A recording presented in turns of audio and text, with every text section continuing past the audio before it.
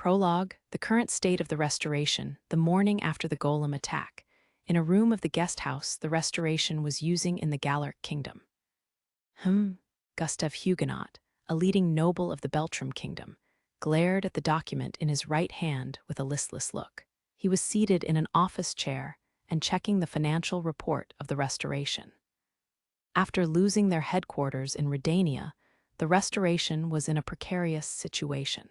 Only a few hundred members of the organization had evacuated when the Beltram army led by Duke Arber's faction had attacked Redania, and the majority of those members were women and children.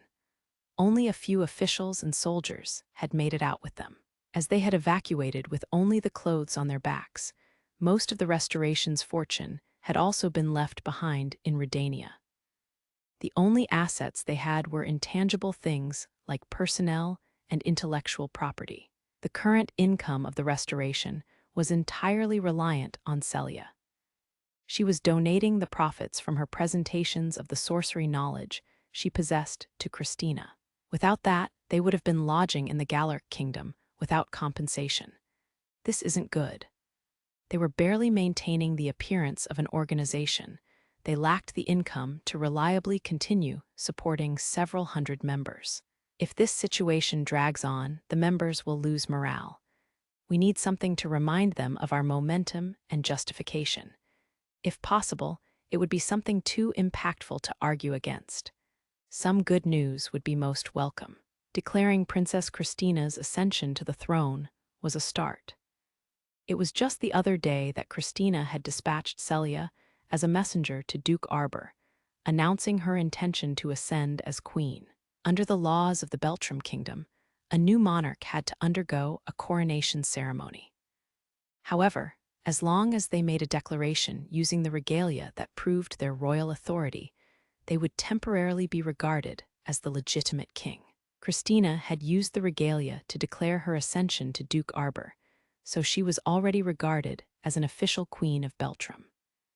Since King Philip III was also still in power, the regal power over Beltram was split between them. It was the birth of the first Yarchi in the history of the Beltram kingdom. However, since Christina was currently staying outside the kingdom, she had no real power she could use. In the end, it was just a desperate last resort to buy time. With an overwhelming majority of the nobles in the kingdom belonging to the Arber faction, the legitimacy of her ascension will obviously be rejected. Duke Huguenot bit his lip and frowned at the thought of the future waiting for them. The problem was that her ascension was only temporarily regarded as legitimate.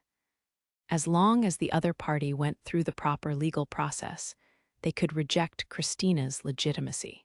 If 3/4 of the nobility in Beltram voted against her ascension, Christina's legitimacy would be retroactively denied. In other words, it would be as though she had never been queen at all. If the legitimacy of her ascension is denied, the justification of the restoration would also be denied. If that happens, it won't just be a matter of losing morale anymore. Losing morale was just the beginning. At worst, it could create internal conflict, leading to the collapse of the organization itself. We'd also get a lot more criticism from the Gallic kingdom. We're already at the mercy of King Francois. A single decision could make us nomads. The other problem with the restoration was their lack of headquarters. If they didn't retake their base, they would be unable to resume activity in their home country. They were only able to maintain their organization right now thanks to King Francois's kindness. If they ever became a detriment to the Gallic kingdom, the nobles here would oppose their stay. King Francois agreed to accommodate us because of our mutual interests. In other words, the Gallic kingdom didn't want the Beltram kingdom joining hands with their potential enemy nation, the Proxia Empire, while in the hands of the Arber faction. In order to prevent that, they were willing to support the restoration in taking down the Arber faction, but if we do not live up to expectations, they may give up on us. We need to prove there's merit to the restoration staying in Gallic. Doing so would also improve our morale. Thankfully, there was still time. Voting to deny the ascension to the throne had to be proposed at the coronation ceremony, so they had until then. We need to come up with something by the coronation ceremony. Something with enough influence to overturn our situation. There's no one better than him. The first thing that came to mind was a certain boy, Haruto Amakawa. If we can bring him into the restoration, retrieving Redania will no longer be a mere dream. At that thought, flames of excitement lit up in Duke Huguenot's eyes. When he recalled the way Haruto had fought in the rooftop garden of the Galar castle, his heart beat like he was a young boy again. The way Haruto had fought with the golems was like watching a one-man army. No, even that would be an understatement. I want him, we need his power, no matter what it takes. Duke Huguenot longed to invite Haruto to their side. Of course, he had considered it in the past as well, but now that they had lost their base in Redania, his power was more valuable than ever. What intrigues me is how I had lost all memory of him up until yesterday. But Duke Huguenot had no idea that Rio was a transcendent one. He hadn't been invited to the explanation after the battle. Only King Francois and the residents of Rio's mansion had been in attendance, as well as Princess Christina may have received some information through King Francois. The excitement from his eyes faded as the frown returned to his face. But would she share that information with me? He was unsure if Christina would pass that information down to him. For some reason, Her Majesty seems rather passive when it comes to soliciting him. He recalled how her reaction had been rather lukewarm the last time he suggested inviting Rio to their side. His proposal back then had been to offer Rio one of the daughters of a Restoration-affiliated noble family as a mistress. All my past suggestions were avoided and ended ambiguously. Because of that, Her Majesty seems reluctant to discuss anything regarding him with me. Was it because it was a topic she refused to budge on? She seemed wary whenever he brought up Haruto, reacting rather questionably. Thus, Duke Huguenot had also stopped bringing up Rio in front of Christina. This was because he had stopped expecting her to do anything when it came to soliciting Rio. What happened when a human stopped expecting things from someone? They endured, they gave up, they ceased to speak to that someone. However, the situation is what it is. We cannot afford to avoid the topic any longer. Having lost their base in Redania, the situation was vastly different to before. They needed something dramatic to bring the restoration back from the brink of downfall, and the key to that was Rio. I need to approach Her Majesty about gaining his assistance once more. Everything was for the sake of the restoration, and the Beltram kingdom, Duke Huguenot privately thought with determination. Hopefully we'll be able to present an enticing offer to him. Frankly speaking, it was questionable whether the restoration was capable of offering anything worthy. In fact, the only thing he could think of was an arranged marriage with a noblewoman from a prominent family. After everything that happened this time, it's clear he has many mysteries. I'd like to have a bit more information about him. It would be good if I could ask the people near him, but Duke Huguenot knew less about Haruto Amakawa than he thought. No, it wasn't only Haruto. The people around him are equally mysterious, though there's no doubt they're capable. Satsuki and her friends aside, there was little that he knew about Seirei's and Gauki's respective groups. Seirei's group appeared to interact with Rio as friends, but Gauki's group seemed to be vassals that had pledged their loyalty to him. All he knew for certain was that they were all excellent warriors. In other words, they were a treasure trove of personnel. At any rate, those closest to Haruto weren't very public figures. Just like him, they had no interest in their social status and rarely ever left the mansion. King Francois also seemed to respect that, as he had made it extremely difficult to gather information regarding them. Any outsider who wanted contact with the residents of the mansion had to go through Princess Charlotte first.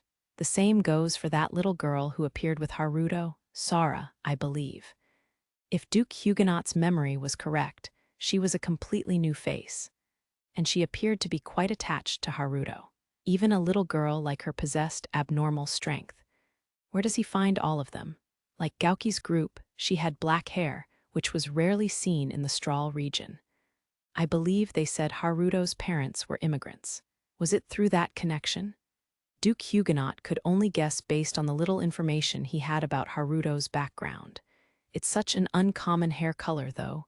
He tried to think if he had met anyone similar in the past. That boy. There was one person in Duke Huguenot's memories who matched that trait. He had never spoken to him in person, and the few times he saw him, it had always been from afar. But he had left quite an impression on him. Rio, if I'm not mistaken. He was the orphan who had saved Flora when she was kidnapped in her youth. As a result, he had enrolled in the Royal Academy, but 5 years later, he had been suspected of pushing Flora off a cliff during the outdoor drill. After that, he had vanished from the Royal Academy.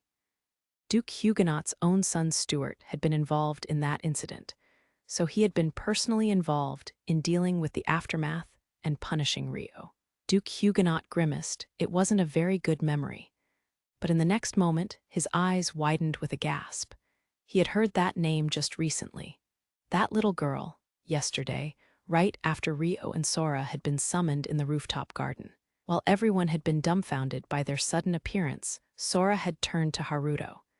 She called him Master Rio, didn't she? Duke Huguenot murmured, eyes glinting.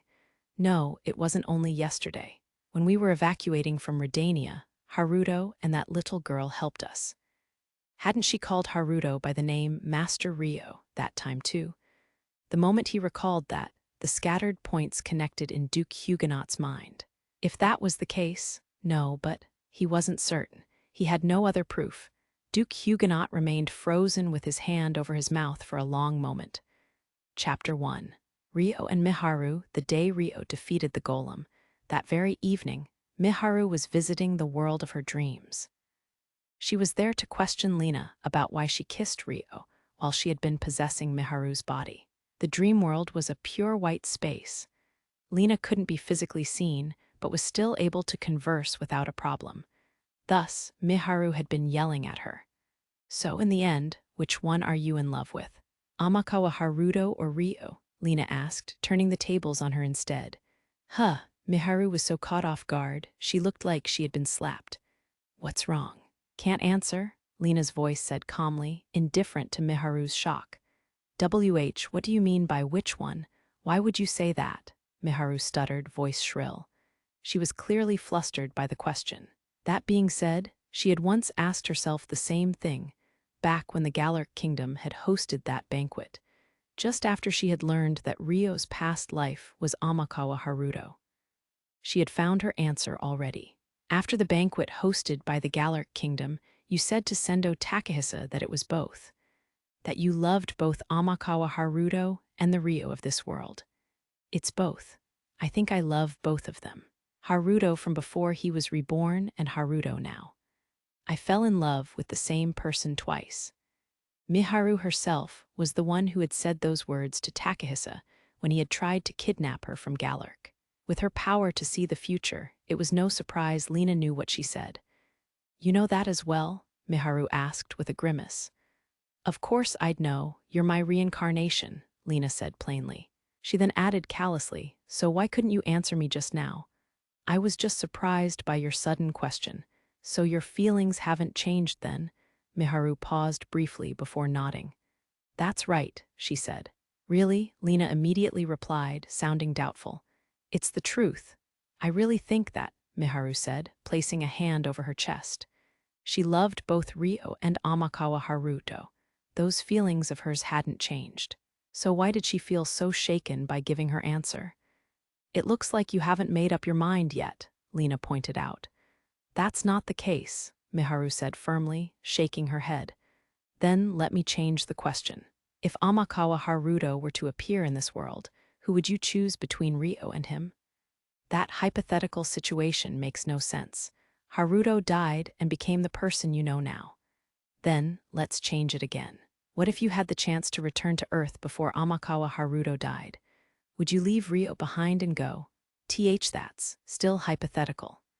In the end, the question about whether she would pick Haruto or Rio was unchanged.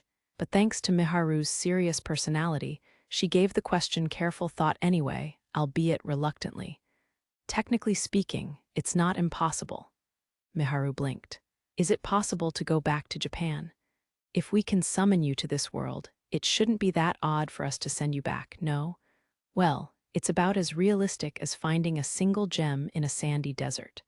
But to go back before Haruto dies, did you forget? You wandered into this world 4 years before Amakawa Haruto died. Why wouldn't you assume you'd return before he dies? If you returned right at this moment, it'd be less than a year since you arrived here. That's true. But in that case, how could Haruto be reborn in this world before he passes away over there? Miharu didn't look convinced.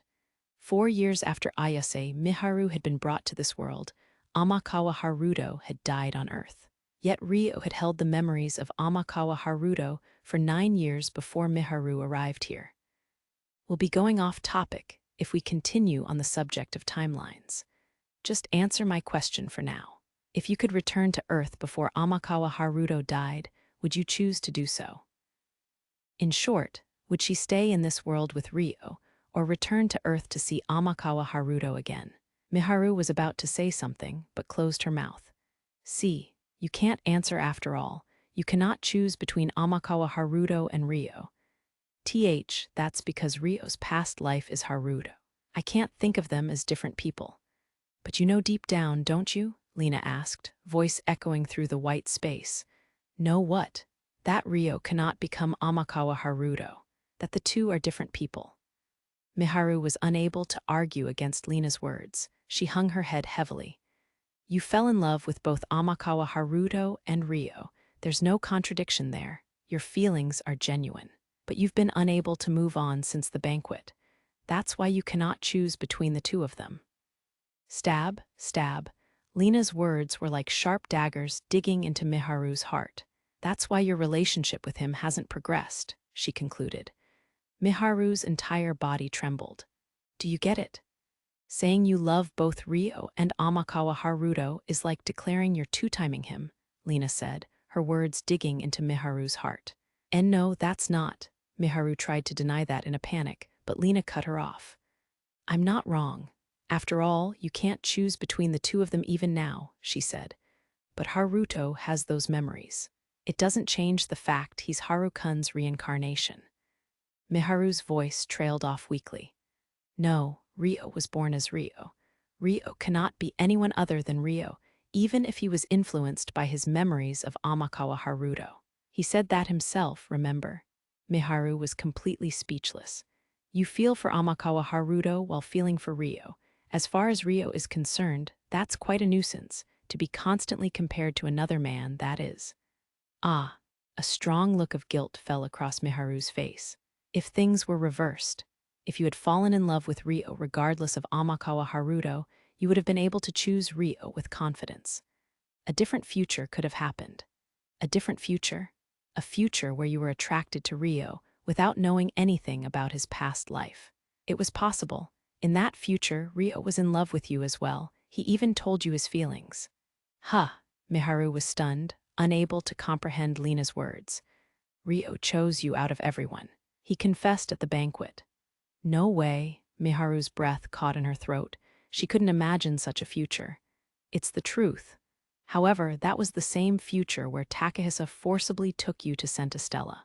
But even if you were separated from Ryo, you would have been happier than you currently are, no. Since you'd be able to hog all of Ryo's feelings for yourself, Lena said with a mean smile in her voice. Miharu was unable to say anything else. But you can't even decide this one thing. A hint of disdain could be heard in Lena's echoing voice. Ah, Miharu flinched. Unfortunately, such a half-hearted woman cannot be relied on. Not that Ryo would rely on you to begin with. But are you planning on staying in that indecisive state forever? Will you keep waiting for Ryo to make a move? Well, even if he can't rely on you, he has plenty of other talented girls to rely on, like Aishia, Sora, or Celia. As long as you lend me your body when you're asleep, you can continue being excluded from things. Just don't expect a future where you get together with Ryo, Lena said coldly. Are we done now? I have nothing else to say to you, so I'd like to end this conversation. Wait a minute, Miharu yelled in a hurry. What? I'm not done, I'm serious too. I really do love the current Haruto, Miharu said, firmly stating her position to Lena. So what? Lena's words to Miharu were still cold and indifferent, but Miharu didn't cower. I'm not being half-hearted. I don't know what you're trying to do, but I want Rio to rely on me as well. I want to be dependable, and I'm prepared to do whatever it takes. I don't want to be the only one excluded. It was rare to hear such clear self-assertion from her. All right then, I'll give you a chance. You have control over your physical body, and I can only possess you when you're asleep. We can't communicate like this when you're awake, so it would be helpful to me too if you were more dependable. What do you want me to do? Nothing, I'll just be watching. I can't believe your word alone, prove it to me through your actions. Show me you can be depended on, Lena said, sounding like she was gloating brightly. Fine. Miharu's reply was quiet as she masked her strong will. Just make sure you don't go around in circles and cause more trouble for him. I know that. Lena's teasing warning made Miharu frown sullenly. While Miharu was talking to Lena in the dream world, the Miharu of the real world was in a bedroom of Rio's mansion at the Galark Castle. Lena was currently controlling her body and using it to speak to Rio. Rio had no way of knowing that Lena was talking to him and the sleeping Miharu in her mental world at the same time. Lena had pulled out an earring-style magic artifact from somewhere and used it to transform into her original appearance. Using Miharu's body, she had pushed Rio down onto the bed and straddled him as she gave him 3 pieces of advice. First, searching the labyrinth for clues about what happened 1,000 years ago is pointless. If you're going to look, you should search elsewhere. Second, you should get more disciples besides Sora. If you don't make new disciples, you may end up regretting it. And the third, in my opinion, the first new disciple you should get is Christina Beltram. The advice was completely unacceptable to Rio, which was why a long silence had fallen over them. Well, will you choose Christina Beltram as your disciple? Lena asked, grinning seductively as she straddled Rio. That's impossible, Rio refused. Why? She's the first princess of the Beltram kingdom. She's responsible for the restoration and the future of her home kingdom. Disciples were the servants of transcendent ones. The moment they became disciples, they were removed from the logic of the world and no longer remained in people's memories. It was why Rio flatly refused to make Christina a disciple of a transcendent one. Right, Lena agreed easily. She agreed, so why did she suggest it in the first place? Rio looked confused. He couldn't imagine her answering him even if he asked, but he decided to try anyway. Will you explain your reasoning? Unfortunately, no. I don't want to say something that could unnecessarily affect the future. I see. As you should know, it was merely advice. The final choice is yours. You can take what I say with a grain of salt, as long as you consider it seriously. Well, just keep it in mind for now. Of course, the faster you make a decision, the better. Lena smiled brightly at the silent scowl on Rio's face. It was clear that he felt a strong aversion to the idea. At least she's giving me time to think. But even then, there was nothing to even consider. Making Christina a disciple was out of the question. He had no intention of making anyone a disciple. By the way, you can have a maximum of 6 disciples. If we exclude Sora and Christina, you can make another 4 disciples. I thought each transcendent one could only have 3 disciples, Rio asked, eyes widening as he recalled what Sora told him. You have the divinity of the Dragon King and the divinity I entrusted to Asia. You currently have the divinity of 2 people, so you can have the disciples of 2. I see, Rio replied, but he instantly felt warier. Don't tell me she wants to create the maximum. He had felt so repulsed at the thought of creating a single disciple. Making 5 others besides Sora would be entirely impossible. We can discuss the other 4 at a later time.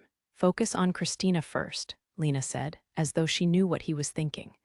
Rio couldn't say yes or no. That aside, you retrieved the golem cores, right? Can I have them? Lena seemed to be done with the topic of disciples as she swiftly moved on. Rio pulled himself together with a sigh and used the time-space cache. Dissolvo. The space by his hands distorted, and 2 transparent orbs that were roughly 10 centimeters wide appeared in each hand. Thank you. I'll look after this. Rapono, Lena uttered a spell and space distorted once again. The two orbs in Rio's hands vanished. You don't have a time-space cache, right? Rio asked in surprise. Correct. I just created something similar using magic, Lena explained simply. I see. Rio was dumbfounded. The sorcery sealed in the time-space cache was extremely complex. As far as Rio was aware, that spell was yet to be converted to obtainable magic, yet she had done it so easily. It seemed she hadn't been a wise god in her past life for nothing. Rio swallowed his surprise and belatedly asked the question on his mind. But isn't Miharu a spirit art caster? Spirit art casters were unable to cast spirit arts if they took any magic spell formulas into their body. Miharu had trained in using spirit arts, so she shouldn't be able to use magic. Since they shared the same body, this should have applied to Lena too. That's why I've made her into a sorcerer, Lena said, overturning Rio's assumption. You made a spell contract for her just when, a few days ago, when she was asleep. Does Miharu know that? She probably hasn't noticed yet. I can't be bothered to tell her, so you can explain it to her, Lena said nonchalantly. Can you communicate with Miharu? Only when she's asleep, through her mental world. I am merely the shadow of Ayase Miharu, so I can only come out like this when she's asleep. All right, so don't think I can come out whenever I want. In fact, I don't plan on interacting with any of you more than necessary, so keep that in mind. I'll be the one to reach out if needed. Just like I'm doing now, she said with a smile. Why? Firstly, this state is really energy inefficient. Miharu has a lot of magic essence, but if I remain in possession of her for a prolonged time, she'll run out. The time I spend active is time Miharu's body isn't resting properly, and simply being in this state is a burden on her. Makes sense. Rio didn't want to see Miharu suffer the burden of Lena's magic casting either. The other reason is because I don't want to be dragged to the forefront to solve problems. I can't answer most of your questions, and I don't want to change the future for the worse. Transcendent ones aren't meant to be so actively involved with the people of this world. You'll have to explain that to everyone else. Aren't meant to be actively involved with this world. Right. I understand. Lena's words seemed to weigh heavily on Rio as he nodded with a docile look. You really have a serious personality, huh? You're just like the Dragon King was 1,000 years ago, even though you're meant to be a different person. Lena looked down at Rio with a faraway look, smiling fondly at an old memory. Is that so? Puzzled, Rio tilted his head curiously. Yes, but in your case, you should just enjoy this moment to the fullest. As long as you're within this barrier, you're Rio, not the Dragon King. You have the right to that. After all, even Ayase Miharu acts irrespective of me, Lena said in a playful tone. All right, Rio said, nodding with a wry smile. So, is there anything you wanted to ask me? You won't have a chance like this often, and as long as it doesn't affect the future, I don't mind answering you. Will the golem cores you retrieved be usable again? It was a question involving the future right off the bat, but Rio asked it anyway, as he had no idea how tolerant Lena would be to begin with. Lena smiled in satisfaction, seeing through his intentions. It'll take some time since they're protected, but eventually, she answered. Who activated the golems? The future may diverge greatly if I tell you that right now, so it'll need to be a secret. The question itself was about a past event, but it seemed the answer would affect the future. Lena refused to speak, hoping to stick to her desired future. Got it. Rio would have liked to know the answer, but he understood Lena's conditions. It was information that wasn't obtainable through other means, so he reluctantly accepted her answer. Is there a way to remove an upper high-rank spirit from a hero? He asked next. Unfortunately, no. Spirit contracts fuse the spirit and the human at the soul level. Once the spirit contract is bound, it cannot be broken until the contractee dies. I see. My next question is this: can the masks be replicated? It was a rare chance, so Rio asked every question he could think of. Of course, the mask he was referring to was the mask that could bear the burden of the transcendent rules. He had used up a mask in the battle with the golem, so he only had 2 good masks left. The materials are hard to process, so they can't be replicated right away. You'll have to make do with this for now. They're my spares from 1,000 years ago. Dissolvo. Lena recited her spell and took out 5 new masks. They fell onto the soft bed. Thanks. No need to thank me. You're the one helping me out. This is good, then. Come to think of it, Celia mentioned the atelier underneath the Gallic castle. When did you make that? I prepared it after the Divine War ended. I knew that the Gallic kingdom would be built on this land, and that the golems would attack. I heard you were fatally wounded in the Divine War. But you survived? Rio asked. I was wounded to the point where death was inevitable, but I treated my injuries and extended my life just enough to prepare for the future. Even then, there just wasn't enough time, so I couldn't do anything significant. What are the underground facilities like? There's a space to control the barrier, a living space, a research lab, and a storehouse. I can even take you there sometime. I plan on taking Celia there again anyway, so I'll make it so that you and your friends can come and go freely. Thank you very much. Can I tell this to King Francois? I'm sure he'd want to know what's going on beneath the castle too. Yes, that's fine. It's so deep, it won't have any impact on the castle foundations, so tell him not to worry about that. It also can't be accessed without my permission, so it isn't a security risk. Got it. So, any other questions? I'm giving you a first-time bonus right now, but I might limit the number of questions soon. Don't you know what I'll ask anyway? Lena once had the power to see the future, so it wouldn't be strange for her to know what would happen in this conversation already. The answer is yes. I knew what you would ask me in this conversation all along, Lena said, nodding with a bold grin. I see. Do you think it's worthless to have a conversation I've already seen? Or even creepy, perhaps? She knew what was going to happen, yet chose to watch without changing things. It was only natural that other people would consider that creepy. In reality, there were even some transcendent ones who had found Lena creepy, but not at all. Rio shook his head after a surprised pause, smiling gently. Why? Information obtained by asking my own questions is completely different from information given without prompting. I can understand the former much better. Wonderful answer. There's meaning in having this conversation with you, Lena said happily, as though she were praising a well-behaved student. Besides, it doesn't take much to change the future. Even the slightest detail of our conversation could change things. At worst, it could even change without my notice. Rio's eyes widened. Even when you've seen the future, he asked. There's a vast amount of information when it comes to the future.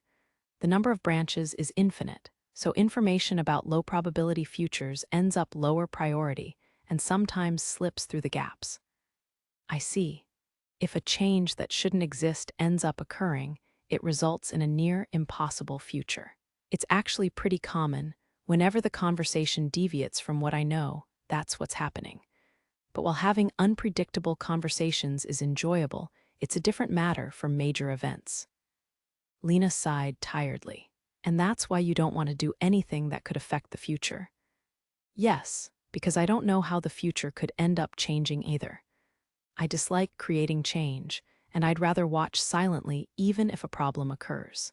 If I was to deal with something myself, I'd generally do it after the event is over. Of course, there are special exceptions.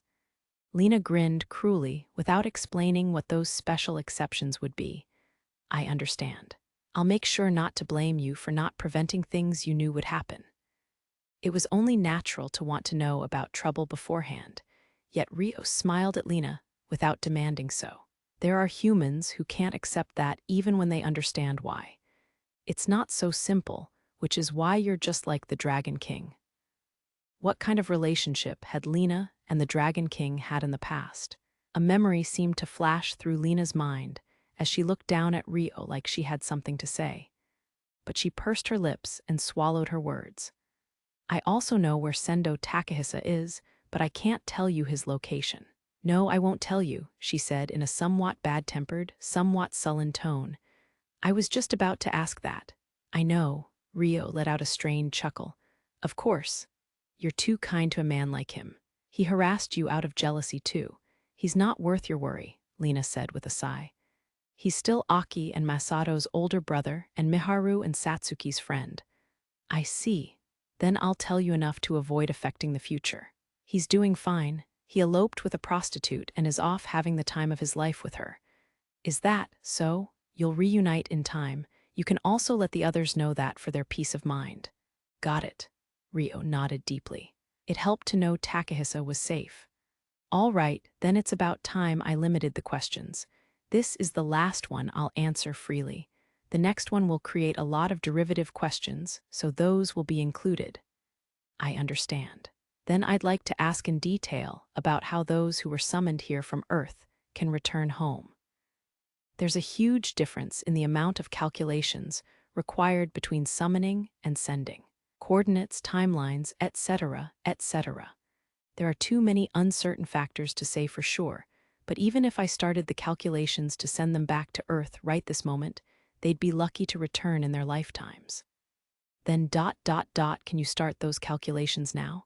I knew you'd say that, so I already have, Lena replied casually. Rio looked pleasantly surprised.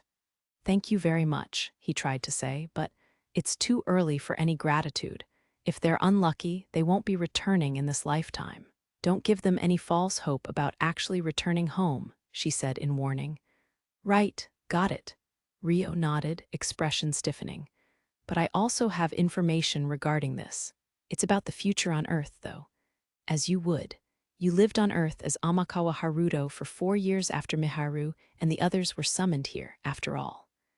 Shortly before I died as Amakawa Haruto, I met my mother. When I asked her about Aki, she said she was doing well. Oh, really now? And then? Lena reacted as though she had never heard of this before and urged Rio to continue. Of course, it's possible that Amakawa Haruto's mother was lying. But I was hoping that this means your calculations will finish in the near future, Rio said, looking at Lena for her response. I can't tell you when my calculations will finish, Lena emphasized with a smile. I know, I'm not trying to probe you for more information. He couldn't imagine himself outwitting her. That was the strong impression he got from their conversations so far. Really, I'm happy to accept any challenges. What I'm most curious about is the inverted timelines. Why did I regain Amakawa Haruto's memories before they came here when he died after they disappeared over there? It's always puzzled me. It was the question Rio had carried since he first met Miharu and the others here. If I tried to explain it properly, I'd have to write a whole thesis. I mean, yes, but what Rio wanted to know was if there was a reason or purpose for it that surpassed logic. He was struggling to put that part in words. It's no coincidence, Lena said with an all-knowing smile. Huh.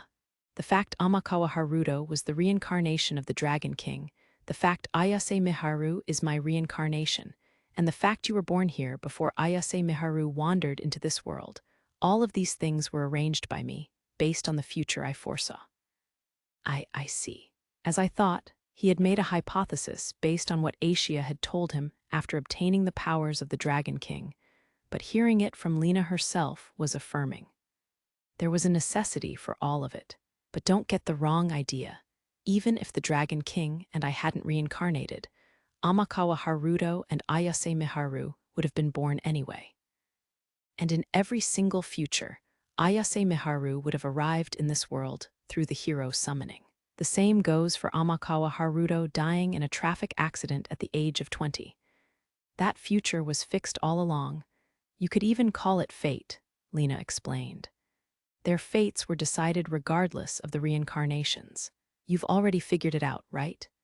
Through our reincarnations, the futures of Amakawa Haruto and Ayase Miharu have been changed. If the Dragon King hadn't reincarnated, Amakawa Haruto's life would have ended with the bus crash. If Aishia hadn't been left as a guide, Rio would have died to thugs in the slums. Amakawa Haruto's knowledge of martial arts was helpful to Rio. Ayase Miharu would have ended her life as a slave in this world without any intervention. Ah, Lena spoke in more detail about the original fates of Amakawa Haruto, Rio, and Ayase Miharu. It was so shocking, Rio was left wide-eyed. I'm sure you know already, but the people from Earth have far more magic essence than those born here. That's why Ayase Miharu was very convenient for me to reincarnate as. However, she's still very weak in this state. Without someone to protect her, she would have been caught and enslaved, so she needed someone to protect her. That someone was you, Rio, with Amakawa Haruto's memories. If you didn't have those memories, the future would have been vastly different. It was more favorable for Rio to have Amakawa Haruto's memories when taking Ayase Miharu into his protection. Every single detail leading up to now was exactly as Lena pictured 1,000 years ago. Rio was speechless. Also, the logic behind the reverse timelines is simply the difference between rebirth and teleportation. It's easier to adjust the timeline in reincarnation, which only moves the soul. But what you want to know is why I chose to reverse the timelines, right? Yes, Rio replied in a dry voice. It's simple. It was all in order to protect Ayase Miharu after she was sent here. If you were reborn after she arrived, it would have been too late to save her, no. I had no choice but to choose someone born before she arrived here. You fit those requirements perfectly, Rio. Rio was silent. Well, did that answer what you wanted to know? Yes, but there's one last thing. What? Regarding Latifa and Lyslot. They reincarnated along with Amakawa Haruto. Was there a reason for that? Endo Suzune and Minamoto Rika. Was there any significance in why the two who had died with Amakawa Haruto in the bus crash had also reincarnated as Latifa and Lyslot? Who knows? Lena smiled suggestively. If she's dodging this question, then it means it must involve an uncertain future, right? Rio theorized to himself, but he'd probably know in due time. I understand. That's all I have to ask. He obediently stopped questioning it. Good boy, Lena said, praising him with a satisfied look. It's only because you've answered a lot of my other questions. I've always wondered why I had Amakawa Haruto's memories. The presence of another person's memories existed within him. The fact she had answered his long-standing question about his identity was enough. You say that, but you still don't look entirely satisfied. Lena didn't miss the slight hesitation in Rio's eyes. That's not entirely untrue, but I think the question of who I am should be something for me to answer myself, and I've already reached an answer anyway. In other words, was Rio still Rio despite having Amakawa Haruto's memories, or was he Amakawa Haruto? At the Galar Kingdom's banquet, his answer was that he was still Rio. He had told Miharu that he couldn't interact with her as Amakawa Haruto. Memories of that time resurfaced in his mind, making him look conflicted.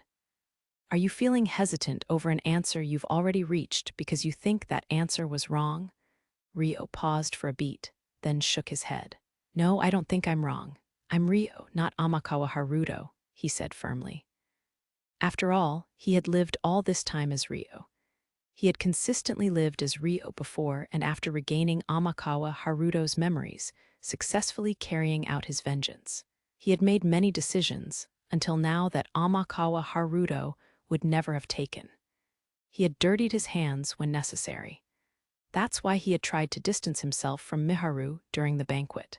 Rio himself refused to become Amakawa Haruto, and so he wasn't wrong. After succeeding in his revenge and returning to peace, his Amakawa Haruto side had more opportunities to show itself, but it's too late to change my mind now. I am me. I cannot become Amakawa Haruto. Rio admonished his swaying heart. Indeed, you are Rio, not Amakawa Haruto, Lena said in a gentle tone. Right? Rio looked relieved to hear her support. However, no, it's nothing, Lena said, retracting her words. How curious, he said with a wry smile, hoping for her to continue. Like I said, the goddess Lena dislikes causing change. And I'm mean, Lena deflected with a mischievous smirk. That's right, Rio agreed, staring closely at her. It's true that you may not be able to become Amakawa Haruto, but there's no doubt that Amakawa Haruto's memories have had an influence on Rio. That's why you're allowed to accept Amakawa Haruto as a part of yourself. If you're able to forgive yourself and wish for it, that is. In other words, it all depended on whether Rio could go easy on himself or not. The look in Lena's eyes softened kindly. Well, if that were so easy, he wouldn't have grown up into this stubborn person. He was a man with self-restraint harder than steel. It wouldn't be easy for him to change, but Humans can change. They have that potential within them. They can also cause other people to change. They all have that potential. But telling him that much would be too generous. I don't want to go that far to help that unreliable girl, and he'll have a similar realization soon enough. She was a mean goddess that disliked causing change. Lena chuckled with glee. What is it? Rio asked, confused by the few seconds of silence. Nothing. I'm going to let you off for today. Okay, Rio nodded with a puzzled look. I'm going to leave this girl behind, so good luck resting. Lena gave her short farewell to Rio. In doing so, Rio felt like he had heard something that couldn't be ignored. Huh. While Rio was busy being bewildered, Lena touched the earring-style magic artifact on her ear. Her face blurred like a static TV screen and changed to Miharu's face. Then, the unconscious Miharu fell forward and onto Rio. Hey, Rio startled, hurrying to catch Miharu's body in his arms. She couldn't bring her back to her room? What a treat. The teenage girl left behind in his bedroom made Rio flustered. The nice scent of shampoo wafting from Miharu's hair only furthered his uneasiness. He couldn't just leave her sleeping here. Would it be better to send her back to her room before she woke up? For now, this position of them embracing on his bed was very inappropriate, so it was probably best to move her off of him first. However, Miharu was starting to wake up. Oh no, Rio noticed Miharu's breathing had changed. His body stiffened. He knew he had to roll her onto the bed as soon as possible, but doing so in this situation would result in misunderstandings no matter what. Rio gave up and lay back weakly, continuing to hold Miharu's body. Haruto. Miharu opened her eyes and gazed into Rio's face from close up. Good morning, Rio said, voice cracking awkwardly as he avoided her sleepy gaze.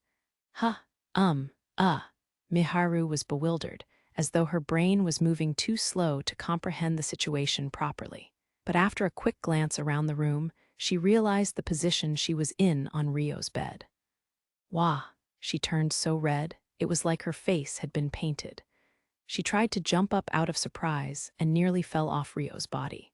Watch out, Rio said, catching her body and holding her.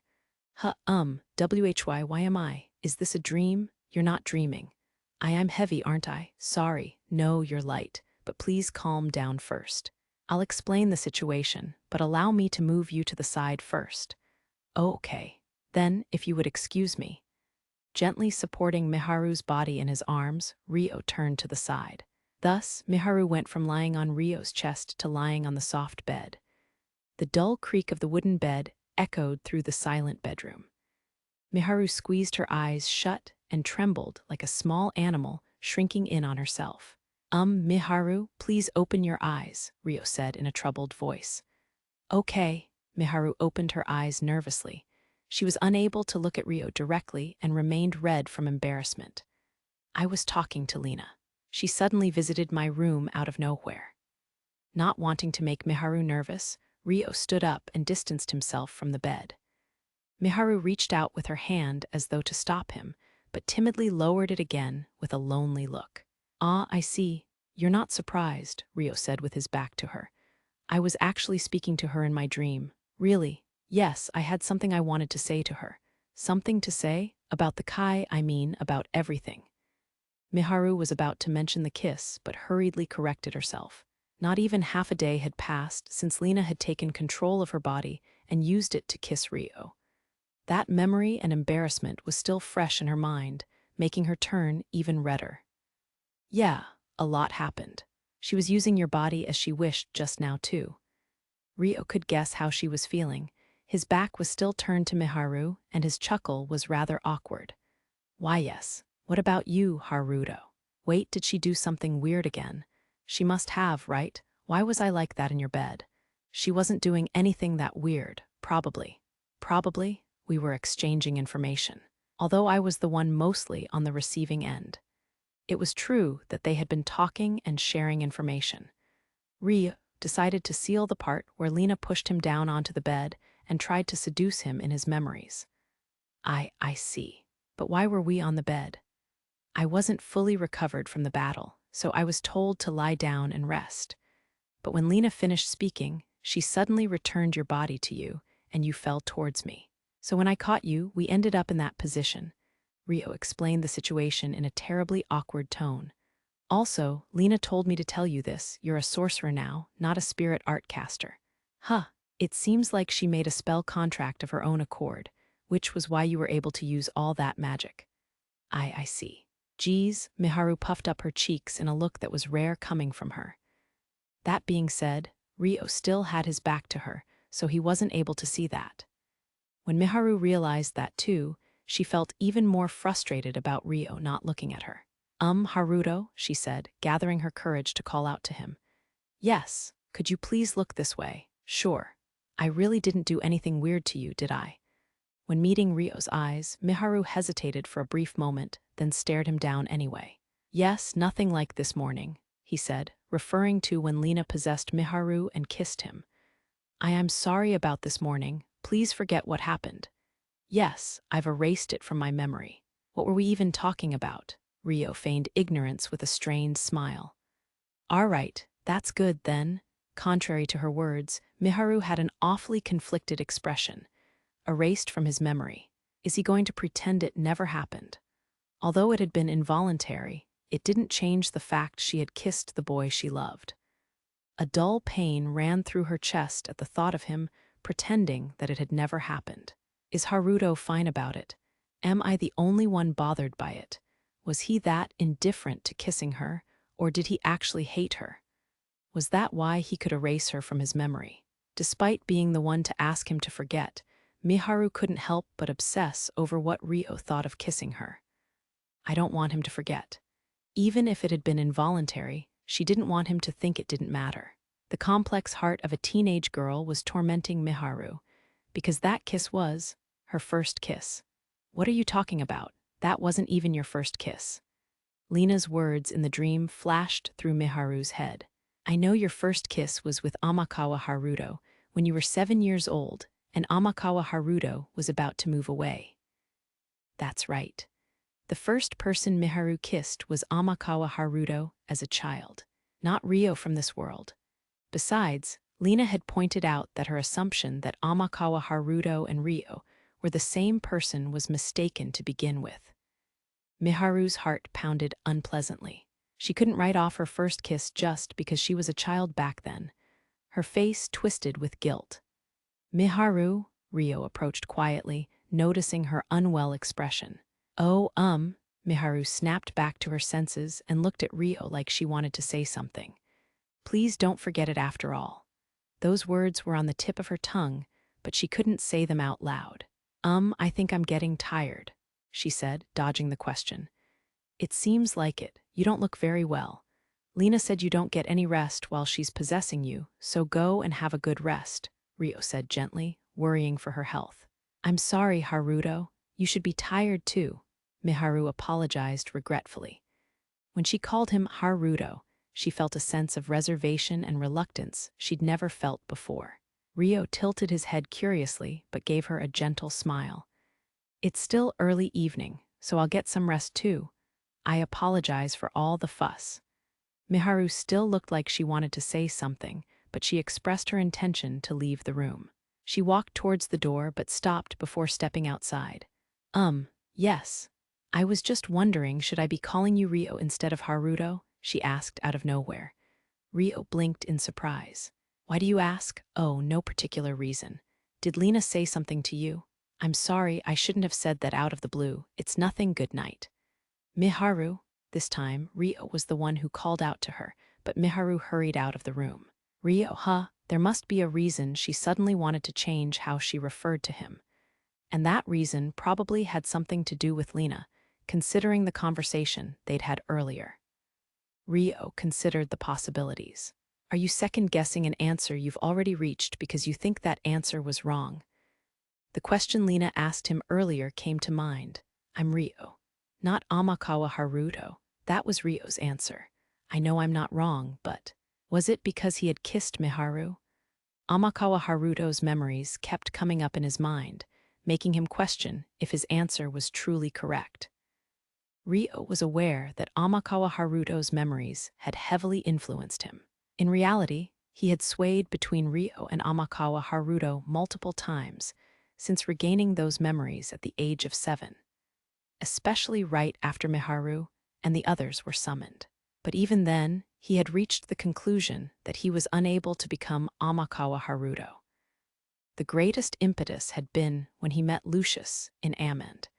He didn't want Amakawa Haruto to bear the karma and sins that Ryo carried. Besides, the various moral decisions Ryo had made in the past made him reject Amakawa Haruto. It was even possible that the Amakawa Haruto side within was the one doing the rejecting.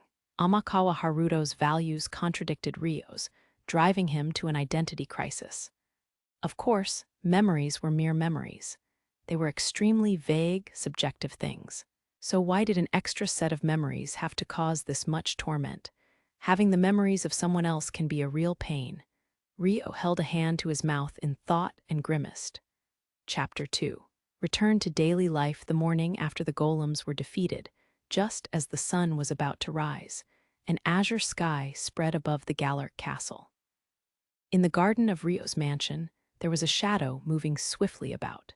It was the mansion owner himself. No one else was in the garden, and it appeared as though he were fighting an imaginary opponent with his bare hands. He had hidden the fact his body wasn't fully recovered from the effects of assimilation yet, but thanks to everyone worrying about him yesterday, he'd been able to go to sleep early. Because of that, he had woken up early this morning and was now checking his own status. Feels like I'm at 70 or 80% of my best condition. His current state was somewhere along the lines of feeling fatigue or exhaustion. My body still feels a little heavy, but it shouldn't get in the way of fighting. All that was left was to wait and see if the fatigue would fade or if it would remain forever. I'll have to refrain from strong assimilations until I recover. According to Lena, it was best to avoid complete assimilation and prolonged durations of assimilation.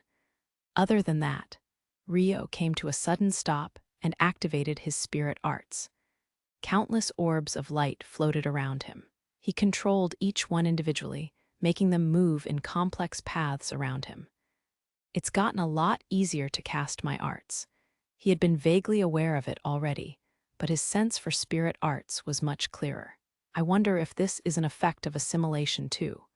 During assimilation, his spirit art ability had been strengthened. The same thing had happened the first time he'd assimilated with Asia, but the feeling back then had remained after the assimilation ended. The beneficial side effects appeared to be a lucky fluke. All right, Ryo made the orbs of light he had summoned vanish instantly. Next up, he held his left hand before him and began to refine the magic essence. He cast a partial physical enhancement on his left hand only. In this state, he should have been able to punch a boulder without hurting his hand. Ugh! When Ryo wrapped the same light energy around his hand as the light orbs he'd summoned earlier, he frowned in pain. The area covered by the energy was protected as though it were covered by an elastic barrier. But at the same time, it exposed him to the light and heat of the energy. Sara did the same in her battle against the golem, but it really is a huge burden on the physical body. Increasing the degree of enhancement may help enduring it at higher outputs, but there was a limit to what a human body could withstand even when enhanced. It was more practical to wrap the energy around a sturdy weapon. Ryo drew his steel dagger with his right hand and sent essence into the blade, wrapping it in energy. But as he increased his output, the metal blade began to chip and crumble from the burden of the energy. Normal weapons will end up breaking from the burden. It has to be a dwarf-made mithril weapon or a spirit arms. Even then, a mithril weapon wasn't entirely reliable against an enemy as strong as a golem. In reality, the sword Ryo had received from Dominic in the spirit folk village had been destroyed in his battle with the upper high-rank spirit possessing Erica. What's scariest is when the weapon fails to block an attack from a golem-like opponent. Human bodies were too fragile. A regular human could withstand a blow from a blunt weapon if they used physical body enchantments, but a blow from a golem was instant death. It'd be a good defense method if I could keep my body constantly wrapped in energy. Based on his testing just now, the light and heat emitted from the essence energy made it too unrealistic to wrap around his body. It would burn Rio's body as well. If he had to do it, he would be limited to a low output. If I limit the energy cover to the moment I attack and the moment I defend myself, I should be able to lower the burden, but that would require watching for the right timing to release the energy and would make it no different from defending against the attack itself. What he wanted was a way to defend himself against surprise attacks. Rio continued pondering things. Dragon Kai, Master Rai, Master Haruto, sorry. Sora's voice echoed through the garden. She had a look of shame on her face from forgetting that she was meant to call him Haruto while they were at the mansion. Rio sheathed his dagger and smiled at her gently. Good morning, Sora. No one's around right now, so it's okay. Come over. Sora hurried over with a skip in her step. Good morning. You looked really tired yesterday. Are you feeling better now? Yeah, I was able to rest the whole night. That's great. Were you practicing the use of your fighting aura just now? Aura, do you mean this energy? Rio looked down at the faint energy he had wrapped around his left hand. Yes, Sora calls it fighting aura. Sora learned it from the Dragon King a long time ago. I see. I saw you use it during the battle with the golem and wanted to know if I could do it too. I was just about to ask you some things myself. You have questions for Sora? Ask away. Sora beamed, happy to be of service to Rio. Thank you. I noticed my physical body couldn't withstand the effects of the aura, so I was wondering if there was a trick to it. Right, because human bodies are so fragile, and there's a limit to how much they can be enhanced by spirit arts. My body gets a bit sturdier when I'm assimilated with Asia, but I can't always be assimilated with her. That's why I wanted to be able to protect myself with an aura. All right, you shouldn't rely on Asia all the time. Sora will think of something. Sora hummed in thought, motivated by her rivalry with Asia. Were you able to withstand such a powerful aura because you're a disciple of the Dragon King? Rio asked. Yes, Sora has a tough body bestowed on her by the Dragon King. Sora doesn't even need to materialize her dragon body to use auras. How sturdy is your body in its unguarded state? Even without physical enhancements, Sora's body is the hardest thing in this world. Sora can't be hurt by any physical object. All magic and spirit arts are repelled, and no amount of flames can leave any burn. But the Dragon King was stronger, of course, Sora said proudly. That's impressive. She had the appearance of a cute little girl with squishy cheeks, but Rio had witnessed her exchanging blows with a golem. Would it even be possible for him to hurt her if he enhanced his body and threw a punch? Perhaps he'd just end up hurting his own fist instead. Not as much as the Dragon King, Sora replied, grinning happily. We've gone off topic. I'll try different things and see if there's a good solution. I don't know how much I can withstand while assimilated with Asia yet either. Sora will help think. Sora tilted her head in a cute gesture, still motivated by her one-sided rivalry. Rio watched her with a smile as he resumed controlling the aura wrapped around his left hand. After a small pause, Sora let out a sound of realization. Come to think of it, there was another caster that could use auras during the Divine War. Really? Yes. They could fight pretty well for a human. Sora remembers being a little surprised to see a human using auras, and when the Dragon King saw him. Sora tilted her head again in an attempt to retrieve her memories of that time. She grumbled wordlessly for a few more seconds. He said something about how it was like casting a barrier. Doing so would lower one's offensive power, but in return, it would allow a human to safely use an aura. She mumbled hesitantly. Like casting a barrier, lowering one's offensive power. Rio looked as though a light bulb had gone off in his head. Sorry, that wasn't very helpful. The Dragon King said one normally wouldn't cast such a barrier. Since it didn't look any different to a normal aura, Sora lost interest immediately. Sora added to her vague explanation with a regretful look. No, that was a great hint. I think I've got an idea. Let me try it. Normal essence barriers are cast like this, but Rio held his right arm forward and activated his spirit arts, creating a barrier of energy. The barrier could be physically touched just like the aura, but there was a difference between them too. And that difference was, the aura has heat, making it more dangerous to touch the more powerful it gets. But the barrier is simply solid. No matter how solid it is, it can be touched safely. Besides, the same energy could have different appearances. Barriers involved spreading the energy like a solid block or wall, while auras were the release of energy that flowed like liquid light. Ryo clenched his hand lightly and knocked on the wall-like barrier before him. I was caught up in the preconception of deploying a barrier like a wall. All I had to do was release a barrier in the same way I release an aura. Like this, Ryo erased the barrier in front of him. He replaced it with light energy wrapped around his right hand. It looked no different than the aura. "Ooh," Sora cheered happily. "It looks the same. I think it's a success." Ryo attempted to wrap the normal aura around his left hand and compared them. They looked the same at first glance, but he could see a difference if he brought them closer to his face. The light of the aura around his left hand was blazing hot enough to leave burns, while the swaying light around his right hand had no heat to it. Since I don't have to use my essence on the heat, it's more efficient than normal aura. But like the Dragon King said, my offensive power will probably go down a bit, Ryo surmised. It was pretty simple once he gave it some thought. His preconceptions of controlling energy like photon bullet magic or light orb spirit arts had prevented him from thinking of barrier spirit arts. Wonderful, considering it has to be used at the same time as physical enhancements and other spirit arts. Auras really are difficult to use, but the benefit of protecting one's body is significant. A caster would require a lot of skill to reliably maintain an aura. But as long as the barrier wasn't attacked with something stronger than the barrier, the caster would practically be invincible to external attacks. It might be good to wrap it around myself when using flying spirit arts. He normally created a protective coat of wind while flying, but it wasn't very dependable as a defense when flying at high speeds.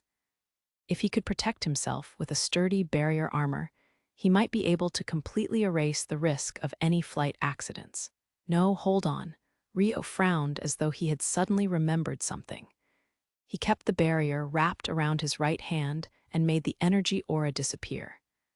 In its place, he cast a raging wind and compressed it around his left hand. I was using wind spirit arts to make something similar to auras already. The destructive power of the swirling storm was only directed outward, so there was no damage done to Ryo's left hand. There was still a risk of him hurting himself if he mismanaged his arts, but it was safer than using the energy aura. Water can also be wrapped around the body rather safely.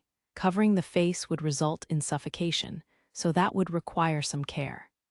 Earth spirit arts could use sand and pebbles to make a good barrier, but that may obstruct vision. He considered the various ways one could use defensive auras for each element. On the other hand, fire, lightning, and ice are out of the question. Just like the normal energy aura, simply wrapping them around oneself would cause damage. But they'd be great attacks. There were some elements that weren't suited to defense. Maybe it would work if I used the regular aura as a protective coating, then cast an elemental one on top. But in that case, using regular fire and lightning spirit arts seems enough. If it required wrapping his body in an energy aura, his casting efficiency would be lowered. Ryo stared at the two arts wrapped around his hands as he considered his line of thinking. "Dragon King?" Sora called, peering up at his face curiously. "I was thinking about how elemental spirit arts could be wrapped around the body like an aura, but the regular energy aura seems the simplest to handle." Ryo dispelled the arts around his hands. "Yup, it's easiest to just throw an aura over your punch. Pow pow." Sora struck a cute fighting pose and swung her fists like she was shadowboxing. Just then, Latifa's voice echoed through the yard. She ran up to them and threw herself at Ryo. "Oni-chan, Sora." "Whoa there, good morning." Ryo caught her gently. "Tee-hee." "Morning." Latifa rubbed her face on Ryo's chest happily. "You're full of energy today." "Of course I am. It's because you're here." Latifa looked up at Ryo's face, moving her head at an angle as though begging to be petted. "I see," Ryo said with a smile, petting Latifa's head. It was like they had returned to their past routine. Hey, Suzune, how long are you going to cling to the draw, to Master Haruto for? Sora snapped, lashing out at Latifa. Hopefully forever, Latifa said with a smitten expression. No way, Master Haruto is in the middle of his morning training. Do not get in his way. Shoo. Sora puffed up her cheeks angrily and shook Latifa's body from behind. It should have been easy for Sora to pull Latifa away with her physical strength. So the fact that she wasn't doing so meant she was either being reserved or she wasn't truly upset. What a raucous morning. Latifa wasn't the only one who had come to the garden. A group with Sarah, Orphea, Alma, Gauki, and Komomo was also approaching, with Satsuki in the lead. They all had wooden training weapons in their hands. The sun had just risen in the sky. Good morning, everyone. Ryo greeted them with a smile, eyes squinting as though he were blinded from the brightness of the sun. What a lovely morning it is today. Yes, it's the perfect weather for training. Gauki and Komomo gazed at the morning sun pleasantly. Hey, I want to join the morning training too, Masato shouted from the mansion, belatedly running over to join them. You managed to wake up today, Masato, Alma said with a giggle. Masato rubbed his nose with an embarrassed grin. Heh, it's been a while since Haruto's taught me. We want to spar with Haruto too. Yes, looks like there'll be a line today. Orphea and Sarah were also looking forward to training with Ryo. And so, the garden that had been silent just moments ago was suddenly bursting with activity. It really is great to have Haruto here, Satsuki said cheerfully, watching everyone surround Ryo. HMPH, Sora hid herself behind Ryo, her shyness triggered by the sudden crowd. And so, please spar with me, Haruto, Masato restlessly pleaded. He couldn't help his excitement. Sure, let's do it. Ryo also seemed to be happy to be sparring with Masato again, agreeing readily. Yay! It's nice that I've received a divine arms from becoming a hero and all, but I was never taught how to use a two-handed sword. I was hoping you could teach me. In the past, Masato had learned how to use a sword and shield from Ryo. But his divine arms was a two-handed sword that had a long reach even considering his future growth. So it was no surprise he was struggling to settle on a combat style. Sure, then let's start a mock fight first. I just want to see how you move, so there's no need to enhance your physical body. I'll use a one-handed sword and shield. Okay? Thus, Ryo and Masato were to begin sparring. Ryo prepared a training sword and shield, while Masato equipped a two-handed training sword specially made by Alma to match his divine arms. They moved a short distance away from everyone else and faced each other. Ready to begin. You can move first. Got it. Ryo was relaxed, while Masato was a little nervous in comparison. There's no need to be nervous. You haven't learned how to fight yet. Just show me how you fight with an unfamiliar weapon in your current state. Right. Masato took a deep breath and started running towards Ryo. There was a size difference between the two of them, but Masato had a longer reach on his two-handed sword. Masato accurately ascertained the moment Ryo was within his reach and made a large but swift swing of his sword. But Ryo saw the path of his blade and avoided the attack by slightly shifting his feet. Masato resolutely continued to swing at Ryo without giving up. Ryo swung his sword and shield in return, dealing with Masato's blows using the minimum amount of movement. Swords swung with two hands tend to result in large movements. Their trajectories are also more limited than one-handed swords because of the way the human body is structured. This makes your movements easier for an opponent to predict, and unless there's a large difference in ability, your attacks will be evaded like this. Do you get that? That's the thing. I should have the advantage of reach, yet. Masato agreed with Ryo's advice while swinging his sword. Understanding the reach of your opponent compared to yourself is good, but that alone isn't enough. Two-handed swords are weak when you need to be on the defensive. Of course, your opponent will also try to fight at their ideal range. It was at this point that Ryo shifted from defending to making a counterattack. He waited for the moment. Masato swung his sword horizontally to lower his stance and close the distance between them, deflecting Masato's sword from below with his shield. Immediately after that, Ryo's sword pointed at Masato's throat. You cannot afford to let people reach your weak points so easily. You have to focus on stopping your opponent from outside their reach. Masato nodded happily. Right, it looks like you've learned how to hold a sword, swing a sword, and the general basics already. Ryo lowered his sword and backed away. Princess Liliana's knight, Hilda, taught me a little. The experience I got from your one-handed sword lessons helped. I see. Then I'll give you a thorough lesson on what kind of sword swings leave openings for your opponent. I'll be attacking you back from here on. By doing that, Masato would naturally learn what kind of swings to avoid. Heh, bring it on, Masato laughed happily, and they resumed sparring. 10 minutes later. I'm beat. It feels good. Having finished his training with Ryo, Masato was sprawled on the ground in a corner of the garden. He had been running around while swinging a large sword, so he was sweaty and out of breath. In contrast, Ryo returned to where everyone else was with a refreshed look. All right, can you face me next? Satsuki asked, seeking to swap in for Masato. They had used rock, paper, scissors to decide the order they would face Ryo in while he was fighting Masato. Of course, but are you sure? Your wounds may have closed, but you were gravely injured just yesterday, Ryo said, worrying about Satsuki's condition. Although wounds could be healed through magic and spirit arts, the pain lingered for some time afterward. That's why it was recommended she rested for another day or two, but yeah, everyone must be really good at healing, because I feel perfectly fine. Like my body's gotten lighter and I'm brimming with energy. Satsuki swung her short training spear energetically. Her assimilation with her upper high-rank spirit progressed after the fatal wound yesterday, Ryo thought while staring at Satsuki. If you're sure, then okay, but let me know if it starts to hurt, he eventually said. I could say the same to you, Haruto. I heard you were exhausted after the battle yesterday. Well, I was able to get a good night's sleep. I slept well too, so there's no problem. Then let's give it a go first, Ryo said, putting down his sword and shield and picking up a wooden bastard sword instead. Yup, let's go. Satsuki nodded cheerfully and started walking towards an easy spot to spar. Ryo followed right behind her. Let's allow physical body enhancements in our fight. Low-power arts are also permitted. I want to see how much the assimilation affected her, Ryo thought as he made his suggestion. Sounds good.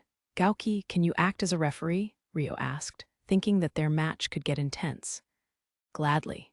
Gauki followed after Satsuki and Ryo as well. Thus, after distancing themselves enough from the others, they stood facing each other with their weapons held at the ready. Begin, Ryo and Satsuki began sparring. Satsuki started running at the signal, charging towards Ryo. The distance between them vanished in an instant, but her speed appeared to be faster than even Satsuki herself had expected, as she had a look of surprise on her face. Whoa! Instead of crashing into Ryo, Satsuki diverted her route to the side and swung her spear while passing Ryo. The decision to deviate to the side was made on the spur of the moment, so it was impressive that she could still time an attack like that. Fortunately, it also served as a feint against Ryo, but Ryo had swung his sword to slash at Satsuki as she passed. Wooden weapon clashed against wooden weapon, creating a clamorous sound. Immediately after, Ryo fired a weak bullet of light at Satsuki's back. It was a follow-up attack that was aimed perfectly at her blind spot. Wah! Satsuki whirled around with a gasp and mowed down the light bullet with her spear. It was proof her senses were sharpened right now. Oh, Gauki murmured in awe. Geez, you really don't know how to go easy on someone, Satsuki said, protesting with a grin. Well, you seem to be in as good of a condition as you said. Even if he had directly hit her, the bullet only had the speed and power to hurt like a rubber ball. Satsuki nodded fearlessly. Right, even I'm surprised. She resumed running at Ryo, this time striking with her short spear from the front. Her physical enhancement has indeed improved from before. Ryo chose to stop moving and receive Satsuki's blow directly. At the moment of impact, he leaped back a little to stifle the force of the blow. Her power has increased too. There's no mistaking it, he thought as he landed. Heh. Today is the day I'm going to win. Satsuki grinned brightly and closed in on him at a rapid speed.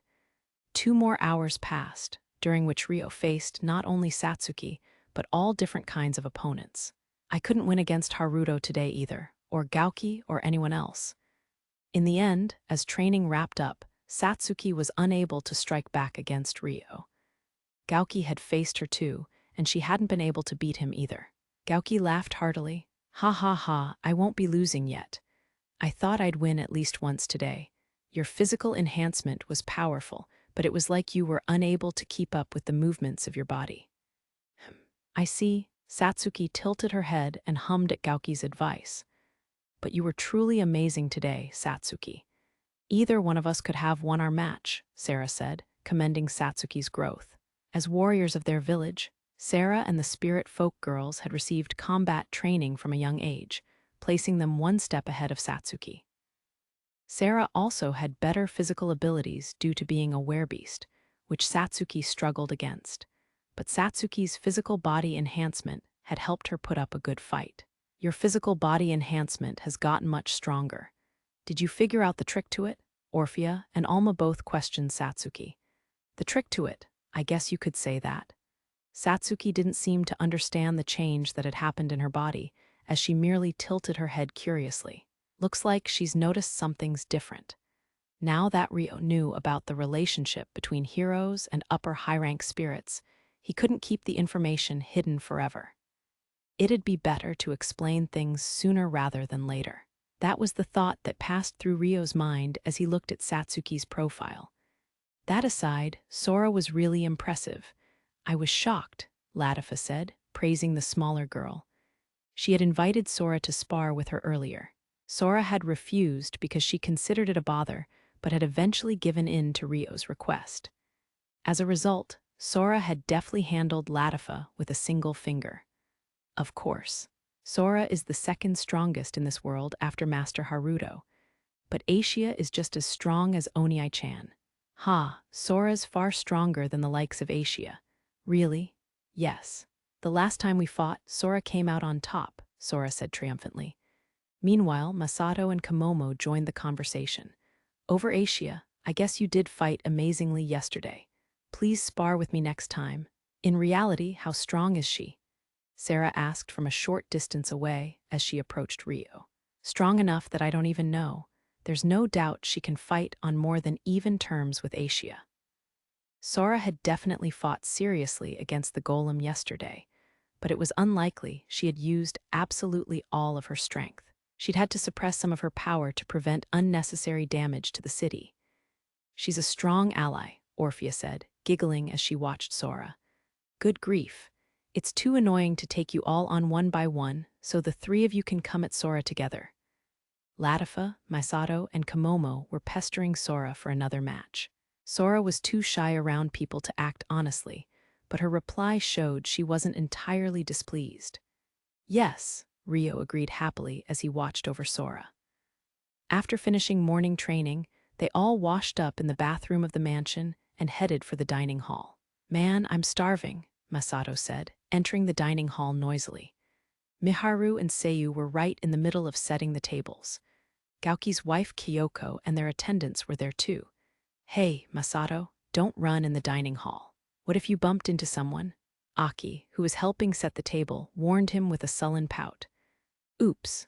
Sorry, Masato said while scratching his cheek. Just then, Ryo entered the dining hall with Latifa and Charlotte on each arm. Princess Charlotte, why are you pressing against my brother's body so much? Oh, I've been feeling dizzy since this morning, so I'm having Sir Haruto escort me. If you're not feeling well, shouldn't you be resting in your room? Don't push yourself. Oh no, I wouldn't get any proper nourishment by skipping breakfast. Besides, aren't you clinging to Sir Haruto too, Lady Susanne? Because I'm his little sister. It was the usual composition of Latifa puffing up her cheeks and Charlotte looking like she was enjoying herself. Ryo had a strained smile on his face, unable to move. That's enough, both of you get away from him. This time, Sora had also joined the fray. She had been too awed to cling to Ryo, which allowed Latifa and Charlotte to get a head start on her. Aishia came over and grabbed Ryo's right hand. Haruto, let's sit at that table. Aishia, release Master Haruto's hand. It's Sora's duty to lead the way. This way now. Sora grabbed Rio by the left hand, stubbornly unwilling to lose to Asia. All right, I get it already. Let's all sit at the same table, Rio said, finally taking charge of the situation that was getting out of hand. Just then, Seiyu hurried over and tried to muster the courage to join the circle of Rio and the girls.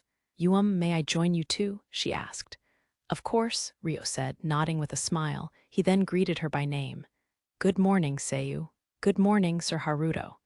Seiyu's eyes sparkled with happiness. Let's all sit over there then. Come on, Oniai-chan.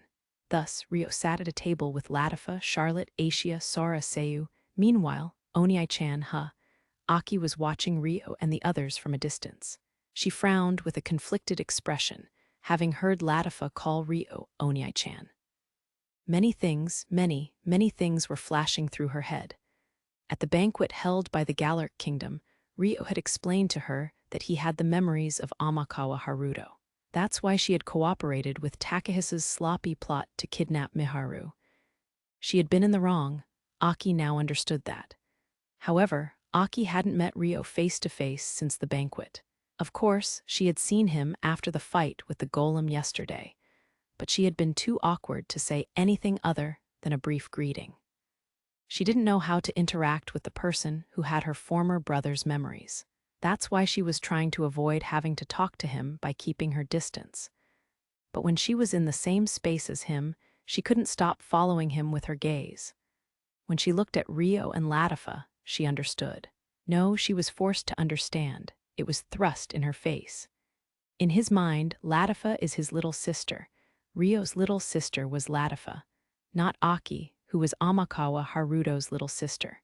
The sibling bond she had never been able to build with Amakawa Haruto was being built by Latifa and the person who had Amakawa Haruto's memories. I don't get it. Aki pursed her lips sullenly. She hated Amakawa Haruto. She didn't know the reason behind her parents' divorce, but watching her mother suffer had caused her to feel resentment. Aki had only been 4 years old back then. Of course, she had realized those feelings were irrational as she grew older. But even then, she'd hated him. She still hated Haruto even now. But Rio, with his memories of Haruto, was the person who had saved her life. Latifa was still a great friend who treated her exactly as she did before. Aki couldn't imagine herself hating the current Rio. When she saw Rio and Latifa being such close siblings, a complex emotion rose within her. When will my brother come back? To take her mind off Rio and Latifa, Aki thought of Sendo Takehisa. Thanks to Sarah's sharp senses, the castle search team was able to identify the inn Takehisa had stayed in. That had been the day before yesterday. According to the report, the search team was to ask Takehisa to accompany them to the castle as soon as he returned to the inn. But there had been no news about Takehisa yesterday. Wasn't it weird that he hadn't returned by now? They may have been distracted by the golem attack, but that shouldn't mean there should be no report at all. Did something happen? For example, was Takehisa in danger? A vague sense of anxiety filled Aki. But if something had happened, it would still be strange not to receive a report about it. He would have remembered Haruto too, right? What would he do then? Takehisa had already left the castle because he was hurting over Miharu. If he had regained his memories of Rio, he would be even more hurt. But maybe he's already back at the castle. I'll ask later. Liliana should be coming to the mansion as well today. Perhaps she would give them an update before Aki could even ask for it. With that thought, Aki pulled herself together. However, Aki noticed one more person who was watching Rio from a distance. Miharu, she was looking at Rio with an expression between envy and vexation. She should just join them at their table. Just what was she holding back for? She was the one who had decided after the banquet to stay with him because she loved him. She had finally regained her memories of Rio too. Aki pouted unhappily. Is she still bothered by the fact she kissed him? Yesterday, Miharu had looked embarrassed the entire day. But today, she looked different than her usual self. Instead of looking shy, it was more like she was lost in her own thoughts or brooding over something. Miharu said she had the soul of a god from this world in her, so maybe. Was that what she was worried about? Aki looked from Miharu back to Rio. But in that short amount of time, Rio had left his seat. She couldn't see him anywhere. Huh. Aki looked around the dining hall. "Good morning, Aki," Rio said to her. Aki flinched before returning the greeting. "Gee, good morning." He had apparently gotten up to help set the tables. There was a tray in his hands, and Latifa was with him. "Say, do you want to eat at our table, Aki?" Latifa asked.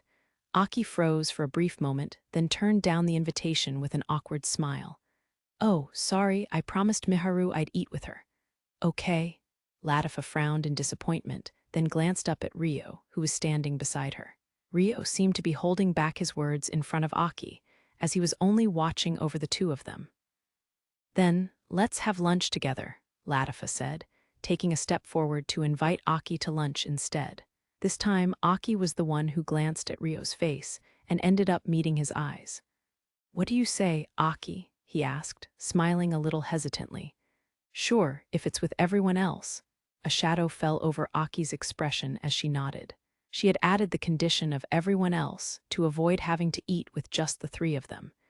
Either way, it was clear that Aki was feeling awkward. "It's a promise then," Latifa said in a gentle tone with a friendly smile on her face. "Yup, see you later." Aki bid farewell to Latifa with a slightly uncomfortable look, then bowed to Rio. She then headed over to Miharu to invite her to eat breakfast together. In the later hours of the morning, Rio and Charlotte greeted a visitor at the mansion. It was Liliana, the first princess of the Centistella kingdom. Miharu, Aki, Masato, and Satsuki greeted her at the entrance of the mansion. "I have an update on Sir Takahisa," Liliana said, immediately getting down to business. The way her expression was slightly stiff suggested that it wouldn't be good news. Aki and the others picked up on that hint, and their expressions hardened as well. "Siblings and friends, please gather in the drawing room. If possible, you too, Lady Sarah," Charlotte said, requesting Sarah's presence. "Sure, I don't mind." Thus, Rio moved to the drawing room with Miharu, Aki, Masato, Satsuki, Liliana, Charlotte, and Sarah. After everyone settled into their seats, Charlotte gave a brief summary of the situation. To get straight to the point, the search team has lost track of Sir Takahisa's whereabouts.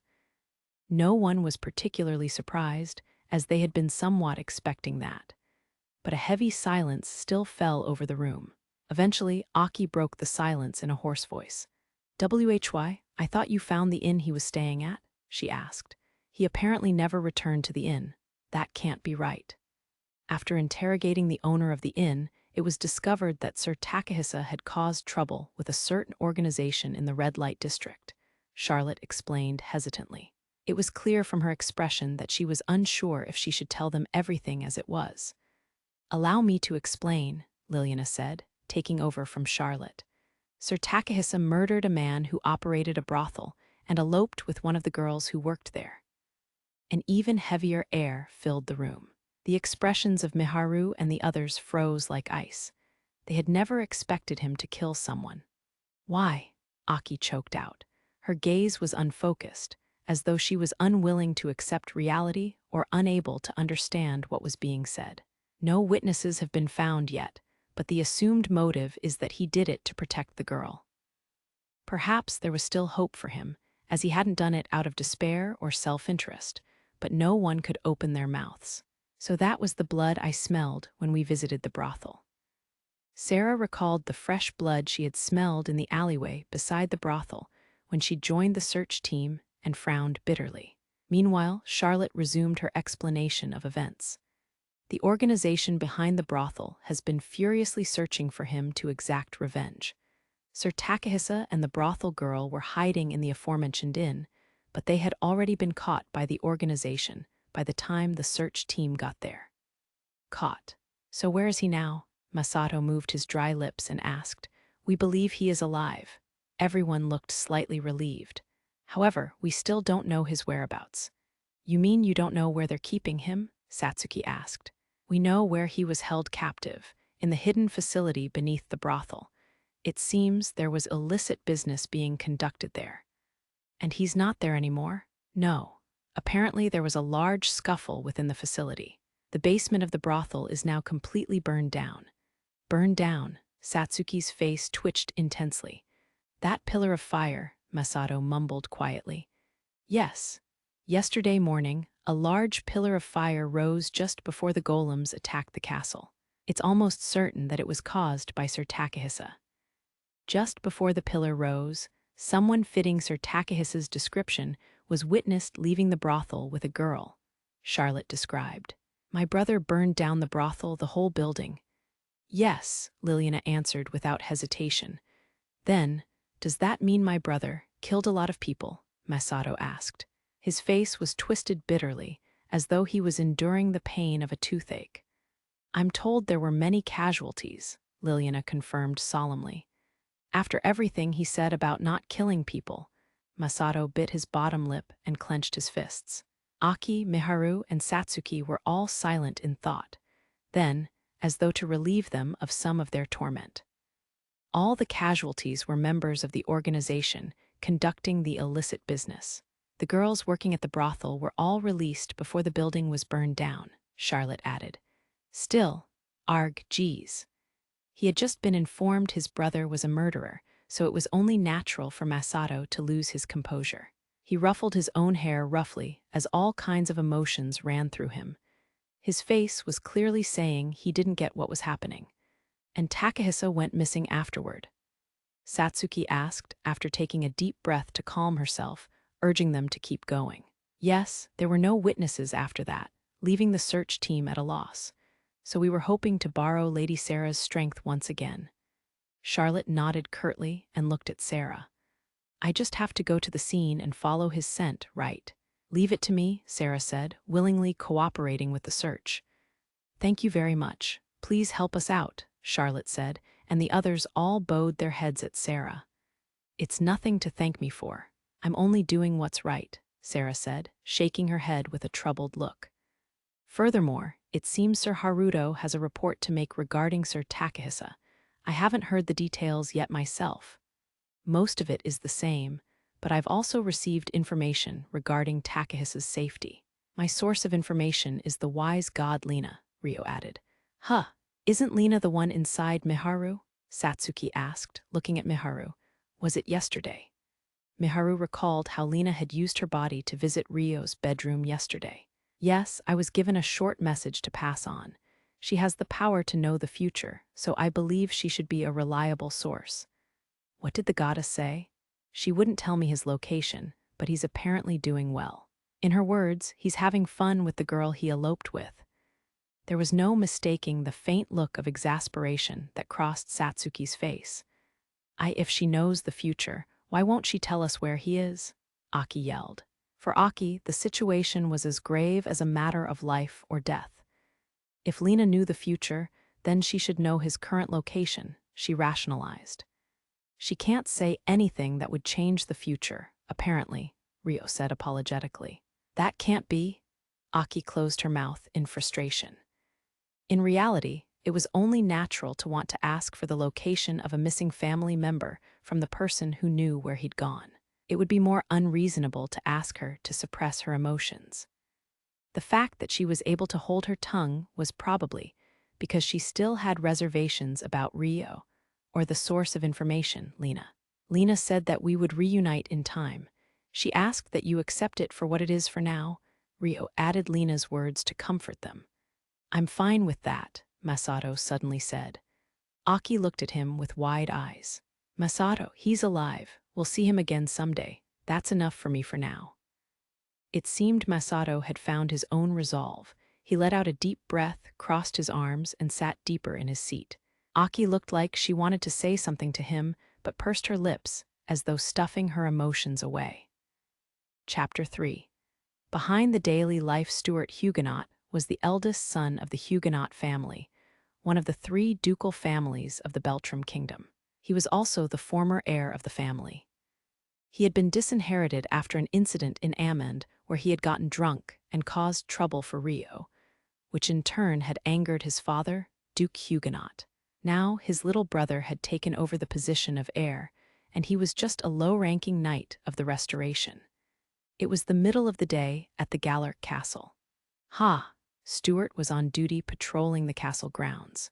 In contrast to the sunny sky, his sigh was heavy and gloomy. he couldn't help feeling listless. Every time he passed the Gallic Knights on patrol, that feeling increased. The reason behind that feeling was Stuart's inferiority complex towards the Gallic Knights. Gah, a weak and cowardly knight that fled from Redania as it fell. He couldn't help the feeling that all the Gallic Knights were thinking that as they sent him looks of disdain. Thus, each time he came across a knight of Gallic, he sped up his walking pace. This is humiliating. Why should I be doing this as a high-ranking noble? Even the knight uniform of the Restoration was embarrassing to wear. The reason he felt this way was probably because he himself would think the same if the positions were reversed. Wouldn't it have been better to stay in Redania as a prisoner of honor? Such thoughts flashed through his mind. No, there's no guarantee they would have kept everyone alive. He recalled the battlefield at that time and immediately corrected himself. When the Arbor army was attacking, Stuart had been on duty protecting the city. But when he'd witnessed Renji use a single attack to freeze over 100 aerial knights, he'd completely lost the will to fight. That was when he had decided to evacuate on an enchanted airship. If he were to return to that moment now, he would still choose to evacuate. Besides, I'm the oldest son of the Huguenot family.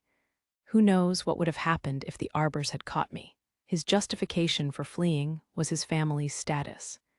He convinced himself out of self-interest that he couldn't be captured as the heir of the Huguenot family. However, that decision was now spurring on Stuart's sense of guilt. With every passing moment, he questioned whether his decision was truly correct. "Brother." Just then, someone called out to Stuart mid-patrol. Their voice had a mocking tone to it, as though they were looking down on him. Pierre, Stuart turned back to look in disgust at his younger brother, Pierre Huguenot. Though only a second son, he'd gained the right to succeed the Huguenot family after Stuart had been disinherited. How unsightly. As a member of the Huguenot family, you should be walking with your head held high. "What are you so ashamed of?" Pierre asked, seeing right through to the inferiority complex Stuart was carrying. It seemed they weren't brothers for nothing. "What did you just say? If you had died in the fight in Redania, you would have at least regained the honor you lost." Pierre sighed scornfully. "Damn it, he's just saying whatever he wants." Stuart closed his mouth but cursed at him on the inside. Things had been better in the past. At least up until the incident that had allowed his brother to take the position of heir from him. Even when they'd been unable to stay in the capital due to the faction wars, he'd still had his pride as the heir of the Huguenot family. But now that he had been disinherited, he didn't want to meet foreign nobles anymore. He didn't feel any pride in the uniform he wore. His younger brother looked down on him, and he couldn't even argue back. At this rate, he was just a failure, of which his little brother made him extra aware every time they spoke. That was why Stuart hated interacting with Pierre. However, Pierre was just airing his grievances with Stuart, who had abused him back when he was the heir, and returning the favor with interest. "Father knew all along. You claimed to be guarding the evacuees, but you were just trying to save yourself by fleeing on the enchanted airship." What? Don't be ridiculous." "I would never," Stuart stuttered, losing his composure from Pierre hitting the bullseye. "Well, I knew you didn't have the guts to die honorably to begin with. At the end of the day, you're still a member of the family, so I suppose it's better than you getting captured. Did you come all the way here to pick a fight?" Realizing that extending the conversation would just create more stress, Stuart held back his anger and asked his brother for the purpose of his visit. "No, Father is calling for you."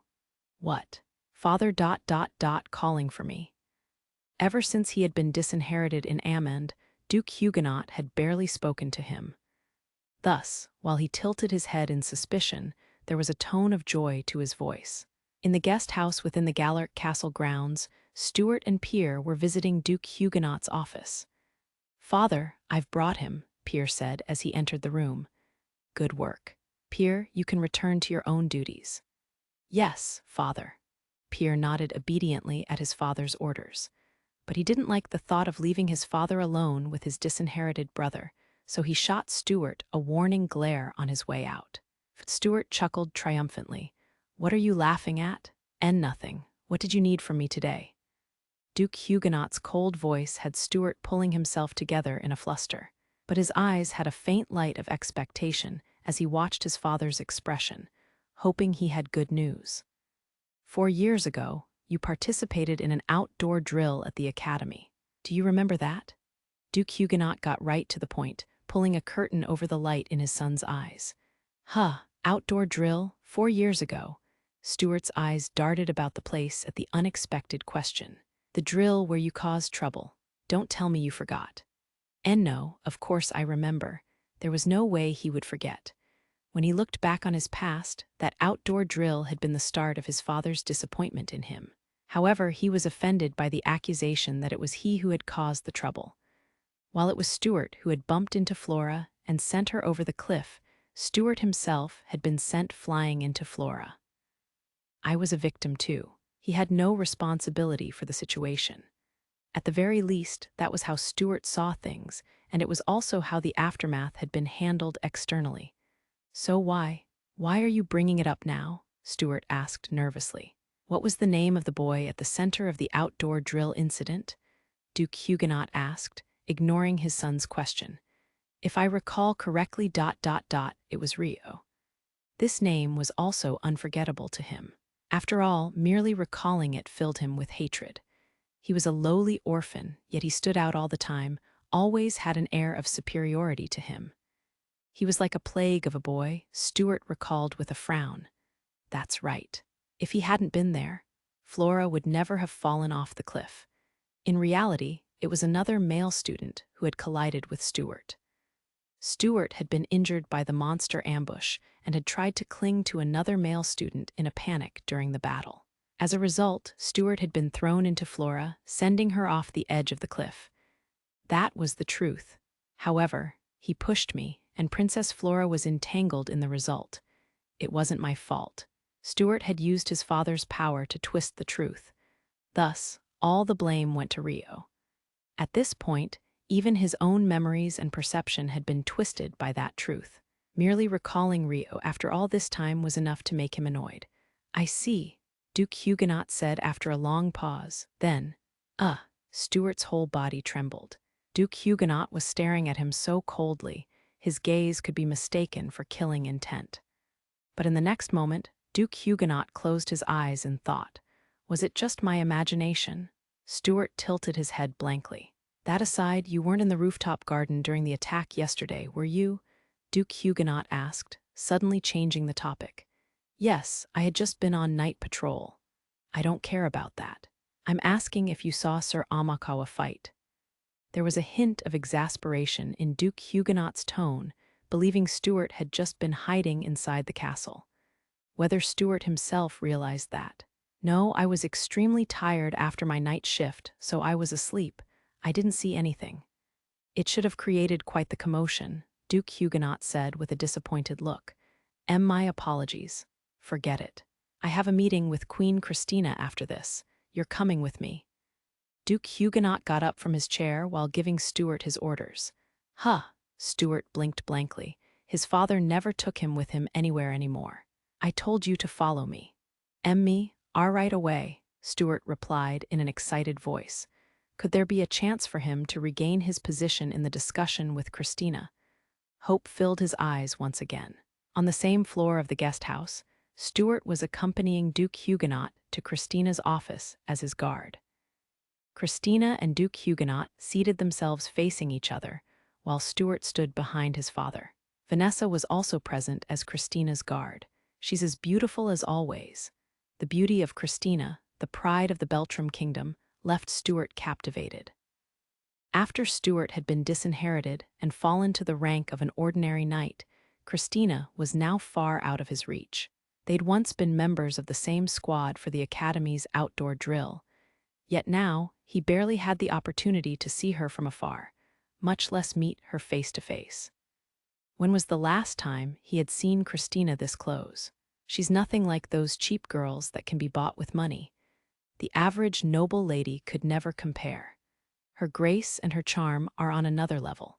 Stuart was being affected by Christina's fragile and refined atmosphere. How long had it been since he'd last seen a woman like this?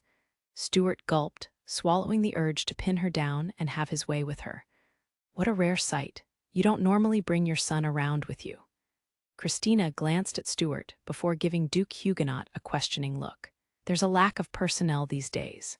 He's accompanying me as my guard, Duke Huguenot explained curtly.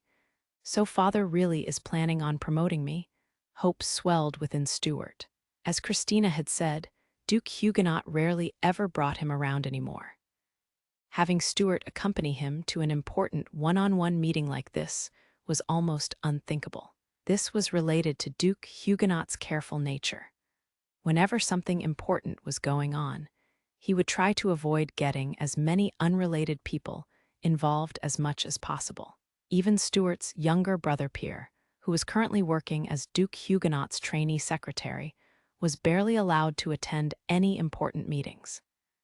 Yet the same Duke Huguenot had brought Stuart to this meeting with Christina. It was no wonder Stuart felt he was being treated favorably. After being banished to the shadows to constantly feel pathetic about himself, all the conditions were fulfilled for Stuart to be even more elated. He puffed up his chest proudly at the attention Christina was giving him. This is it. This is how a noble of a duke house should be. This was the stage above the heavens that only a select few of the highest-ranking nobles were allowed to step on. The feeling of returning to that stage filled Stuart's heart with pride. However, I see. Very well, so what business did you have today? I have a meeting with King Francois after this, so I'd appreciate it if you made it quick. Christina immediately lost interest in Stuart. Although she seemed curious about why Duke Huguenot was doing something he didn't usually do, she had deemed it a waste of her time to pursue the thought. She figured Stuart wouldn't be there if it wasn't a topic he couldn't listen to, so she asked about the purpose of the meeting. While it isn't extremely urgent, there is a matter I wish to discuss with you sooner rather than later. It's about the future of the restoration. Let's hear it.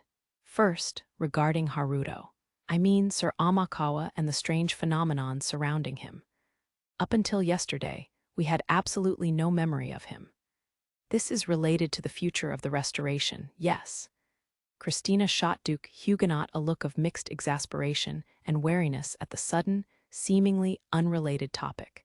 Yes, it just so happens to involve him, which is why I want to know what happened to him. Is there anything you can share with me?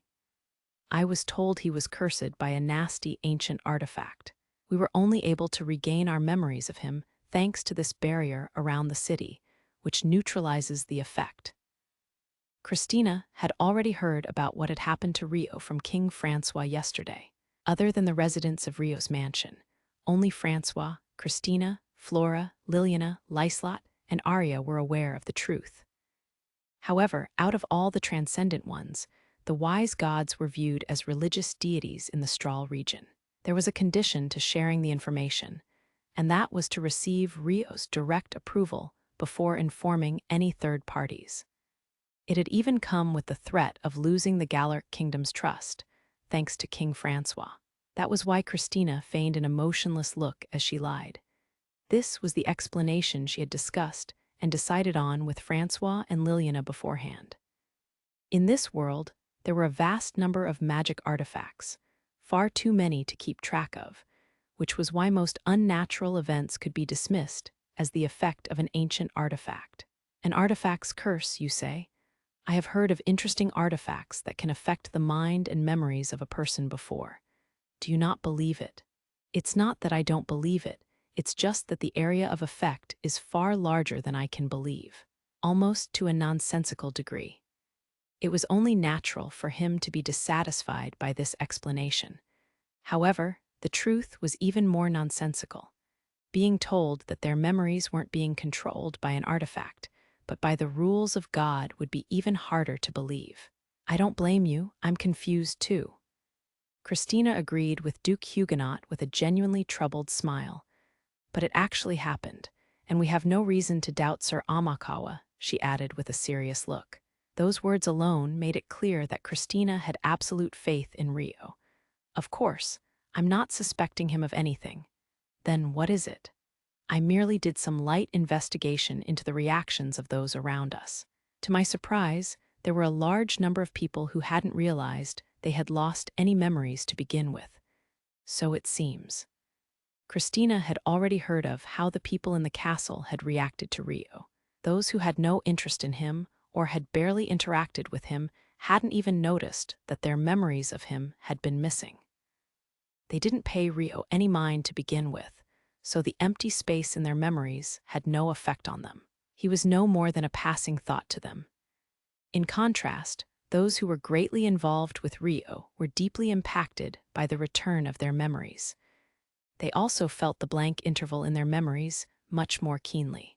The prime subjects of this were the residents of Rio's mansion and those who had witnessed the battle on the rooftop garden. You were aware? Take Stuart, for example. He didn't witness Sir Amakawa's fight yesterday. Duke Huguenot glanced at Stuart over his back. Is that why he brought his son? Christina also looked over at him. Stuart, you remember Sir Amakawa, yes? Yes, I remember him, Stuart nodded with a grimace. He couldn't forget even if he wanted to. Haruto Amakawa was the reason he had tasted bitter hardships in Amend. Stuart considered him the culprit behind his disinheritance. However, that didn't mean he thought of Rio around the clock. You should have lost your memories of him too. Did you feel anything odd regarding that? No, it's not like I think about that man on a daily basis, so I never noticed. Glossing over the fact he nearly said that guy, Stuart gave his answer with a dissatisfied look. As you can see, there are some people who never notice their missing memories. Duke Huguenot stopped looking at Stuart over his shoulder and turned back to Christina. I understand that, but get to the point already. I don't see how this topic connects to the future of the restoration, Christina said, returning her gaze to Duke Huguenot to question the direction of the conversation. There is a connection. We need to know what kind of obstacles may get in the way of inviting him to the restoration. It was already clear that the main subject was inviting Rio. I believe I previously asked you to drop the idea, Christina said with a tired look. She probably had an inkling of how the conversation would go from the moment Rio was mentioned. But you should be well aware of the precarious situation we're in. Duke Huguenot's words were uttered with a sincere urgency. His strong determination and refusal to back down easily could be glimpsed. Father, Stuart gazed at his father's back in wonder. The topic was much more serious than he had been expecting. Of course, I know. It isn't just a lack of personnel or finances. We have no hope, no future. We've lost Redania, and the evacuees separated from their family are filled with fear. I don't want to fear the worst, but if this situation drags on, people may be tempted to defect.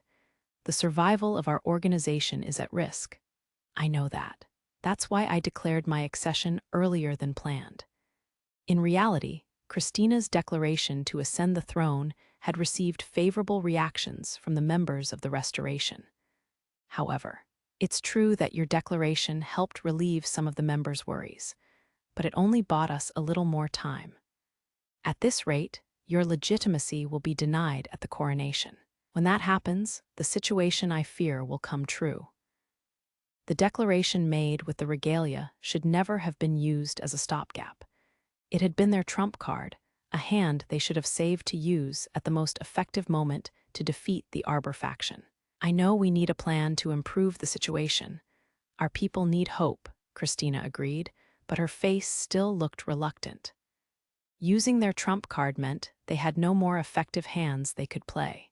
Indeed, we need hope, a tangible hope that can be seen with our own eyes, a strong hope that can create a path for us through the darkness. And you want Sir Amakawa to be that hope. Word of his valor has already spread far. Even without being on the rooftop garden, many witnessed yesterday's fight from afar.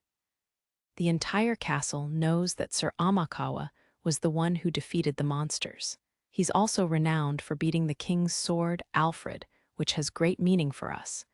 Now imagine if he assisted the restoration. Naturally, the members would feel hope again. They would place their expectations on Rio. Duke Huguenot's desire to cling to Rio was understandable. His point was convincing. But Christina remained silent. It was apparent that she was passive about, or rather, flat out refusing to invite Rio. But even then, Duke Huguenot stayed firm. The members of the organization will have hope. I believe he could be able to retake Redania for us all by himself. He could lead our way, he said, speaking eloquently. You wish to entrust our future to someone unrelated to us. We merely need to create a relationship with him. Another marriage of convenience. You know he has no interest, Christina said, tired of repeating this conversation. Rio was already surrounded by attractive members of the opposite sex. There was no room for the noble ladies of the Restoration to cut in line. The only one who had a chance, and probably the best chance at that, was. There's Celia, no? Even so, it's not our place to say anything. Christina maintained her passive position with a frown. At that, Duke Huguenot finally showed signs of impatience. We don't have the leisure in this situation. Celia is a member of the Restoration. It doesn't have to be marriage either. She just needs to appeal to Sir Amakawa for his assistance. The fact that she isn't doing that already is one problem, but the fact that you won't order her to do so is another. Duke Huguenot argued emotionally. I would never do such a thing, Christina said, brows furrowing in clear disapproval. Why not? What does Sir Amakawa have to gain from helping us? It would be shameless of us not to offer an appropriate reward. We can ask him what kind of reward he wants, no. Why don't you do that? I've tried to probe into it before. As a result, I realized there was nothing we could offer him. He doesn't have many desires, you should know that too. Nevertheless, we've never invited him to formal negotiations as an organization. Even if it fails, it's worth a try. We should at least approach him and ask for his cooperation. Both sides presented firm arguments as they debated. Although he was up against his direct superior, Duke Huguenot wasn't showing any reserve today. I had no idea father could be so zealous. Stuart quietly held his breath as he watched his father argue with Christina. Are our prospects really that bad? Of course, he was aware of the Restoration's precarious situation as well. But his vague impression was made much more real by the sight of his father, the organization's number 2, arguing so heatedly. Christina, who had been so passive about requesting Rio's assistance, fell silent in thought with a troubled look. She could imagine the situation improving dramatically with Rio's assistance. It was true she didn't have any better ideas either. Duke Huguenot grew tired of Christina's silence and pressed her for an answer.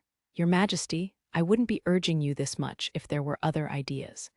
We don't have the time to be considering non-existent options. Is there a reason we cannot even ask Sir Amakawa for his assistance? Sir Amakawa is still suffering from the effects of his curse.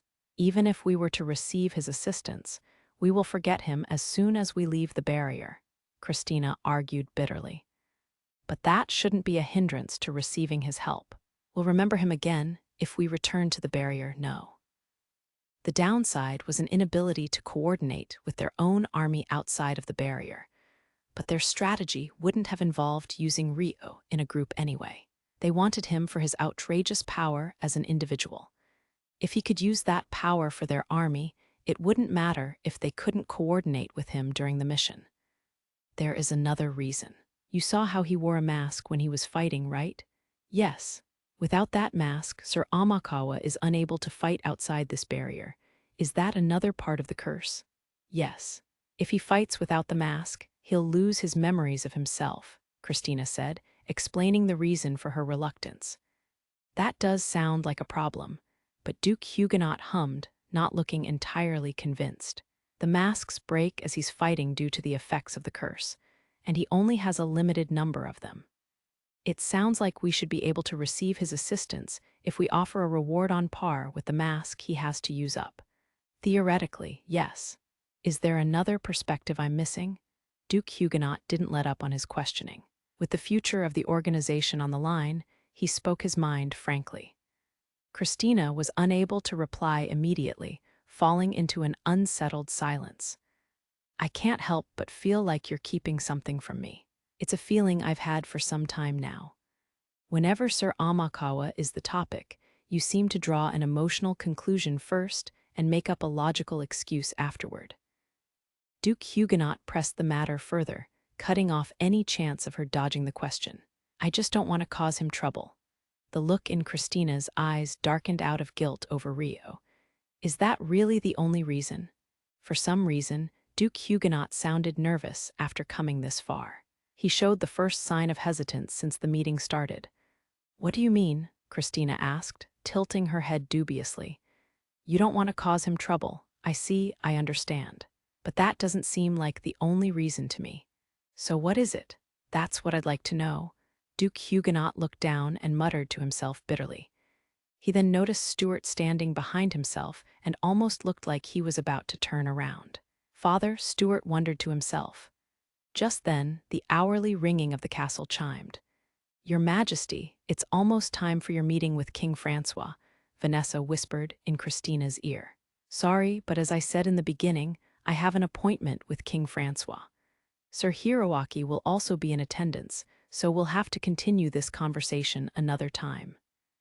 Christina sighed as she wrapped up their talk. I will visit again in a few days. Duke Huguenot sighed heavily as well and left the room. Immediately after exiting the room, Stuart. Duke Huguenot came to a stop and addressed his son. However, he did not turn around. Why, yes, Stuart couldn't tell what kind of expression was on his father's face. However, he had witnessed the fierce argument with Christina just now, so his reply was nervous. Forget what you heard in the room, Duke Huguenot ordered in a cold voice. He still did not turn around. Excuse me. Stuart's reaction to the sudden order was delayed. Your reply? Why, yes. Duke Huguenot's irritated voice startled Stuart into nodding immediately. Don't do anything else, Duke Huguenot added, voice still devoid of all emotion other than resentment. Huh? Stuart couldn't make heads or tails of what he was saying, but Duke Huguenot started walking back to his office on the same floor without saying anything else. Stuart quickly chased after his father. They soon arrived at the office, where a visitor was waiting for them. Ah, good timing. I thought I had missed you and was about to leave. The visitor was a middle-aged man of large stature. There was also a guard beside him. Why, if it isn't Duke Gregory? Duke Huguenot's eyes widened at the unexpected encounter. Clement Gregory was one of the leading nobles in the Gallic kingdom. Before Rio became a transcendent one, Saint Erica had seized the capital of his territory. I apologize for the unannounced visit, but I had some pressing matters to discuss with you. Is this boy with you? Duke Gregory looked at Stuart. My son, Stuart. Hello. Pleasure to make your acquaintance. Stuart brought his right hand up to his chest and gave him a knight's salute.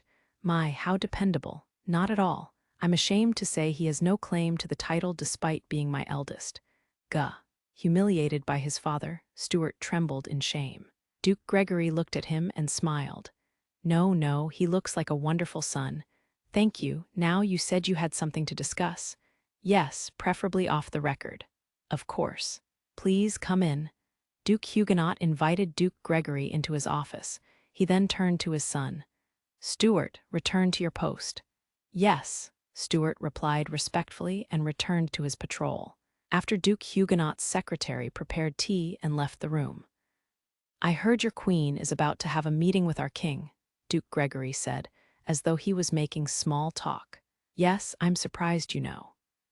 The hero of our nation, Lady Satsuki, is also attending along with the new hero, Sir Masato. So is Princess Charlotte of our kingdom and Princess Liliana of the Centestella kingdom. On top of that, Amakawa, the one at the center of all this commotion, will be there too. Duke Gregory's eyes narrowed slightly. He seemed to have an opinion on the attendance list, and in particular Rio. Oh, Duke Huguenot's eyes widened. Oh, were you not aware? Duke Gregory asked pointedly after seeing that reaction. Not of the full list of attendees, no. It seems like quite the grand gathering. Yes, who knows what will be discussed with all the heroes gathered there. I haven't heard anything either. It was indeed an interesting gathering. Duke Huguenot hummed to himself. It's not good having so many secrets. They said they weren't going to discuss anything major, but that appears to be a clear lie. Duke Gregory shook his head in disapproval. Indeed, I wish they would hide things better if they wanted to keep secrets. Otherwise, it just feels like they're telling us to our face that they don't trust us. It would be one thing if it only lowered motivation for a short period of time, but for an ongoing cooperative relationship, mutual trust was essential. It would be terrible if the dissatisfaction grew to the point of losing even the minimum level of trust, leaving only resentment. I completely agree. Sharing information is proof of trust, after all. Such poor lies will only lead us to suspect something unfavorable to us is going on. As their chief vassals, I do wish they'd trust us more. Perhaps it was because of his own experience, but Duke Gregory's words carried not only empathy, but his own dissatisfaction. Well, it's not like I'm demanding to be told everything. I have no intention of asking for information unrelated to me, and I understand that there are some things that need to be kept confidential. I do the same to those around me. It was fine there was information that couldn't be shared. What was important was to make that clear without trying to evade the question. Sometimes, not sharing information could be proof of trust as well. At the very least, that's what Duke Huguenot personally believed, and he tried to put that into practice as much as possible. Especially when the matter concerns oneself. Avoiding the question, changing the topic, and speaking in circles, then being annoyed when asked for clarification. It's inexcusable, Duke Huguenot agreed. The latter half of his words also appeared to be based on his personal experience, as he had a glimpse of a bitter frown on his face. BWA haha, why does that sound so familiar to me? It seems we've both suffered a lot. Duke Gregory laughed heartily. So it seems, Duke Huguenot said with a chuckle. Having exchanged light-hearted complaints as business talk in lieu of greetings, they formed a feeling of camaraderie. While I would love to drink the night away with you while discussing such things, let us leave that for another day. I came here to discuss something serious today. You mentioned it was a pressing matter. Yes, and one I would like to keep between us. Understood. What is it about? Both dukes stiffened in expression and stared at each other warily. I was actually reluctant about accepting this duty. But you're familiar with the association of nobles across kingdom borders, no? Duke Gregory presented an oddly roundabout preamble. Does this involve the Beltram kingdom's nobility? As I expected, you're an astute one. You see, one of my relatives married into a noble family of your nation. I've received a message from a certain person.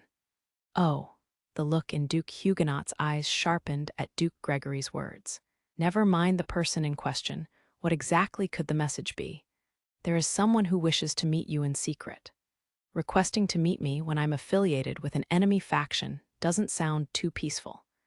If the fact that he had met someone in secret was made public, no, even if the fact that he tried to meet someone in secret circulated as a rumor, it would be quite bad. It wouldn't be a surprise if he was branded as a traitor. You would both be nobles of the same kingdom, worried about the kingdom's future, no? It all depends on how you say it. Bringing up something like this could put your own position at risk, Duke Gregory. That's why I'm here meeting you one-on-one. I have nothing to fear as long as you stay quiet. You're crossing a line, Duke Huguenot warned. My apologies. My aforementioned relative was begging in tears, you see.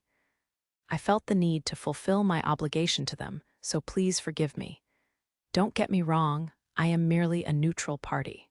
I have no idea what they wish to discuss with you, and it won't be my concern whether you choose to meet them or not, Duke Gregory said, emphasizing his neutrality. But it was clear that Duke Huguenot was wary. Is it a trap or a defection? Either way, they've made a move to throw me off balance, but approaching me in this way means. He had expected there to be traps to split the restoration, but he was surprised to see he was the target. If this was a trap, it was most likely an invitation for him to betray Christina and defect to the Arbor faction. It wouldn't be strange for other nobles to be targeted already. This is why I've been telling her we need to make the first move. In order to prevent these kinds of situations, they needed Haruto Amakawa's reputation. Yet Christina was still hesitating at this late stage. Duke Huguenot bit his lip in irritation. With such an unclear future ahead of them, it would be no wonder if people started defecting. If Duke Huguenot was being shaken as one of the leaders of the organization, the nobles at the bottom would be even more agitated. What if there were nobles lining up to accept the secret meeting? Would it be better for him to accept the meeting just to see what the other party was up to? No, that's out of the question. I would never. Before he knew it, Duke Huguenot felt like he was standing at a crossroads with no way back. He swallowed his breath nervously. I'm sure you'll need some time to consider. You may give me your reply at the meeting that will surely be held about our future with the Beltram government, or, at the very latest, the coronation ceremony. Duke Gregory gave him a deadline for his response. There was a thin smile on his face, as though he was enjoying Duke Huguenot's distress. I can't give a reply without knowing who the other noble. No, never mind. I will pretend we never had this conversation. Duke Huguenot refused the offer firmly. He pressed his right hand over his eyes as though holding back a headache or keeping away the fog of hesitation hanging around him. Very well. Duke Gregory nodded easily, looking unaffected by the reply. Thus, the secret discussion between the two dukes came to an end. While Duke Huguenot was finishing up his secret meeting with Duke Gregory, heroes and royalty alike gathered in King Francois's office in the castle. Satsuki, Masato, Hiroaki, Charlotte, Liliana, Christina, and Francois were there, along with Rio and Asia. In fact, it was Rio who had called them all there. His purpose was to explain everything regarding upper high-class spirits and heroes to them. Sarah, Orphea, and Alma, who were deeply acquainted with spirits, were in attendance as well. Rio and Asia were the only ones standing as they gave their explanation.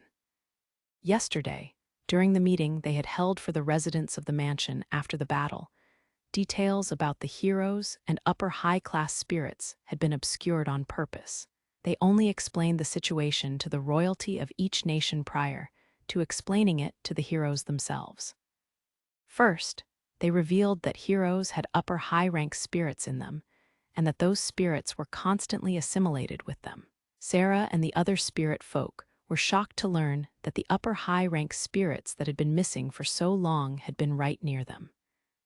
However, they held their tongues, since the explanation was being held for the sake of the heroes.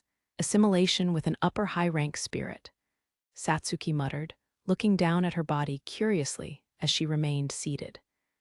The 6 upper high-rank spirits were called the Transcendent Ones, along with the Dragon King and 7 wise gods. They were beings that protected this world. Satsuki has a wind spirit, Hiroaki has a water spirit, and Masato has a contract with an earth spirit. Contracts are made through mutual agreement. It doesn't feel right having that choice taken away from me, Satsuki said with a pout of disapproval. Well, it happens all the time in fantasy stories. I know, right? Hiroaki and Masato accepted it easily. I guess it's because you're boys, Satsuki said with a tired sigh. Ha ha, we also know someone who's got a contract right near us. Haruto and Asia have a contract too, right? Sarah and the others too, Masato said, looking at Rio, Asia, Sarah, Orphea, and Alma. Right, but now we know there are 2 types of contracts with spirits. The normal spirit contract with a shallow link and the stronger spirit bond. Sarah's group has normal spirit contracts. The one the other heroes and I have is a spirit bond, Rio said. What's the difference? Masato asked. Like I already said, they can assimilate with spirits. They can also use spirit arms, the divine arms that heroes can create. Asia. Yeah. At Rio's signal, Asia turned into her spirit form and vanished. Immediately after, they assimilated and Rio's spirit arms, a sword, materialized. Hiroaki's eyes widened. He had seen Asia vanish during the battle with the golem, but he hadn't known she was a spirit, so he was shocked. Wow. Masato's sparkled with pure admiration at Rio's sword. This is my assimilated state with Asia. In this state, my physical body becomes tough, and my ability to manipulate spirit arts increases too. My self-regeneration also improves, so I won't die easily from wounds. The more we increase the degree of assimilation, the more this effect increases. The reason heroes can control such strong powers is because of this assimilation. Rio looked around at everyone as he listed the merits of their abilities. Based on that explanation, there's no difference between you and me. Satsuki said sagely. Are you sure you're not a hero too, Haruto? No, being able to make a spirit arms doesn't make me a hero. There is another reason heroes are called heroes. A faint shadow fell over Ryo's face. We can both assimilate and create divine arms. Is there a difference between us? There is. The difference is in the spirit bond I have with Asia and the spirit bond you have with your upper high-rank spirits. That difference is what makes you heroes. It was clear from Ryo's expression that the difference wasn't a good thing. And what exactly is the difference? Hiroaki asked, staring at Ryo. Whether the contract was made with the spirit's consent. Everyone except the royalty gulped nervously at Ryo's ominous answer. The upper high-rank spirits were all forced into their contracts, with the heroes against their will. Why? Satsuki asked hesitantly. During the era of the Divine War, 6 wise gods sought the assistance of the upper high-rank spirits to defeat the demons.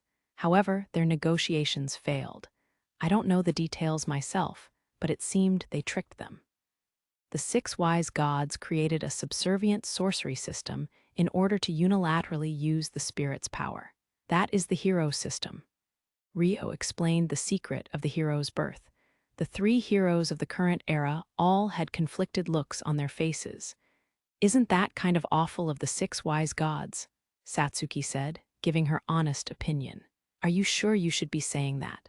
They're the gods worshipped across Strahl, no. Hiroaki glanced over at the reactions of the royals in the room, worried they were discussing a dangerous topic. It definitely can't be publicized, Francois said calmly.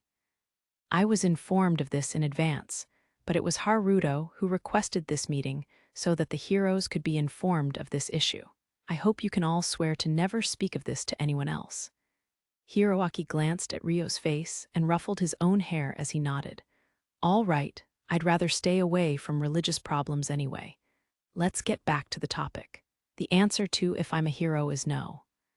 Only those with spirit bonds with the 6 upper high-rank spirits are heroes, Ryo said, revealing the definition of a hero.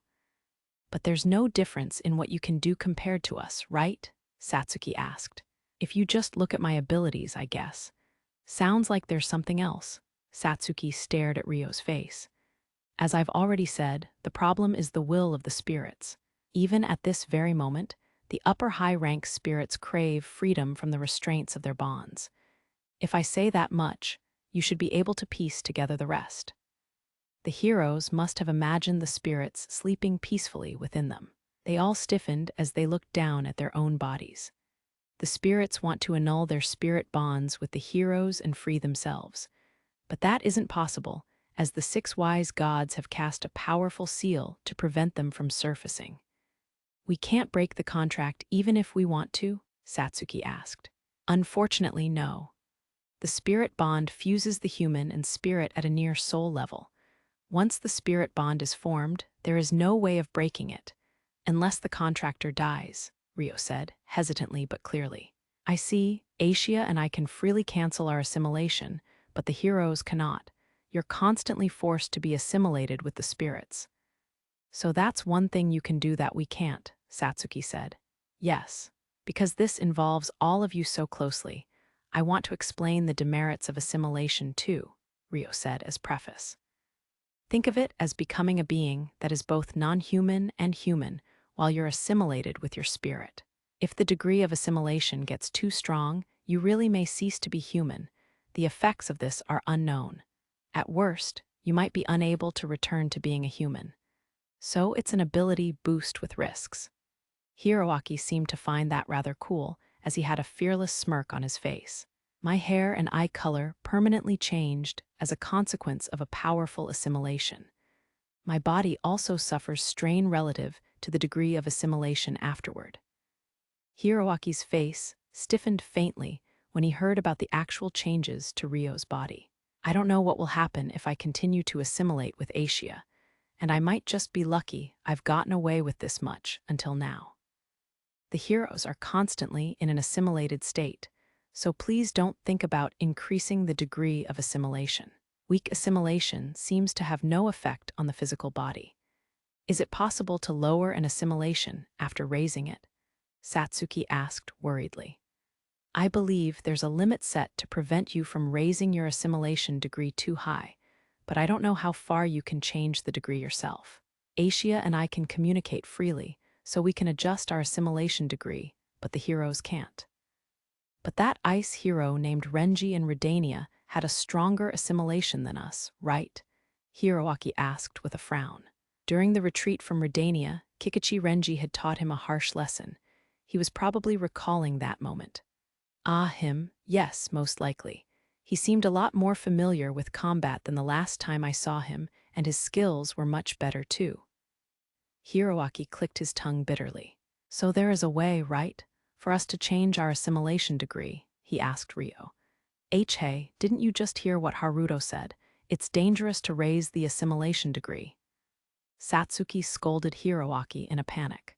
Of course I heard that, but I don't want to lose to him if I ever fight him again, you know? That's. Satsuki was well aware of what it was like to be completely helpless in an emergency. That was why she struggled to find her words. There's also a risk that only the heroes have, Ryo added with a sigh. What? Hiroaki asked. If the degree of assimilation is too high, control of your body will be stolen by the upper high-rank spirit within you. The heroes all gasped in shock. Saint Erica is an example of this. She raised her degree of assimilation so high, the earth spirit inside her took over her body. Satsuki, you should know what happened to her as a result. Satsuki's expression turned grim. What happened to her? Hiroaki asked. She created a natural disaster.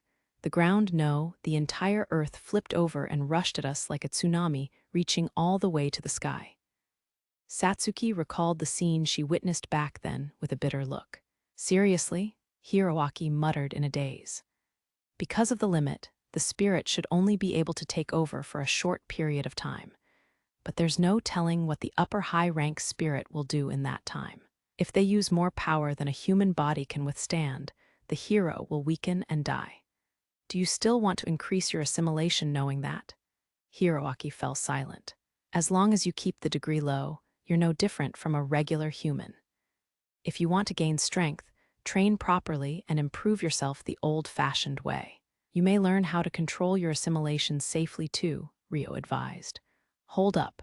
That makes it sound like there's an unsafe way, Hiroaki asked with a questioning look. There is. It's an extremely dangerous and drastic method. It's the method Saint Erica used. The ice hero may have used it too. But I do not wish for you to use it. No, I do not want you to fall into such a state. Which is why I will explain what it is. In a way, this was the main topic he wanted to discuss. Heroes can force their assimilation degree to increase by suffering a fatal wound. For the umpteenth time, a pained silence fell over the meeting. Heroes cannot die easily even if they're mortally wounded. This is because of the regenerative abilities they gain through assimilation, healing their wounds.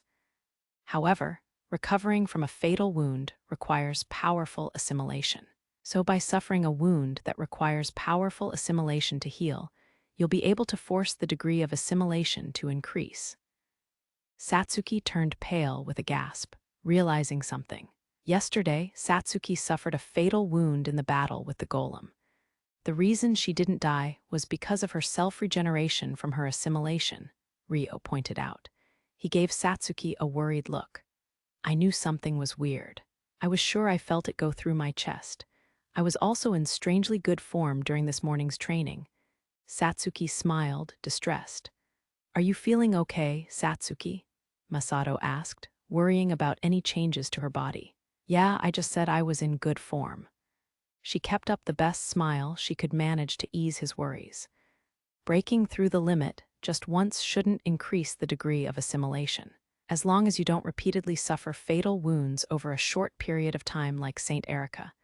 Yeah, you should be able to maintain a low degree while living normally, but if you feel like anything changes, let me know. Thank you, Satsuki said with a fleeting smile. I get what you're saying about not using fatal wounds to strengthen the assimilation, but being able to control the degree of assimilation is still essential. Am I wrong? Hiroaki asked with a dead serious expression. Hey now, Hiroaki. That can be discussed later, Masato said with a conflicted look, but Hiroaki kept making his point about the core of the matter. I'm saying we need enough power to avoid getting fatally wounded if something happens. Like yesterday, if we'd had more power. If we had been able to use the hero power better, Satsuki might have avoided her wound. That's true, Masato agreed reluctantly. Yesterday's attack was my fault. I shouldn't have left the castle. I didn't know monsters like that would appear, so I was one step behind. Without Lena, the situation would have been doomed, Ryo said with deep regret. That's not right, Satsuki pointed out with a pout. Although it vexes me a little to say this, I don't think Hiroaki is wrong. It's reassuring to have you protect us, but it's not healthy for us to be completely dependent on you either. That's why I agree with Hiroaki in wanting to become stronger, not only to protect myself, but everyone else too. Hiroaki snorted to hide his embarrassment. HMPH. Besides, you shouldn't be assimilating recklessly either, Haruto. It's wrong to make you stand alone in the line of fire, don't you think? Satsuki stood up from her chair to lash out at Ryo with force. And in your case, it's not only assimilation, no. Bound by the restrictions of the Transcendent Ones, he couldn't even fight without a mask. His situation meant he wasn't only at risk of being forgotten by others, but of losing his own memories too. Satsuki pouted in disapproval at him, worrying about others. I only gathered you all today to explain the risks of assimilation, Ryo grimaced, eyes darting about with guilt. He. Their positions are reversed now, Charlotte said with an amused laugh, seeing Satsuki scolding Ryo. Christina and Liliana were also giggling to themselves. Well, at least the original goal was accomplished, and Haruto should worry about himself a little more. Francois watched over Ryo and Satsuki with a cheerful smile on his face. Some moments ago, elsewhere in the Gallic castle, Stuart Huguenot had returned to his patrol duty. While he was on his rounds near the guest house, he ran into Duke Gregory. Oh, Duke Gregory had just finished his meeting with Duke Huguenot and was on his way out of the guest house with his guards. Stuart approached him. Good day, Duke Gregory. Well met. Duke Gregory gave him a friendly smile. Are you leaving already? It hadn't been that long since Duke Gregory entered his father's office. Yes, I've finished my business here. I see. Have a nice day. Stuart bowed respectfully and waited for the Duke to pass. Come to think of it. Duke Gregory started on his way, then stopped as though he had remembered something. You just so happen to be the same age as Queen Christina, yes? He asked. I'm 1 year younger, although we did take some classes together. Oh, really now? I'm sure she must have been beautiful back then too. Many of the students in my year admired her, but no one ever got close to her. I get it. When someone's too beautiful, they become impossible to approach. In comparison to Duke Gregory being the head of his house, Stuart was merely a son of a duke house, and a disinherited one at that. Despite that, Gregory was speaking to him courteously and amiably. Her superior abilities also played a large part. She was always at the top of her year, while she was at the academy, which made all the boys feel inferior. It didn't feel bad to be treated so politely by the Duke of a foreign kingdom. Stuart had a relaxed smile on his face as he made small talk. It's true that men are left in an awkward position when up against someone so superior. But whoever marries Queen Christina will be quite the lucky man. It would be a man's greatest honor and pride to bag such a prize, Duke Gregory said while stroking his stout chin. No doubt there. In which case, the Knights of the Restoration must be quite anxious about now, Duke Gregory said suggestively. What do you mean? You are aware of our kingdom's Amakawa, yes? Stuart's eyes widened for a brief moment. Of course, he's a famous figure. A shadow fell over his face. It was clearly the reaction of someone taken aback by more than Haruto's name suddenly being brought up. Oh, what's this? Duke Gregory's eyes narrowed as he observed Stuart carefully. Incidentally, Duke Gregory was one of the people who felt a strong sense of discomfort from missing his memories of Ryo. His own connection to Ryo was weak, but he felt extreme wariness and hostility towards him. Then, thinking he would be able to draw something interesting out of Stuart. It seems Queen Christina has been frequenting Amakawa's mansion for some time now. I wonder if he's incurred the displeasure of the knights meant to protect her. Who in their right mind would make a queen travel to their own residence? He lamented dramatically. It was an attempt to shift the curtain over Stuart's heart and reveal the shadow he had shown a glimpse of earlier. Yes, I can't say I agree with it either, but I'm sure Queen Christina knows what she's doing. Oh, such as? Well, if you can keep it between just you and me. Stuart hesitated for a brief moment, but ultimately decided to speak. He was probably in high spirits from being able to engage in noble small talk again. Although it was with a foreign noble, it had been a long time since he had such an opportunity. Of course, I think she may be trying to borrow Sir Amawaka's power for the restoration. She fears he'll reject her, so she's going out of her way to show reservation before him. I see, I see. His military strength is indeed on another level, but there should be no need to show any reservation. Our kingdom is allied with the restoration, so if your leader requests assistance, he should be happy to help. That is his duty as a member of noble society. Duke Gregory's smooth speech succeeded in stirring Stuart's negative feelings about Rio. Well, he was originally a commoner, so I'm not surprised, Stuart scoffed, showing his deep-rooted discrimination towards Rio's birth status. Heth, he's a former lowborn, you say? Duke Gregory agreed with a cold laugh. I have my doubts about that, though. His ability is the real deal. There's no doubt about that, and he shouldn't be underestimated for it. I don't like to admit it, but he's necessary to the Gallic kingdom. I can understand why His Majesty gives him special treatment, although it doesn't change the fact that his background is suspicious. Duke Gregory actually valued Rio rather highly on the inside, conflicted as it made him feel. But he wasn't about to say that aloud. He was trying to goad Stuart into revealing more information right now. Although his expectations were low, it was possible Stuart knew something about Rio that he didn't. There was no knowing what kind of useful information could be lying hidden. And so, goodness me, I'm glad we can agree with each other so well. If I recall correctly, your name is. Duke Gregory expressed affinity in order to close the distance with Stuart. It's Stuart. Seeing Duke Gregory try to recall his name, he voluntarily introduced himself. He must have been happy to be acknowledged. That's right, Stuart. This meeting must be some kind of fate. Would you like to take a walk with me and talk some more? As a sign of wishing to build rapport, Duke Gregory spoke in a more casual tone. Of course, I would be delighted to. Stuart accepted the invitation with a smile. The two then walked shoulder to shoulder, with the Duke's guards following at a distance. Speaking of Amakawa, don't you think he's rather suspicious? He claimed his parents were immigrants, but there's absolutely no history of him before he suddenly came to fame. Then he went and miraculously vanished from our memories for a period of time. It's honestly getting rather eerie. Duke Gregory brought up the subject of Rio once again. He wasn't lying. This was what he truly thought of Rio. He could acknowledge Rio's abilities, but as a man who didn't trust easily, he still felt a sense of suspicion. Yes, he's a mysterious one. I remember the first time I saw him in the outskirts of Amend. He saved Kresha's daughter, Lyslot, from that monster attack, yes. I heard he displayed a strength unthinkable for his age as he scattered the swarm. Yes, I was there too, and the rumors of his strength are accurate, though I believe a large part of it was due to his enchanted sword, Stuart said with a somewhat bitter look, unable to acknowledge Rio's strength honestly. But don't you think it's rather strange?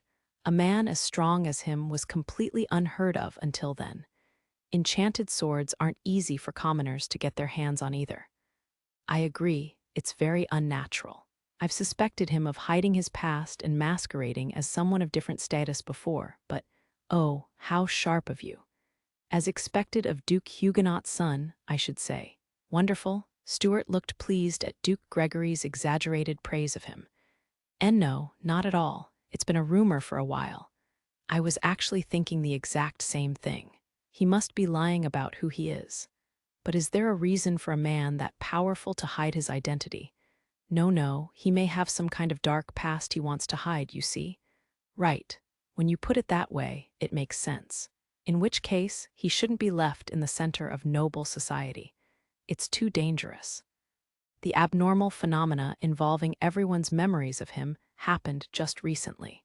It was explained as a curse from a magic artifact that blocked everyone's perception of him, but I think it sounds fishy. He might be using that artifact to hide any unfavorable moments from his past. Is it silly of me to suspect him of this? Good point. I think your theory is well thought, Duke Gregory. You've certainly convinced me, Stuart said, praising Duke Gregory and expressing his strong agreement. Oh, you think so too? Yes. If he's able to manipulate the memories and perception of others, it should be easy for him to lie about his identity. Wouldn't it be better to investigate that artifact in detail? Apparently, the artifact was taken by an opposing magic user. Surely not.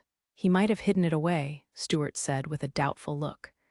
I did pass my apprehensions on to His Majesty, but he told me not to speak nonsense and dismissed me. What? Is there a chance the king is being manipulated too? Oh dear, don't say that too loud now. If it's true, His Majesty would be a victim, but without any proof, you would sound like you're doubting the king. All right, it was a slip of the tongue.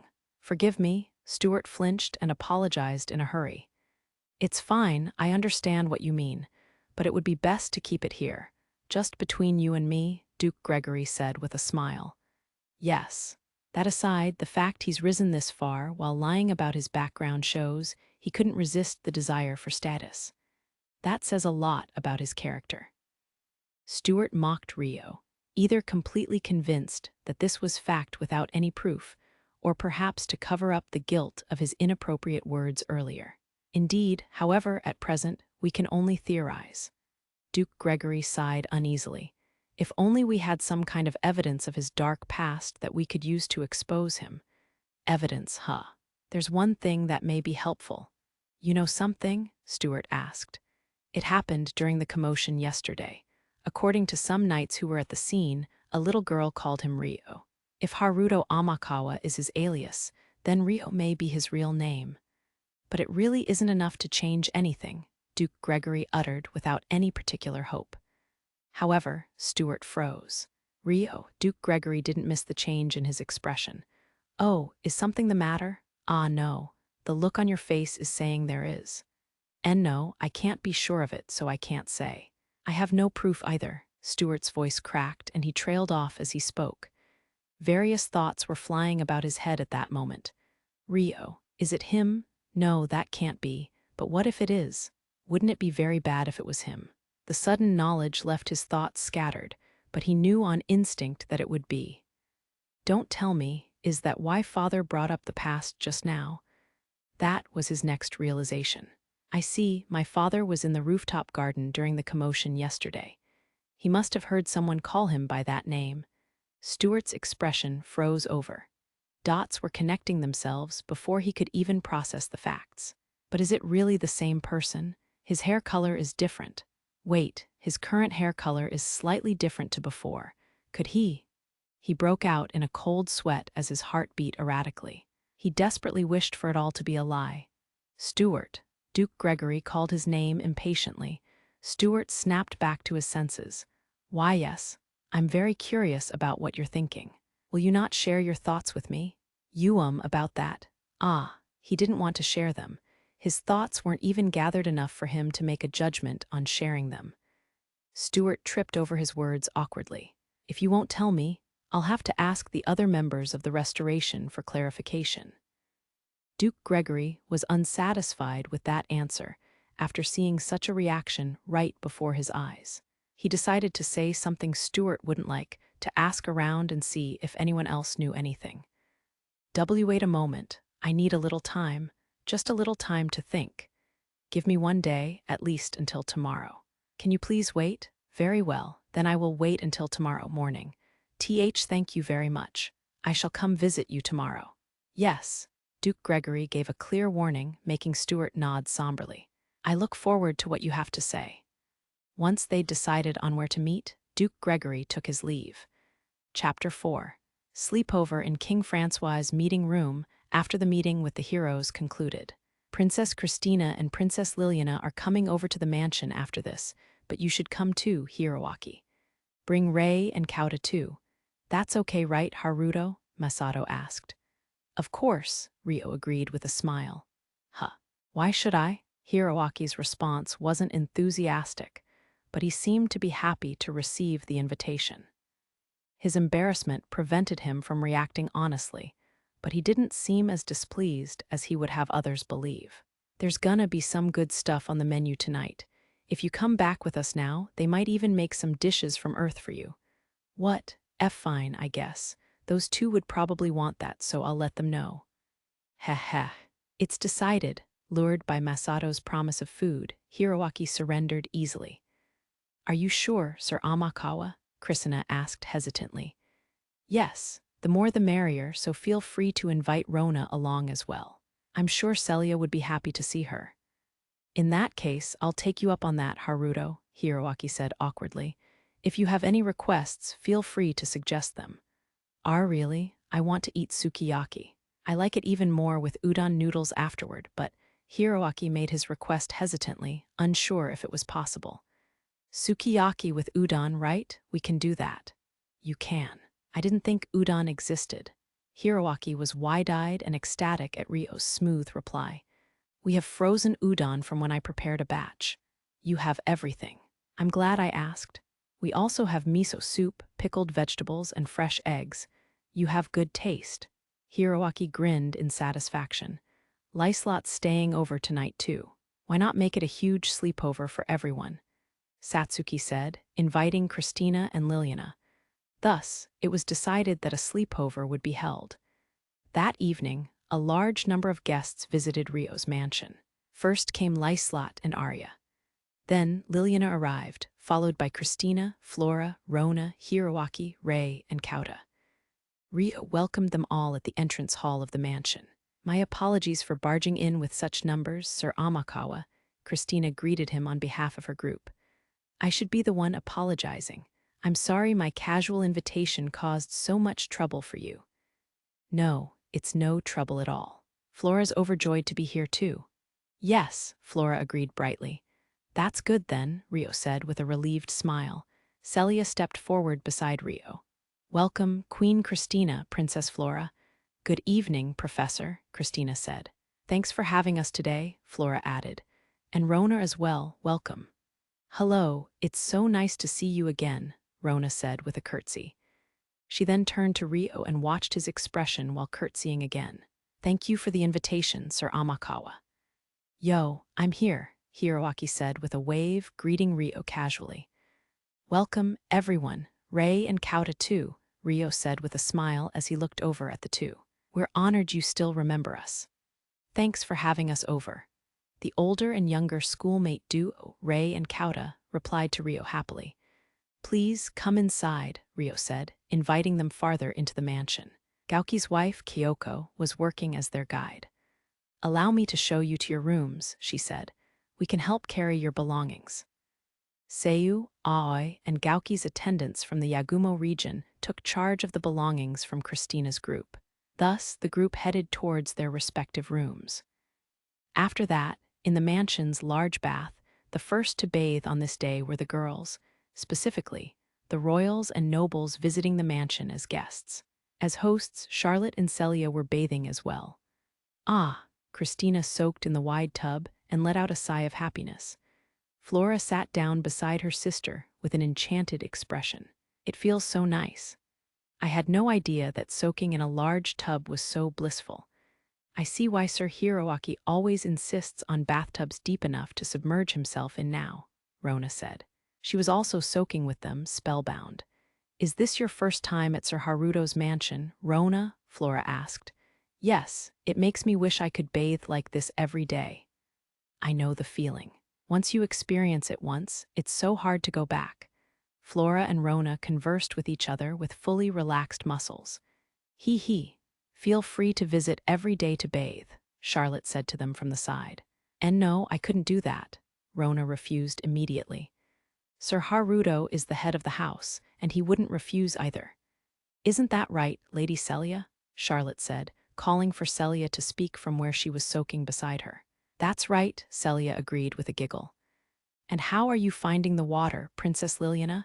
Charlotte continued, this time bringing the conversation to Liliana, who was bathing with them. It's wonderful. It's like my entire being has been soothed. I'd love to see this culture spread to Centistella, for sure. Liliana was also enjoying the mansion's bathtub. She let out a sigh of relaxation. In that case, feel free to come visit and bathe as much as you want while you're staying in our kingdom. I'm sure Sir Masato would be happy too, Charlotte said cheerfully, without referencing why Masato would be happy.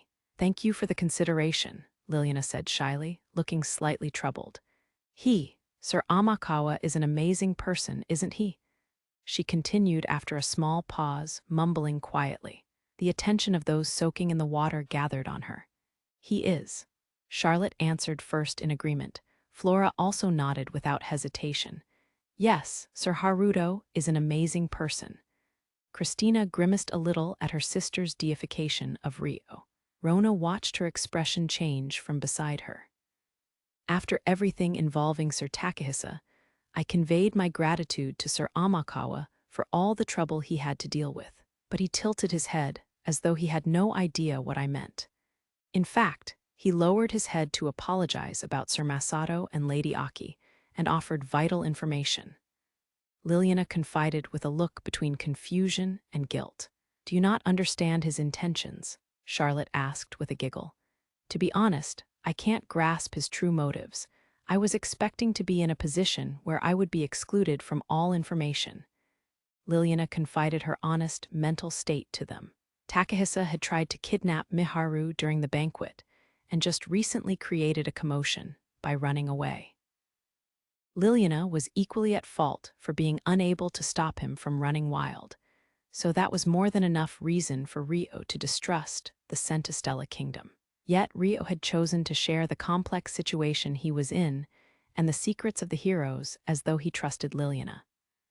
Haruto's true motives are simple. He trusts Masato, who trusts you, so he trusts you as well, Charlotte answered proudly. Flora nodded along, while Christina and Celia had vague smiles on their faces. Meanwhile, Liliana, who still didn't know Rio very well, swallowed her breath in surprise. How can he trust us? Rona muttered. Rona, that appeared to be a big surprise to Christina, who stared at Rona wide-eyed. I'm sorry. I understand the logic, but I just don't think it's as easy to do as it sounds. This might apply to Princess Liliana's question as well, but I don't have a grasp on what kind of person Sir Amakawa is either. Rona lowered her head as she explained the reason for her sudden question. I see. With that, Christina didn't question her any further. I've been wondering that too. Can you tell us what kind of person Sir Amakawa is? Liliana asked, jumping on what Rona had said. In fact, she had probably brought up the topic of Rio in the first place because she wanted to know more about him. Sure, there's rarely an occasion for the princesses of 3 kingdoms to get together naked like this. As the princess of the hosting kingdom, it would be rude of me not to present a story for you to take home. Charlotte nodded generously, showing her great sense of hospitality. It might turn into a long bath, though.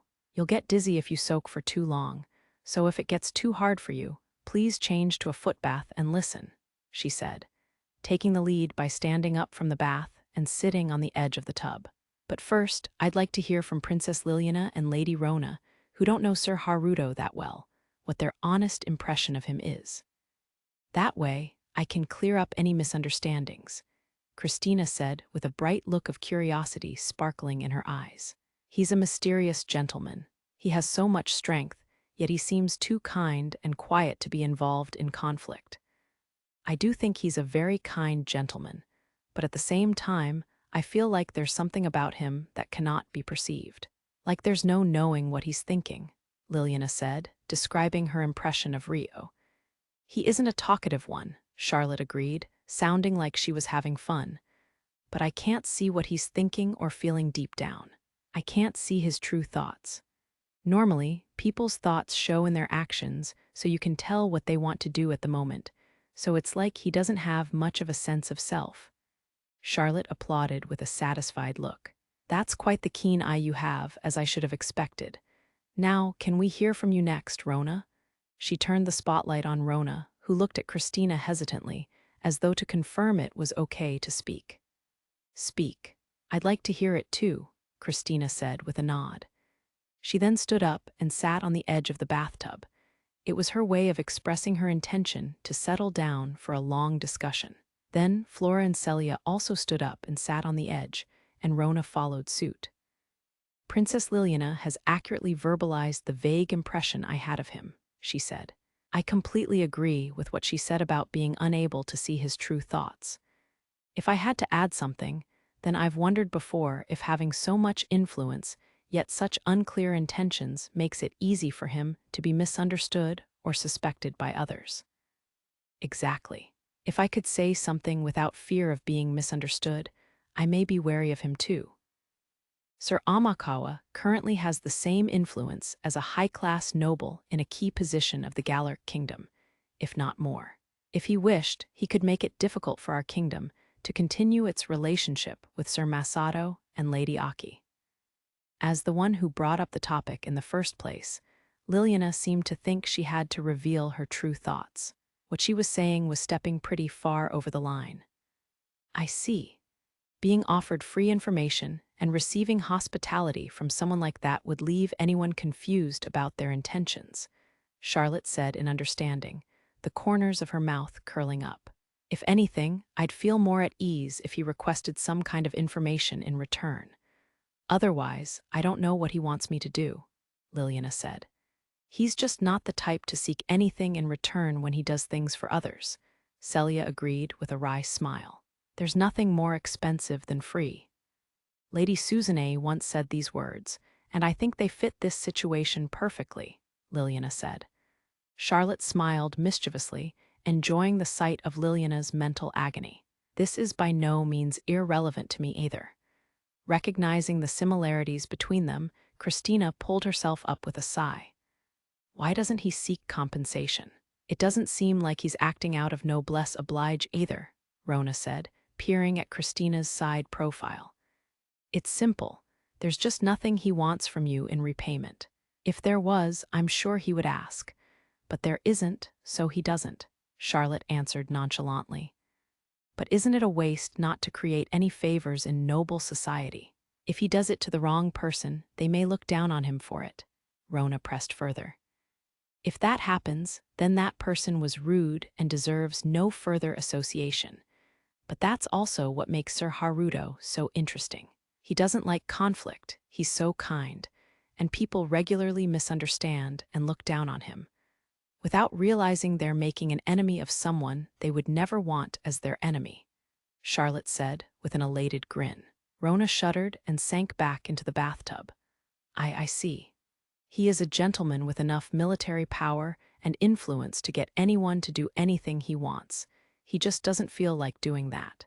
And it is my hobby, duty, to teach gratitude to the fools who fail to realize this on Sir Haruto's behalf, since he's too kind to do it himself.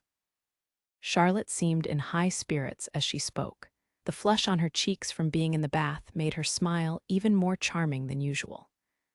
Since we're already here, I'd love to hear about Sir Haruto from Lady Celia, who's known him the longest, she said, inviting Celia to talk. I think Princess Liliana's and Rona's words were correct. There's no doubt it's hard to read his thoughts. Celia spoke of Rio's temperament with an almost strained smile.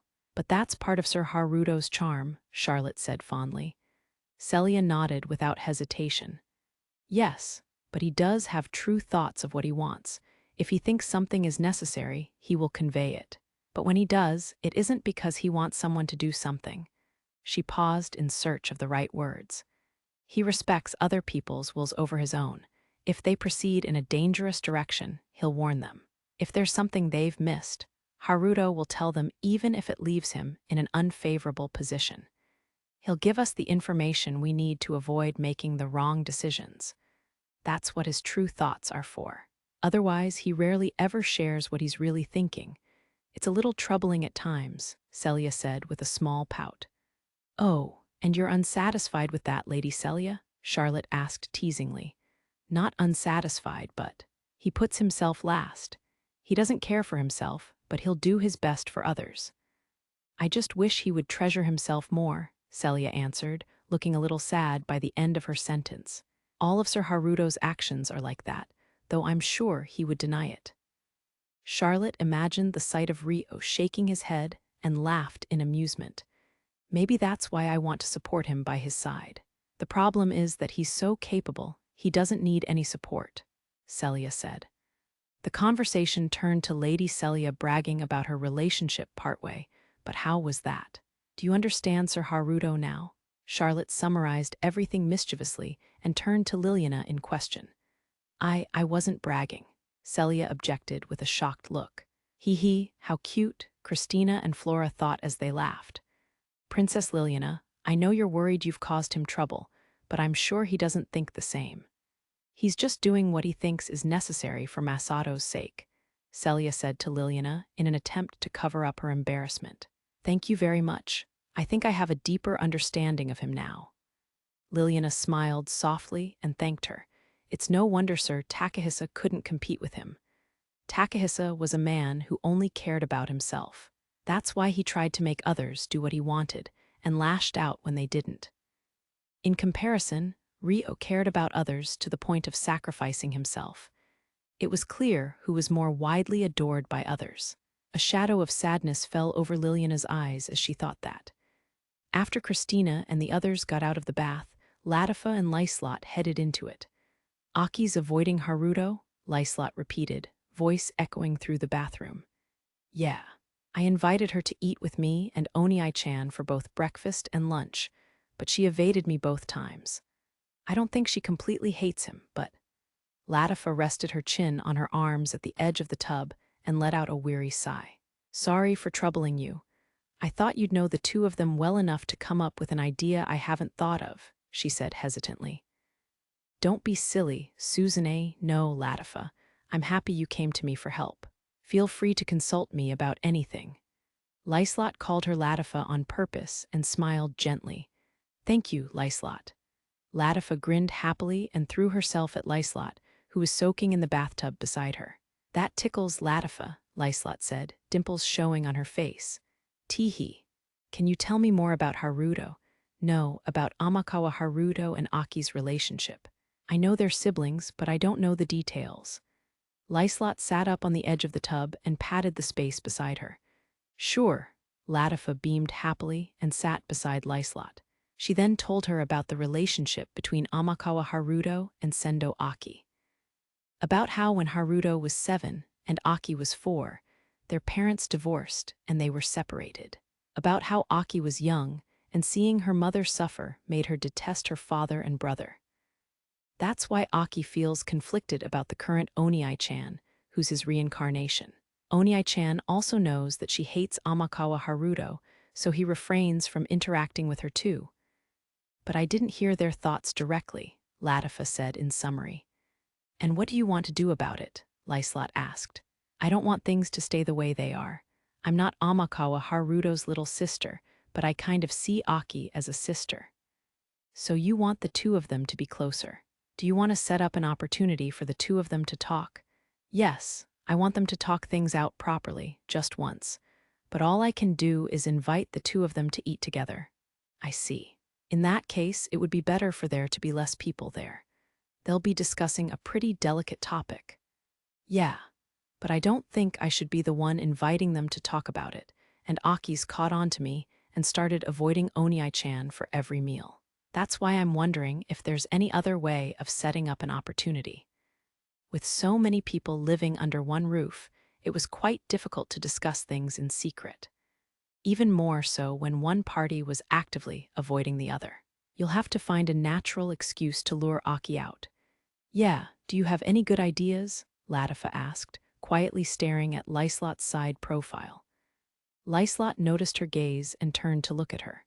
Shall I invite them then? She said, responding to the little girl who looked up to her. I don't know if it'll go well, but I have a good excuse in mind I could use, though I may need to make some preparations in advance. Really? Thank you, Lyslot. Overcome with emotion, Latifa clung to Lyslot. It's still early to be happy. I don't know if it'll work out. You haven't even heard my idea yet. Lyslot squirmed a little, embarrassed by such a straightforward display of affection. No, if it's you helping out, I'm sure it'll go well. I hope so. but I think you could have gone to the others for help too. Miharu should know about Haruto and Aki well, and everyone else would happily help out too, Lyslot said bashfully. Maybe, but you were the first person I thought to ask. Why's that? Lyslot asked curiously. Why? Because you're special. Latifa herself didn't seem to know the reason. She scratched her head. How so? You're like a real sister to me. Oh, but that goes for everyone else. Maybe because I have a connection to Rika. I know all we did was ride the same bus, so we weren't actually close, but that makes you special to me, Latifa said with a carefree grin. Those words seemed to resonate in Lyslot's chest. Gosh, you're just so cute. This time, Lyslot gave Latifa a squeeze. Latifa was round-eyed, having not expected the return hug. I think of you as my little sister as well, so feel free to rely on me whenever, Lyslot said gently, arms still wrapped around her. Yup, big sis, Latifa replied, beaming from ear to ear. As dinner time arrived, the group of young men, including Hiroaki, Rei, Kauta, Masato, and Ryo, finished their bath after the girls and entered the dining room. All right, it's time for sukiyaki. It actually smells like sukiyaki in here. I can't believe I'd get to smell this in another world. I'm starving. The room instantly became more lively. You're right on time. Your table is over there on the opposite side of Queen Christina and the others, Satsuki said, in the middle of setting the table. Got it. Now, how shall we sit? Hiroaki rubbed his chin as he considered the order of seating based on those already sitting down. The table was a long rectangular shape, and one side had Rona, Flora, Christina, Liliana, and Charlotte seated in that order. Furthermore, Satsuki was to sit on the other side of Charlotte. And since Hiroaki and the boys were to sit across from them, look, Kauta, it's like a mixer. Let's be quiet, Rei. Rei was fidgeting excitedly, and Kauta looked ashamed to know him. In that case, how about the two heroes sit in the middle? Ryo suggested as the host, gesturing for Hiroaki and Masato to sit first. Well, that makes sense. Let's sit, Masato. Okay. Hiroaki sat across from Christina, and Masato sat down opposite Liliana. Then the two guests can sit over here. Sir Haruto, please take a seat across from Princess Flora, Charlotte said, beckoning Rei and Kauta over to herself and Satsuki. Okay, if you don't mind. Rei raised his hand and nodded eagerly, while Kauta hurried to his seat while blushing. Hee, what a delightful group of people, Charlotte said with a giggle. Satsuki was also smiling in amusement. There's no need to be so nervous, she said to them. Then I'll be taking this seat. Once Ryo confirmed his guests were all seated, he took his seat in front of Flora. On the right of her was Rona, while Christina was to the left. Thank you for inviting us today, Sir Haruto. And me as well, Sir Amakawa. Flora was in high spirits at being able to eat together with Ryo, whereas Rona was staring at Ryo's face closely as she bowed. It's my pleasure, Ryo said, returning the bow with a soft smile. I guess I'll be beside Haruto then. Celia came over and took the seat to Ryo's right, across from Rona. The male-to-female ratio was no longer equal, but they maintained the shape of 6 people sitting across from 6 people. Yay, I get to eat dinner with the professor. It's like a school reunion, isn't it, Rona? Flora said excitedly, clapping her hands together cutely in joy. Yes, it does seem like that. Rona looked between Ryo's and Celia's faces and nodded cheerfully. Sorry for the wait. Just then, Seiyu and Aoi arrived, carrying their meal on trays. Hiroaki made a sound of joy. Ooh! On the trays were an empty iron pot on a pot stand and a separate plate loaded with the ingredients for sukiyaki. It included beef, the main ingredient of sukiyaki, as well as the orthodox composition of tofu, mushrooms, parsley, shirataki noodles, scallions, and onions. Oh, a sukiyaki using the soy sauce-based stock of the Kanto region, I see. The scallions and onions have been heated already too. Looks like you know what you're doing. Hiroaki looked down at the empty iron pot and ingredients with a satisfied smirk. It smells appetizing, Christina said, sniffing the air. That's the smell of scallions after being fried in beef tallow. If you fry them first, the scent of the scallions and beef tallow transfers better into the soup, Hiroaki explained smugly. I see. By the way, onions also take a while to cook, so it's an absolute rule to heat it separately first. This way, the onion flavor seeps into the stock when it's boiled, Hiroaki continued, showing off his knowledge with a triumphant expression. It seemed he had rather strong opinions about the making of sukiyaki, which was no surprise, considering he had been the one to request it. You sure have a lot to say about it when you're not even the one who prepared it, Satsuki sighed in exasperation. Haha, well, it's Hiroaki, Rei agreed with a laugh. Before long, a tray was placed in front of everyone. That's enough of that. Let's eat already. Can I put the stock in? Masato's hunger must have reached its limit as he immediately picked up the jar with the stock in it. However, Masato, you idiot. Wait, listen up, there's a correct way to eat sukiyaki. First, you fry a small amount of the meat, spreading the fat around the pot. Hiroaki, appointing himself boss of the pot, stopped Masato from proceeding. What? I just boil it all together. I know Hiroaki was the one to request sukiyaki, but I thought it'd be a good opportunity to try making it ourselves. It's a simple matter of heating the pot and placing the ingredients in it in order, but if anyone has any concerns, we can have it prepared for you. What do you think? Satsuki said to the members who had never had sukiyaki before, ignoring Masato and Hiroaki. Since you've gone to all the trouble, let's try it ourselves, Christina said, looking at Flora and Rona. Flora nodded enthusiastically, and Rona didn't make any particular objections. What an interesting idea. I'd love to try making it myself, Liliana agreed, choosing to make her own sukiyaki as well. Thus, it was finally time to place the ingredients into the pot. Now, let me teach you the most delicious way of eating sukiyaki. Listen up. First goes the meat. You fry just the meat by itself. With this, the fat of the meat seeps out, allowing you to enjoy the taste of the meat alone. Hiroaki picked up slices of beef with his long chopsticks and placed them into the iron pot. The pot stand was a magic artifact that could heat the pot, so the moment the meat was placed inside, it sizzled and released an appetizing smell. Smoke started to rise as well. Wow, Flora muttered, eyes sparkling. It smells good, Rona said, her expression brightening too. There are some fools that boil the meat with the ingredients in the stock right away, but that's heresy to me. First, you fry the meat, then add the stock while there's still some red to the color. But take care not to add too much or the flavor of the meat will weaken.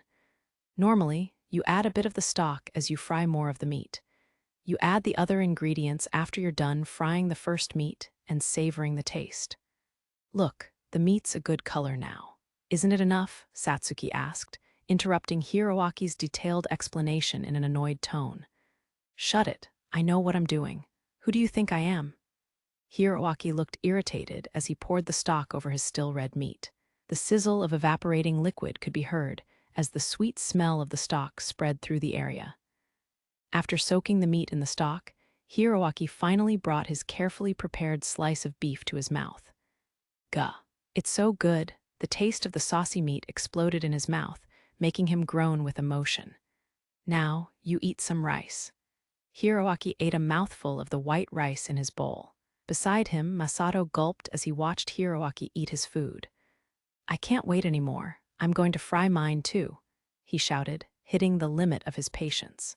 He fried his meat as Hiroaki began to fry his second slice. Shall we fry ours too? Satsuki suggested. Yes, Kauta said. I don't want to wait anymore, Rei added. We should start too. If there's anything you don't understand, please ask me, Ryo said to Flora, and the others sitting across from him before frying his own meat. Well, you don't have to follow the fussy guy's instructions to the letter. Throwing everything in with the stock still tastes delicious, Satsuki said frankly to the princesses. Hey, Satsuki, who are you calling a fussy guy? Hiroaki snapped. I didn't name any names. HMPH, whatever.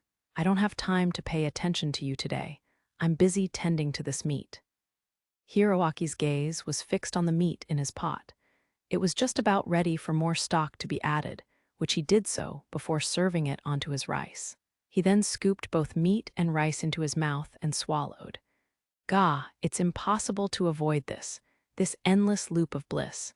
I could melt at the taste, he said, beaming with satisfaction. Everyone, your meat should also be ready soon. You can add your stock now, Rio said to Flora and the others around him. Right, I just pour this sauce on it, yes. Flora nervously poured her stock on the beef in her pot. The sound of sizzling could be heard as smoke rose. Wow, that's amazing, she said, round-eyed and smiling. She couldn't use chopsticks, so she elegantly cut her meat with her knife and fork before bringing it to her mouth. Flora closed her eyes happily. It's delicious. The meat just melts in my mouth. Christina and Liliana also ate their meat beside her and smacked their lips at the taste. There's a sweet taste to this sauce, Rona noted, blinking in surprise. That's because there's sugar in it. How is it different from soy sauce? Flora asked Rio. She had eaten at the mansion a few times now, so she had experienced soy sauce-based dishes before.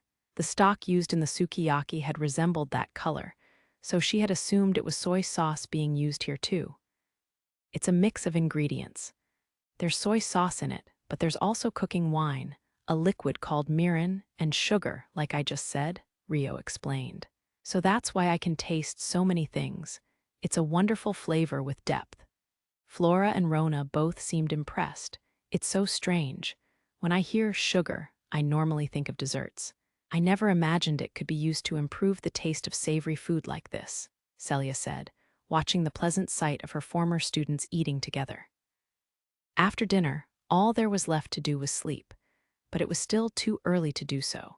So Rio, Masato, Hiroaki, Rei, and Kauta moved to the parlor of the mansion to hold an all-boys meeting. They all sat around a table with drinks and snacks, the 5 of them in a circle facing each other. Man, it feels like we're on a graduation trip, Rei said as he munched on the snacks. Yeah, and it's kind of refreshing for us to gather with these members, Kauta agreed, taking a sip of the cold tea. Hiroaki grabbed some of the snacks as well. Haruto and Kauta are the same age, right? No, I'm 1 year younger, Rio answered. Haruto doesn't really feel younger, though, Kauta said. I get what you mean, especially with the way we met. Sir Amakawa was the one protecting us from Beltram to the restoration.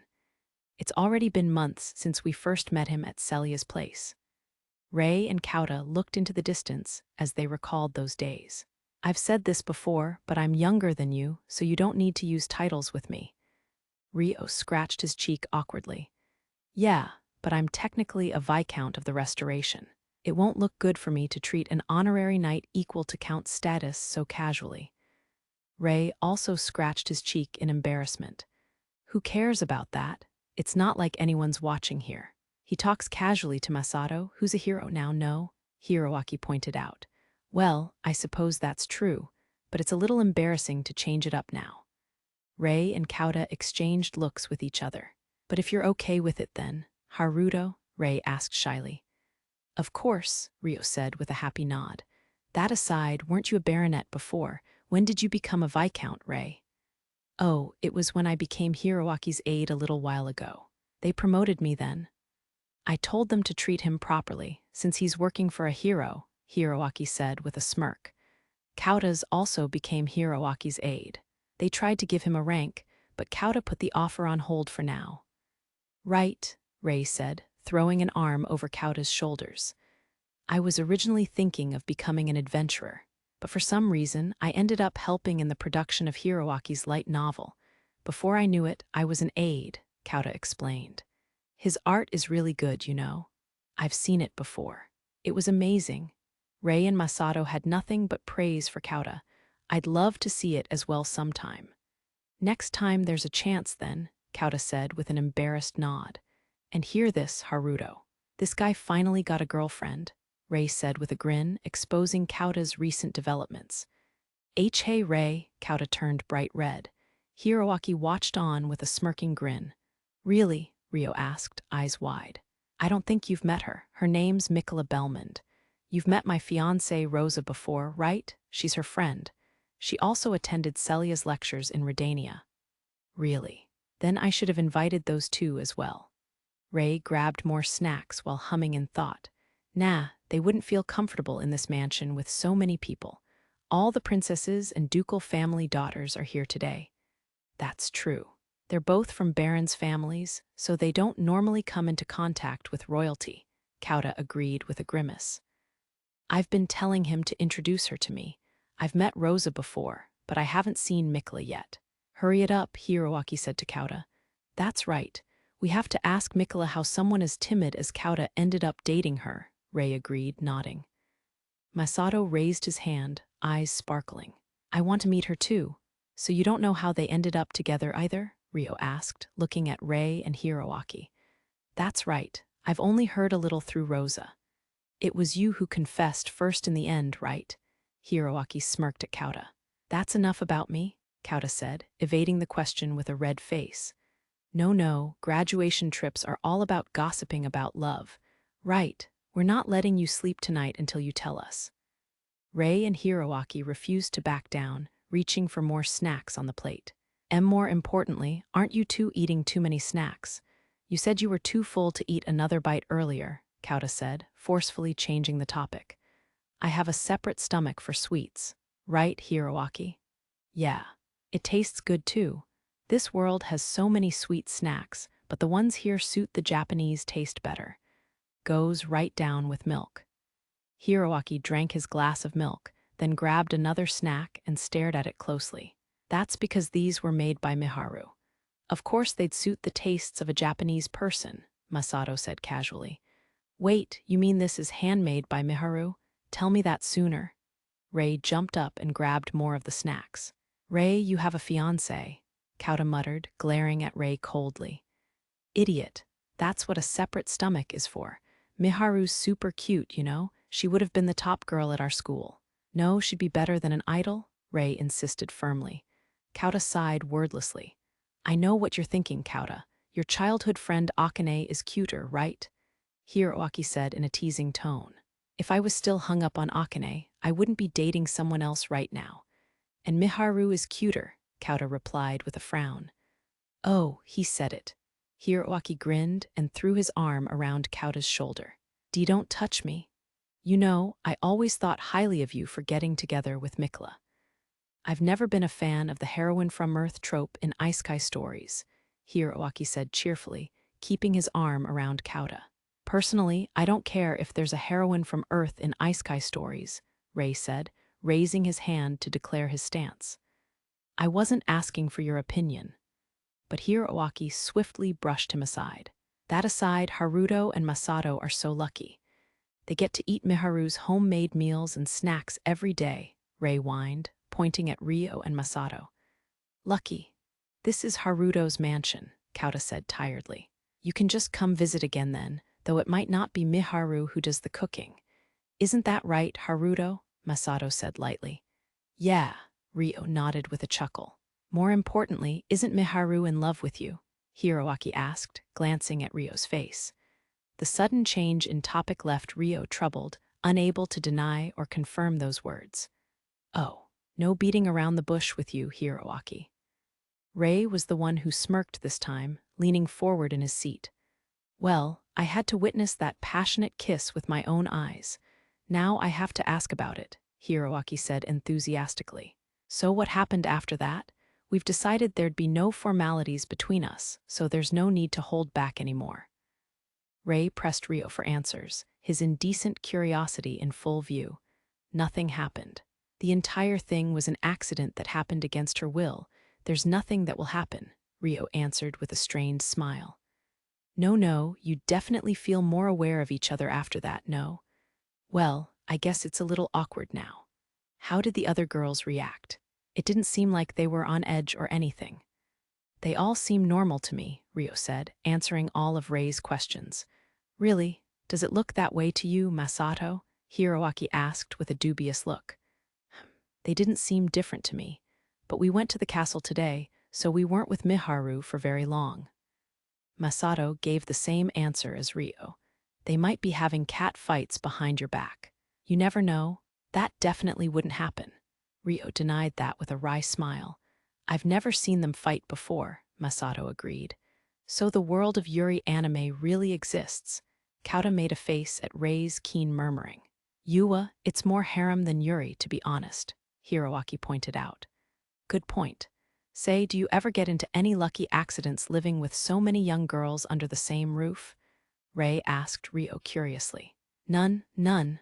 Nothing like seeing them naked while they're changing for the bath, or opening the toilet door they forgot to lock, or getting into the wrong bed at night. Ray leaned forward, eager to know if there were any hopes or dreams to be had there. Rio thought for a brief moment, then replied, Nothing. In reality, the thought of Asia climbing into bed with him in a half-asleep state had flashed through his mind. Lena had also snuck into his room last night by possessing Miharu. However, Hiroaki was astute. Hey, hold up, what was that pause just now? It's nothing. Rio shook his head, voice cracking slightly. Neither of them had entered his room by mistake, so it wasn't as though he was lying, or so he told himself.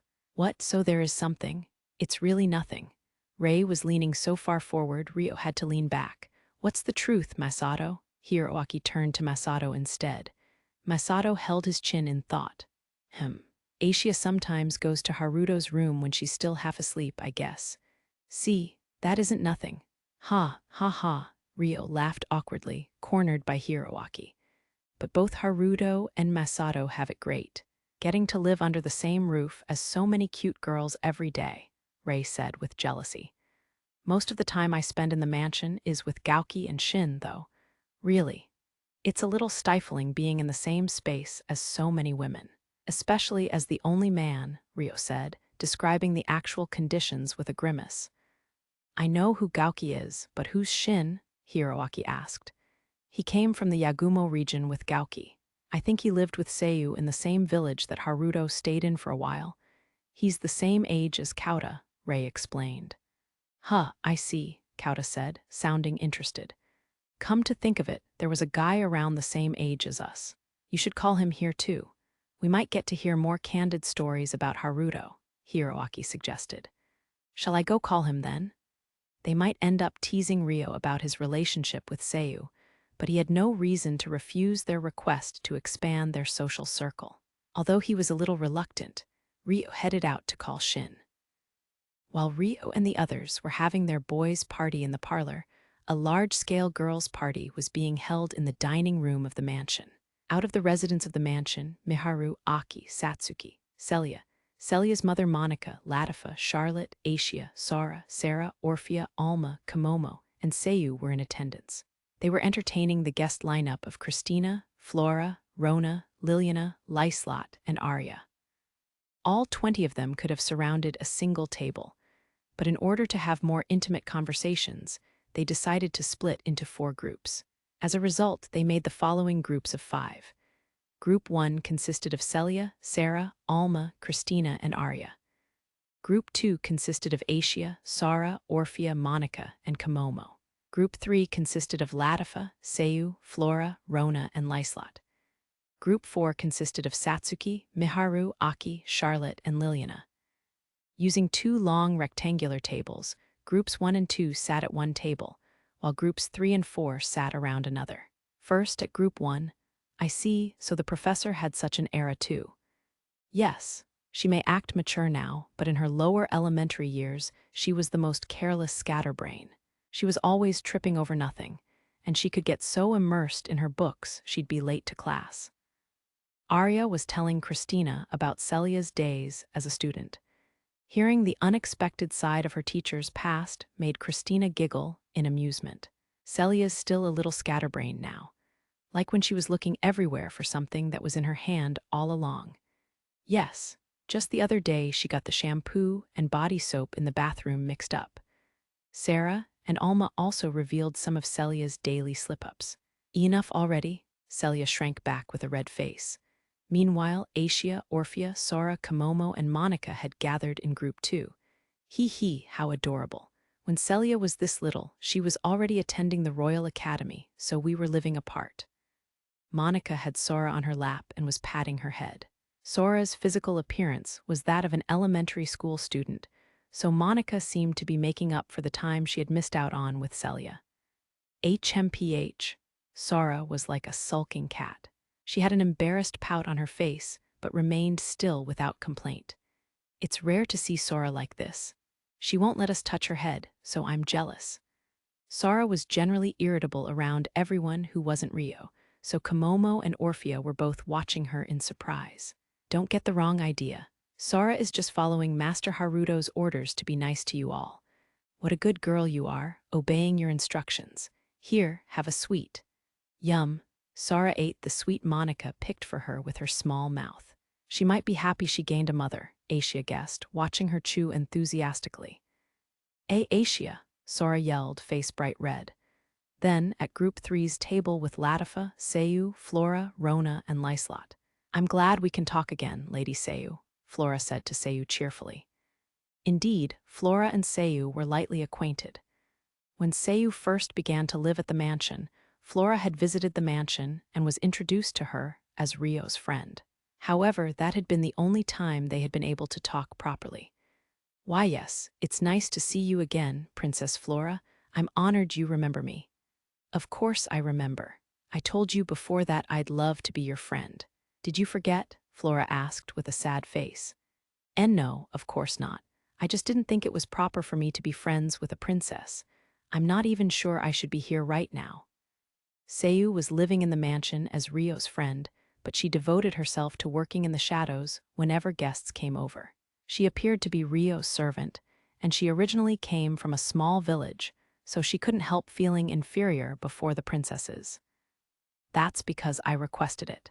Like I said before, you can forget that I'm a princess when talking to me. It was normally impossible for a servant to sit in the company of a princess, but apparently exceptions could be made if the princess herself requested it. Are you sure? Seiyu asked nervously, glancing at Latifa for help. I don't know either. Latifa looked uncertain as well. After all, no matter how much Flora insisted it was fine, it was possible that Rona, who was there as her attendant, would find it improper. Rio, Satsuki, and the other residents of the mansion kept their status differences to a minimum in their daily life. But it was a different matter when they were hosting guests. They weren't so close to. You don't mind, do you, Rona? Flora asked, noticing their gaze on Rona.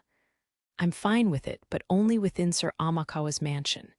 It'd be a problem outside, Rona said with a slightly troubled nod. There you have it. Tonight is a sleepover, and this is an all-girls party to deepen our friendship, so let's get along well.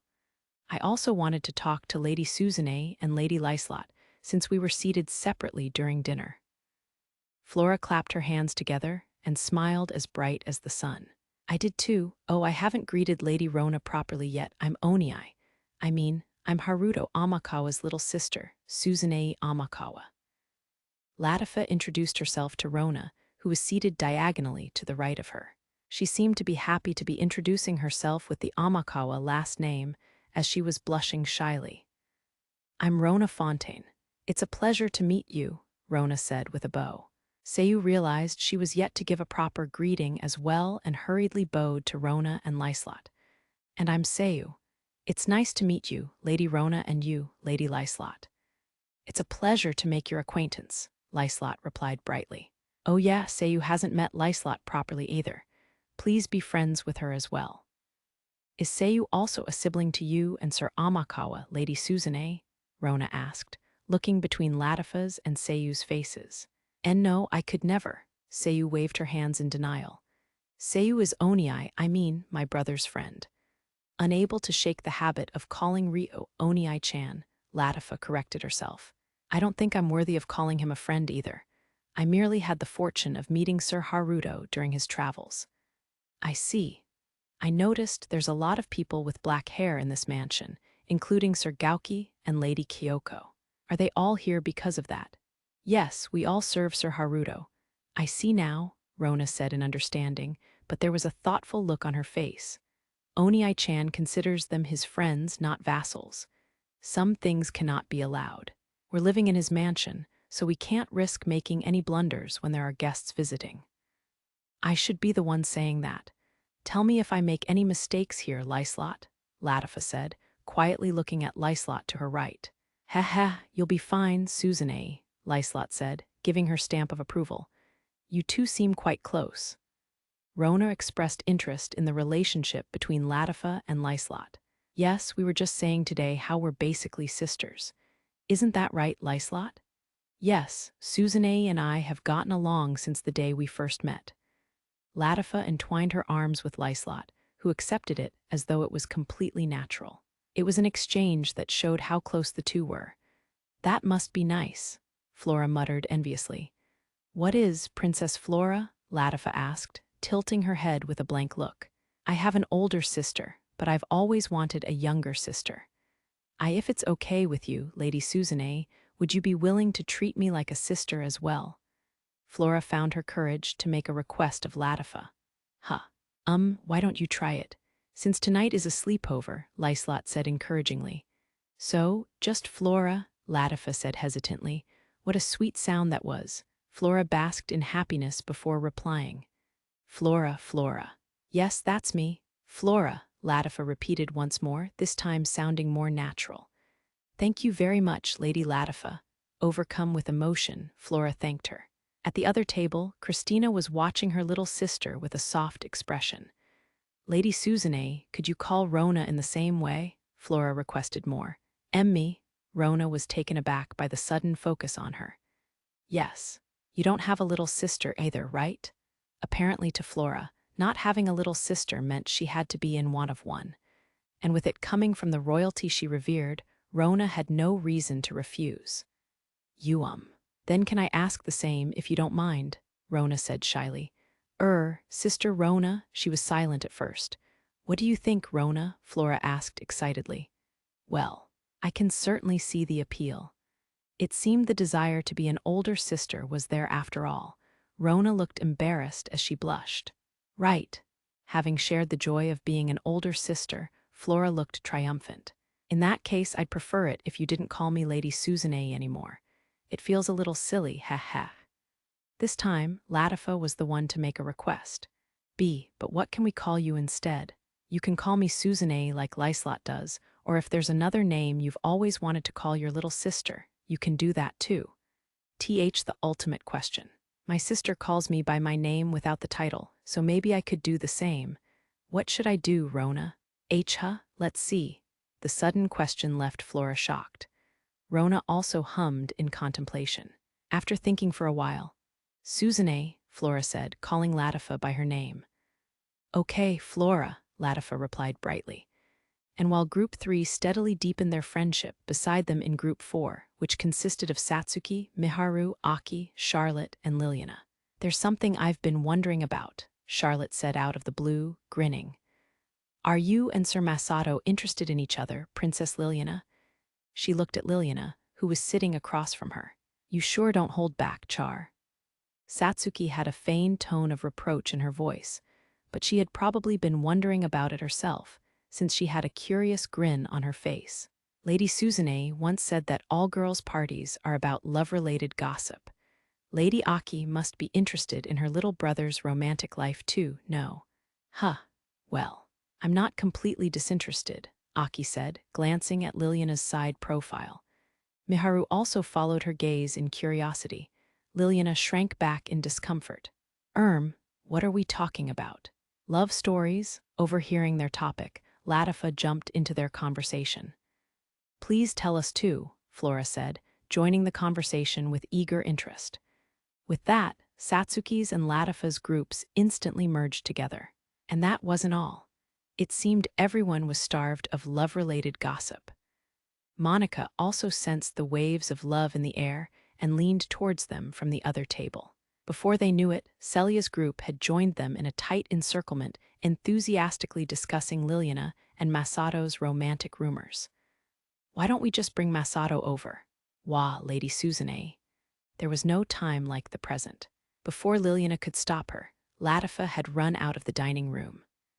Meanwhile, at the boys' only party, Shin had been in the middle of drinking when he joined them, so everyone besides Masato also began drinking alcohol. Then, even though he gave Seiyu a hairpin, he just up and left the village. Shin pointed at Ryo as he told them about what happened in the Yagumo region. Seriously? That's awful, Haruto. Yeah, what a sinful man. That's right. Seiyu still treasures that hairpin, you know? A red-faced Rei, Hiroaki, and Shin said respectively, denouncing Ryo. That Seiyu sure has guts, though. She followed after Haruto even though she was rejected, coming all the way here to the Strahl region, Rei said. Sounds like he should take responsibility and marry her, Hiroaki added. That's right, take responsibility, Shin chimed in last. The three of you are getting a little too drunk, Ryo said, completely overwhelmed by them. Ha, they've hit it off with each other. Must be tough being popular. Although Kauta and Masato gave Ryo pitying looks, they were enjoying the situation. Who are you interested in the most anyway, Haruto? You've been living with so many cute girls who adore you. How come you haven't dated any of them? Rei asked bluntly, holding a glass in one hand. I can't think about anything like that right now, so even if you ask me. And you call yourself a man? You gotta have the guts to marry them all. That's right, marry Seiyu. The drunkards continued pestering Ryo until a knock came from the door. It immediately opened afterward, revealing Latifa. Is Masato here? She asked. What do you want, Suzune? I'd like to ask you something. Is that okay? Me. Masato pointed at himself blankly. Yeah, is that okay? Latifa was grinning, but there was an intensity to her that refused to take no for an answer. Why, yeah, that's fine. With no reason to refuse, Masato nodded hesitantly. Good, let's go. Thus, Latifa took Masato to the girls' party. I've brought Masato. Latifa returned to the dining room, pulling Masato by the hand. All the girls participating in the party were gathered there. It was an overwhelming number of girls. Feeling like he had wandered into an all-girls school, Masato stiffened at the pressure. Why, yeah. What is this? Now, sit over there, Masato. Latifa led him by the hand to the seat opposite of Liliana. I have a bad feeling about this, Masato thought instinctively. Why, things were getting real exciting over there. Shin came over and started telling us stories of Haruto's romantic escapades. Oh, maybe you should call them over too. Sorry, Haruto. Masato apologized in his head as he tried to stand up, using Ryo's gossip as bait to change the topic. Onii-chan's romantic escapades. The look on Latifa and everyone else's faces changed. Okay, Masato was sure of his victory, but that vision quickly crumbled away like a mirage. I do want to hear more about that in detail later, but like I said, I have something to ask you. Latifa grabbed Masato's shoulders and grinned as she pushed him back down into the chair. All right, what is it? I'm not getting away from this one, Masato instantly thought to himself. Thus, Masato may or may not have learned the terror of a harem. No matter how much fun there was to have, everything had to come to an end eventually. After Masato was interrogated, the other members of the boys' party joined the girls' party. They were thoroughly questioned about what they discussed at their party, resulting in several red-faced people and Seiyu getting mad at Shin. The informal social gathering was a big hit, but it was finally time for things to come to an end. Everyone was disappointed, but it was long past their usual sleeping hour. As the participants left the dining room one after another, Lyslot called out to Miharu and Aki. Miharu, Aki, she said. Yes. Sorry to stop you as you're about to go to sleep. There's something I'd like to ask the two of you. What is it? I'm thinking of developing a new product for the Rika Guild, and I was hoping to receive your assistance in it. Our assistance? Miharu tilted her head with a blank look. She had given the Rika Guild several of her baking recipes before, but she had no idea what kind of product would involve Aki as well. Yes, the product this time is fashion-related, not food. I'd love to hear both of your opinions from a Japanese perspective, Lyslot explained. I'd be happy to help, but you're not going to invite Satsuki as well? Aki said, asking the obvious. There's quite a lot to check, so it'll involve visiting the actual stores in person. Considering Satsuki's position, it won't be easy for her to go out like that. I see. If it isn't too much trouble for you, I'd appreciate your assistance. Of course, you'll be fairly compensated for your time, Lyslot said, bowing her head. As long as you don't mind an amateur opinion. Miharu was the first to agree. I'm okay with it too, though I won't know any better than Miharu. Aki also nodded with a strained smile. Thank you very much, it'll be a great help. I'll have to consult Princess Charlotte first, but I'll have more details within a few days. Please keep that in mind. With Lyslot's request, the day came to an end. Chapter 5. Conflict between parent and child. Around the time Christina and the others had just left for Rio's mansion, Duke Gustave Huguenot had summoned a girl to the guest house. "Sorry to call you here so suddenly, Elise." The girl's name was Elise Brandt, and she was the daughter of a count family in Beltram. She was born as a high-ranking noble, but she normally had nothing to do with Duke Huguenot. Not at all. Duke Huguenot and Elise were the only two people in the room. Was he going to ask her to be his mistress, or was there another reason? At any rate, Elise had no idea why she was summoned, so she could only shake her head stiffly. "There's no need to be so nervous. I just want to ask you something in private. I'd like you to promise not to speak a word of this to anyone else. Can you do that?" Duke Huguenot said, explaining the reason he had called her here. "I understand. In noble society, ranks were absolute. If someone of higher standing made a request like this, there was no way of refusing." Elise nodded timidly. "Good. Then I'll get straight to the point. Around 5 years ago, when you were in your 6th year at the academy, an outdoor drill was held. Do you recall that?" "Yes." Duke Huguenot cut to the chase. When Elise nodded, a look of guilt flashed across her face, and Duke Huguenot didn't miss it. He narrowed his eyes slightly. "Do you remember the incident that occurred during the drill? There was a monster attack on the students." "No, not that one," Duke Huguenot dismissed immediately. Elise paused awkwardly. "Princess Flora nearly fell off a cliff," she eventually said. "At the time, you were one of the witnesses to Princess Flora's incident." "Yes." "In a wounded state, Stuart, my fool of a son, bumped into Princess Flora and caused her to nearly fall off the cliff. But before that, another student had pushed him into her. Ultimately, that student had to take blame for the incident. Isn't that right?" Duke Huguenot listed the facts without any emotion. It was clear Elise was getting more nervous with every passing moment. "I did not see which student it was who pushed Stuart," she said, voice cracking. "Is it just me, or does it sound like you're not telling the truth?" "That's not true." Her eyes were clearly darting about the place. Duke Huguenot sighed in a troubled manner, then stared at her with a look of resolve. "I think you actually saw who it was that pushed my son. Am I wrong?" Elise hesitated. "Why are you asking this now?" she asked warily. "I decided I want to know the truth," Duke Huguenot answered immediately. Elise's eyes widened in surprise. "Like I said at the start, this is just between you and me. Even if you give me a different testimony to what you gave in the past, you will not be blamed for anything. So will you please tell me the truth as you remember it?" And as Duke Huguenot hoped, it was indeed your son, Stuart, who bumped into Princess Flora. There's also no doubt that this was why she nearly fell off the cliff. Elise slowly began recalling her memories of the incident. "Are you saying there's an inconsistency elsewhere? It was a different person who initially pushed Stuart.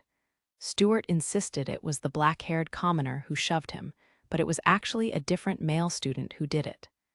Duke Huguenot pinched the bridge of his nose with a frown.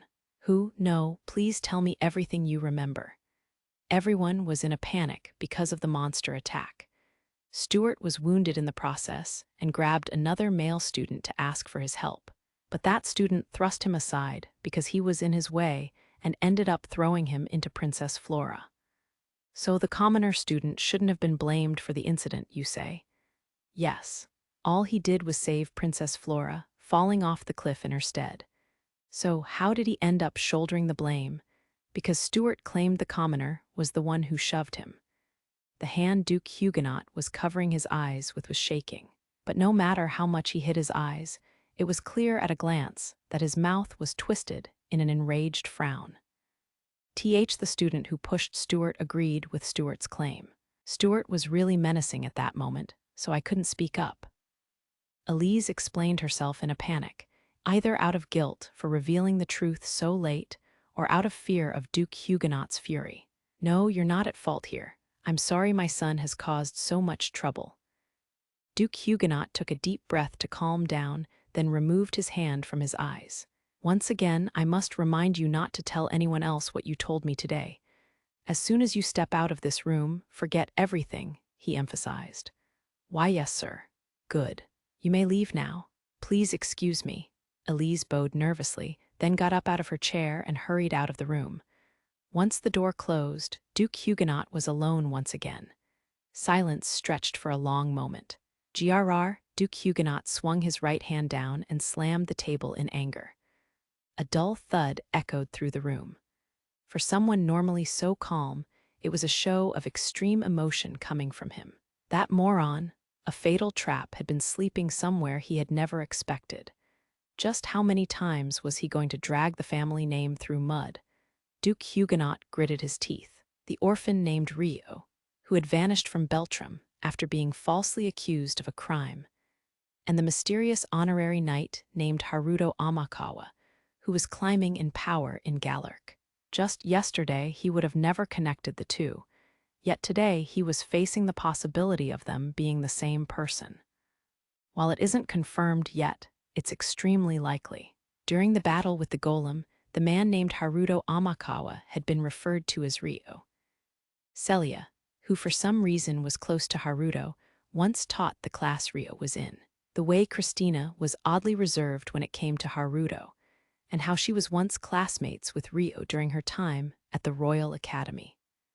Just by adding one piece of information, the dots all joined each other one after another. There was too much circumstantial evidence to dismiss it all as a coincidence. Suppose he's the same person. Celia definitely knows his identity already. What do I do? Who knows what will happen if the past becomes public?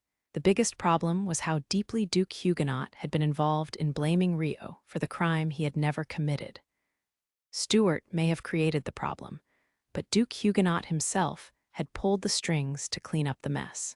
But back then, the Arbor faction had been gaining power, so Duke Huguenot had to do everything he could to avoid being caught in a scandal. Making his son take responsibility for the second princess, nearly falling off a cliff, was out of the question. That's why he had blindly believed Stuart's testimony without investigation and arranged for the blame to be placed on Rio, who had disappeared from the scene. As an orphan, Rio had been an extremely convenient target to use as a scapegoat. There had been no reason to hesitate. It had been the best move at the time. But now Rio was the honorary knight of the Galark kingdom. King Francois had deep trust in him, and he was also close to their hero, Satsuki. He was no longer a person Duke Huguenot could afford to make an enemy of. Now, it was the worst possible move I could have made. To think the person I discarded as a scapegoat would be the person we needed most. Bitter regret washed over Duke Huguenot. If he hadn't looked down on Rio for being an orphan and persecuted him, if he had treated him with fairness and respect, they may have received Rio's assistance by now. In fact, if the truth of how he had framed Rio ever came to light, Duke Huguenot's life as a noble would be over. Even worse, I sent an assassin after him to silence him. If that's ever exposed, there'll be no way of excusing myself. It would have been troublesome if Rio ever returned and gave his own testimony. That's why Duke Huguenot had sent the rare werebeast he had raised to track his scent and assassinate him. However, that assassin had never returned. She must have been killed or left to die somewhere. Up until just yesterday, Duke Huguenot had banished all memory of the assassin girl, Latifa, to a corner of his mind. Either way, it's clear she failed at the assassination. At least she had a collar of submission on, so she wouldn't have been able to speak even if she was caught or defeated. Indeed, back then, Latifa had been unable to speak in any way that disadvantaged her master due to the collar of submission. If she tried to pass information on while knowing it could harm her master, an agonizing pain would run through her brain. There was no way Duke Huguenot would have known that Rio had used spirit arts to imitate extremely difficult-to-spell magic to remove the collar. As long as she doesn't speak, there's no way for anyone to prove I was the one who ordered the assassination. I should be more worried about information leaking from somewhere else. Right now, Queen Christina and the others are at his mansion. Before realizing the truth, he would have considered it a good thing for the restoration to become closer to him. But that was no longer the case. Christina, Flora, and Rona had all been on the same team as Rio during the outdoor drill, And that wasn't all. Christina and Rona had been Rio's classmates. Flora would have interacted with him elsewhere before too. Master Rio. The image of Sora calling Rio's name flashed through Duke Huguenot's head once again. Rio and Sora had teleported to the rooftop garden to face the golem. Christina, Flora, and Rona had been standing right beside him, so they would have heard Sora's words as well. If I've noticed it, Queen Christina and the others will be able to notice it too. Or have they noticed already and are feigning ignorance? What if they're gathering in the mansion right now to discuss the possibility? It was possible they had noticed this a while ago. All kinds of potential scenarios flooded Duke Huguenot's head, muddling his thoughts. Should I disclose everything after all? Duke Huguenot ruffled his hair with his right hand fretfully. In reality, when he had met Christina earlier, his plan had been to bring up Rio to her. That was also why he'd had Stuart attend the meeting with him. But he had been unable to organize his thoughts in time and backed out at the last minute. The reason for that was most likely, as already mentioned. He feared what would happen if the fact he had tried to frame Rio was revealed. It was only natural to fear it. The wrong move could result in Duke Huguenot losing his position, resulting in the restoration disintegrating. But even then, the restoration needs his power. It's absolutely essential. Duke Huguenot still believed that Rio was necessary to the future of the restoration. That was why he was desperately racking his brains for the correct way of gaining Rio's assistance. It shouldn't be impossible. He's helped us in the past with our dilemmas, even if that was because of Celia's presence. Of course, he didn't think Rio had forgotten about the outdoor drill incident either. The first possibility Duke Huguenot had considered was Rio getting close to them for revenge. It was a scenario he had gone over in his head many times now, but he's had plenty of chances to get his revenge on us. But he didn't. He's intent on hiding his past. In other words, Rio probably had no intention of seeking revenge, and he didn't want to bring up the past again either. There's no reason for me to enter the lion's den on purpose, is there? If he was to seek Rio's assistance for the restoration, wouldn't it be better to maintain his ignorance? But considering Rio's character, a sincere apology might be necessary first. I have to make a decision before the next time I meet Queen Christina. Duke Huguenot was at his wits' end for the rest of the night. Meanwhile, at the same guest house of the Gallic Castle, Stuart Huguenot was sitting in a chair in his room, legs shaking in small but fierce movements. The next moment, he stood up and paced the room restlessly. His face was pale with intense panic. "Damn it," he yelled at the top of his lungs. The reason for his current state was clear. Why? Why is it him? Why does he have to appear now? Rio, the boy who once disappeared after being framed with a crime, had potentially reappeared nearby as the man named Haruto Amakawa. No, wait, is it really him though? Is Haruto Amakawa Rio? His thoughts were all over the place. Or rather, he refused to believe it. He didn't want to think of Rio and Haruto Amakawa as the same person. He wanted them to be different people. But there was strong proof of them being the same person. I couldn't understand why Professor Celia was so close to that man, but now. If Haruto Amakawa was Rio, then it made sense. When Stuart attended the Royal Academy, there were rumors of Celia being close to Rio. There were many male students who weren't amused by that, and Stuart had been one of them. If so, that means the professor knows his identity. She would have heard about what happened at the outdoor drill from him. On top of that, she's staying with him. In other words, Celia must blindly believe in Rio's innocence. He too would have heard about what happened after he fell off the cliff from the professor. Like what part of the story was inconsistent and how it was handled after. That was probably why he had vanished after the outdoor drill. The reality was that Rio had directly witnessed Stuart giving his false testimony, but Stuart had no way of knowing that. He must know about how I lied. The guilt of the lie he had told made Stuart stiffen. The truth was, he knew exactly who had pushed him during the outdoor drill. He had known, yet claimed that it had been Rio who pushed him. No, but there weren't any other witnesses who saw it. At the very least, neither Princess Christina nor Princess Flora saw anything. Rona shouldn't have either. In that case, was there anyone else who could declare he had been lying? Even if Rio pleaded innocence, there was no way of proving it as long as Stuart didn't change his testimony. That's right. There's no evidence. He knew there was no way of proving his innocence, so he changed his name and started a new life. The situation still favored him, Stuart concluded with a much more relaxed smile. But how does that explain the different color of his hair? Is he really a different person after all?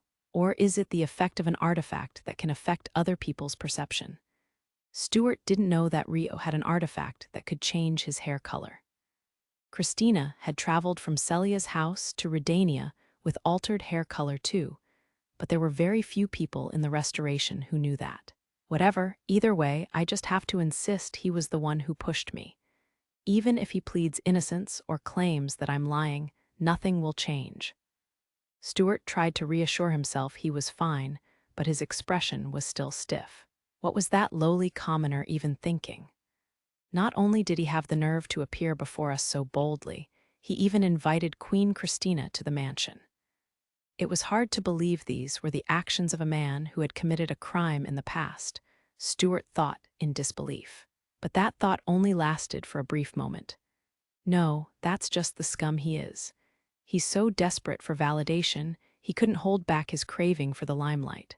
Being a lowborn meant he'd never received the approval of others, so he was dying to be treated specially. A clear inferiority complex, if you ask me. Greedy filth. HMPH. In order to dispel his lingering anxiety, Stuart let out a condescending snort. He was trying to keep calm by looking down on Rio.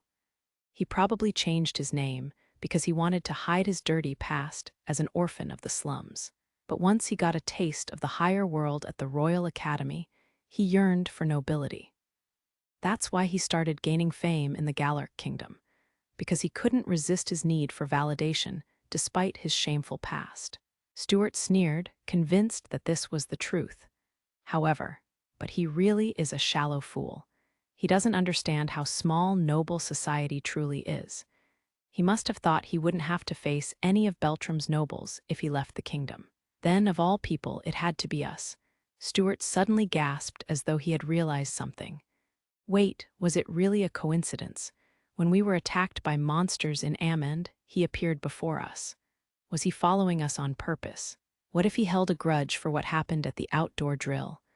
The guilt of what Stuart had done haunted him, making him suspect Rio was trying to exact revenge on them.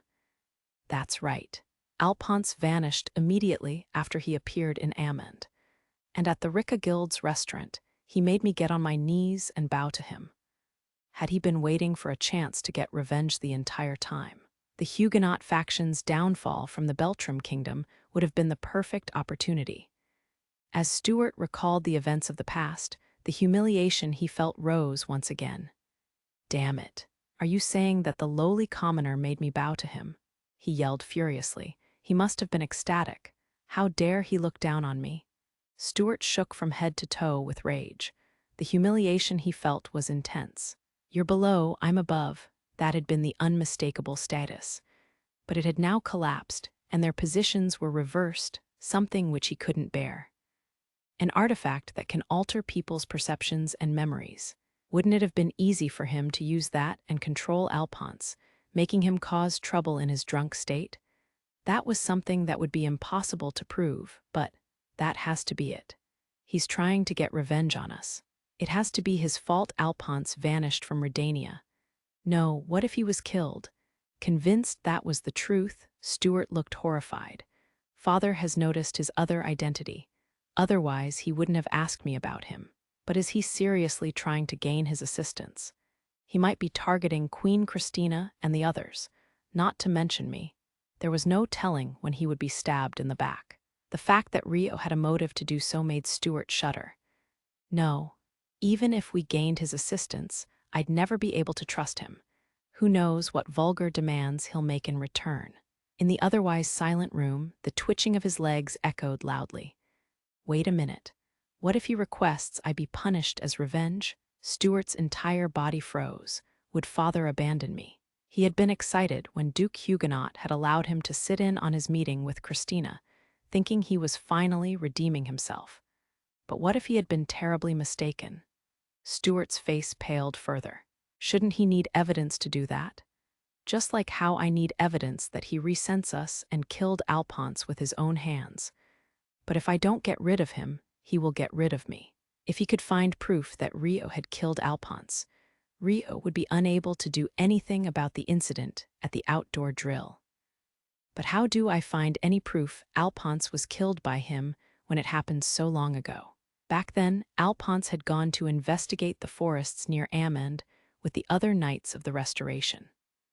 The monster attack on Amend had happened immediately after, so it was concluded that he had been killed by the swarms of monsters in the forest.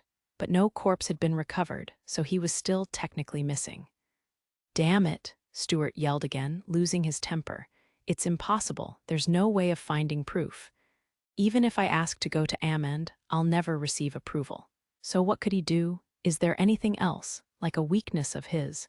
Stuart's legs started shaking again out of fear of Rio. The next morning, by a path near the guest house, Stuart had made a promise to meet up with Duke Gregory between his patrol shifts. His right foot was tapping against the stone path restlessly. I wanted more time to think. In the end, he had spent the whole night thinking. While he wanted nothing more than to skip their meeting, he couldn't bear having Duke Gregory prying into his secrets behind his back. He had considered consulting his father, but there was no guarantee he would protect him. Thus, Stuart chose to meet Duke Gregory of his own accord. "Damn it, why do I have to go through this?" Stuart thought to himself bitterly. "Looks like someone didn't have a good night's sleep," a voice said. Duke Gregory had appeared. "It seems I might be able to hear something interesting today." He expressed concern for Stuart's well-being, but his mouth was curled into a smile. "I couldn't sleep well," Stuart replied sullenly. Although he was in front of another kingdom's duke, he didn't have the composure to control his own emotions. "Now, what do you have to tell me? I'm guessing you won't be satisfied if I said it was nothing." "Of course not. I have no proof of this, and it would be dangerous to make a fuss without any evidence." "Are you willing to accept that?" Stuart asked as a last resort. "Hearing that makes me even more curious," Duke Gregory said with a dismissive laugh. Stuart began to speak in resignation. "I don't want to call him an acquaintance, but there was a guy I once knew who committed a crime and went on the run." "Oh." Duke Gregory's reaction was calm. In fact, he was intently focused on keeping his emotions off his face to avoid giving the other party any advantage. "His name was Rio. That's why I was so surprised when I heard that name from you yesterday. But if you were familiar with his face, wouldn't you have noticed him earlier?" "Yes, that's why I said I don't have proof. Rio vanished nearly 5 years ago. He's grown older now, and his facial structure has changed. His hair color was also different back then. I can't say for sure if they're the same person." "Indeed, puberty can change people dramatically," Duke Gregory murmured. "However, even if facial structures changed, hair color didn't. Strange, but it was at this point that Stuart gave him his daring conclusion. "However, I think there's a high chance they're the same person," he said. "What? Like I said, I don't have proof, but he's lying about his background." If what you say is true, he should be tried for his crimes." At present, this was all Stuart's assumption. Duke Gregory could only take the information as any other rumor. "Yes, he should be tried, but there's no proof. He secured his current position as a noble. Defaming the honorary knight with no evidence would only lead to my own arrest," Stuart said. "If he truly has a dirty past, it will affect our kingdom as well." "But why do you think they're the same person when you don't have any proof?" "The same people he was close to back then are situated around Haruto Amakawa now. That's too much to be dismissed as a coincidence, don't you think?" "Oh, if what he says is true, we may be able to expose Amakawa's murky past, but it's too weak. There needs to be more proof to censure him. If Stuart's testimony was true, it could be enough to shake Rio up even now. But one wrong move, and it could be considered defamation." Duke Gregory wasn't willing to risk that without evidence, especially if he was to be the source of the information. Whatever move is made next needs to be initiated by this boy. And so, Duke Gregory immediately decided to make Stuart act advantageously for himself. But first, in order to check whether there was any value in using him, Duke Gregory questioned his next move. "Do you plan on censuring Amakawa, Stuart?" he asked. "It depends on what proof I can find. I know I won't have any chance if I just bring it up now." "No doubt about that. So what will you do?" "There's nothing I can do but search for something to drag him down with, though I doubt it'll be easy to find such a thing." "In that case, why don't you try explaining things in more detail? I may be able to assist." "Are you sure?" Stuart was wide-eyed with surprise. He seemed grateful for the offer of help, but there was a look of caution in his reaction as well. "Like I said, if Amakawa has a dark past, it will be our kingdom's problem too." "I see. But it all depends on what kind of past he's hiding. You said he had committed a crime, but what exactly was that crime?" "I don't mind telling you, but only if you agree to my conditions." "Oh, how interesting." Duke Gregory grinned. For a pawn in his plan to censure Rio, that was an appropriate response. "Very well, state your demands." "First, I want you to leave the confrontation to me. That means you won't dig into his past without my permission. I want you to keep silent about his past until I'm ready to censure him. In exchange, I'll share whatever information you want." Stuart listed his conditions, hoping to seize the initiative for himself. Is that all? If you agree that the past I'm about to tell you is evil, then I'd like you to promise you'll help me bring him down. That's all." "Got it. In that case, that won't be a problem. Let's relocate. We can get your conditions written down on paper." Duke Gregory readily agreed with Stuart's conditions. If Stuart himself was offering to stand in the line of fire, he had no reason to refuse. In fact, it suited his intentions perfectly. "Is it okay to leave a trail like that?" Stuart asked. "Of course. You wouldn't feel assured with a mere verbal promise either, no? I appreciate it." Stuart also seemed to feel more trust towards Duke Gregory for being willing to put their agreement to paper. He was smiling for the first time today, exhaling in relief. However, Duke Gregory hadn't offered to leave a paper trail of the conditions out of goodwill. As a noble with experience in the way of the world, he would never suggest something for another person's benefit. He was only doing it because a paper trail was in his own interest. HMPH, verbally promising to help leaves me open to bearing responsibility for anything. It'd be better to have my involvement objectively written down. He planned to assist enough to get a say in the discussions if Rio was successfully censured, and would have the ability to shift all the responsibility onto Stuart if everything failed. They moved to a meeting room that Duke Gregory had been granted in the castle and wrote the conditions Stuart had listed down on paper. "Will this do?" Duke Gregory asked. "Yes, this is fine. Now, let's hear what you have to say about Amakawa's past." Duke Gregory looked at Stuart expectantly once both copies of the contract were signed and gestured for him to give his statement. "Very well." Stuart steeled himself and began to explain Rio's past to Duke Gregory. However, he made sure to hide the part where he had lied to shift the blame onto Rio, and exaggerated a bit to make himself sound better. In short, this was the story of the boy named Rio. Originally an orphan from the slums, Rio pushed Stuart at an outdoor drill, which ultimately resulted in Flora nearly falling off a cliff. Rio was to be punished for this, but he disappeared before he could be caught. Thus, it was possible that Rio still held resentment for Stuart. He could have been plotting his revenge when he made such a timely appearance at Amand, and Alphonse may have been killed by him as part of that, and so forth. Thus, Stuart finished his explanation. "BWA haha, I see. If that is the truth, then it is indeed something that cannot be ignored. We cannot have the honorary knight of our kingdom be a criminal that attempted to kill a foreign royal and fled before capture."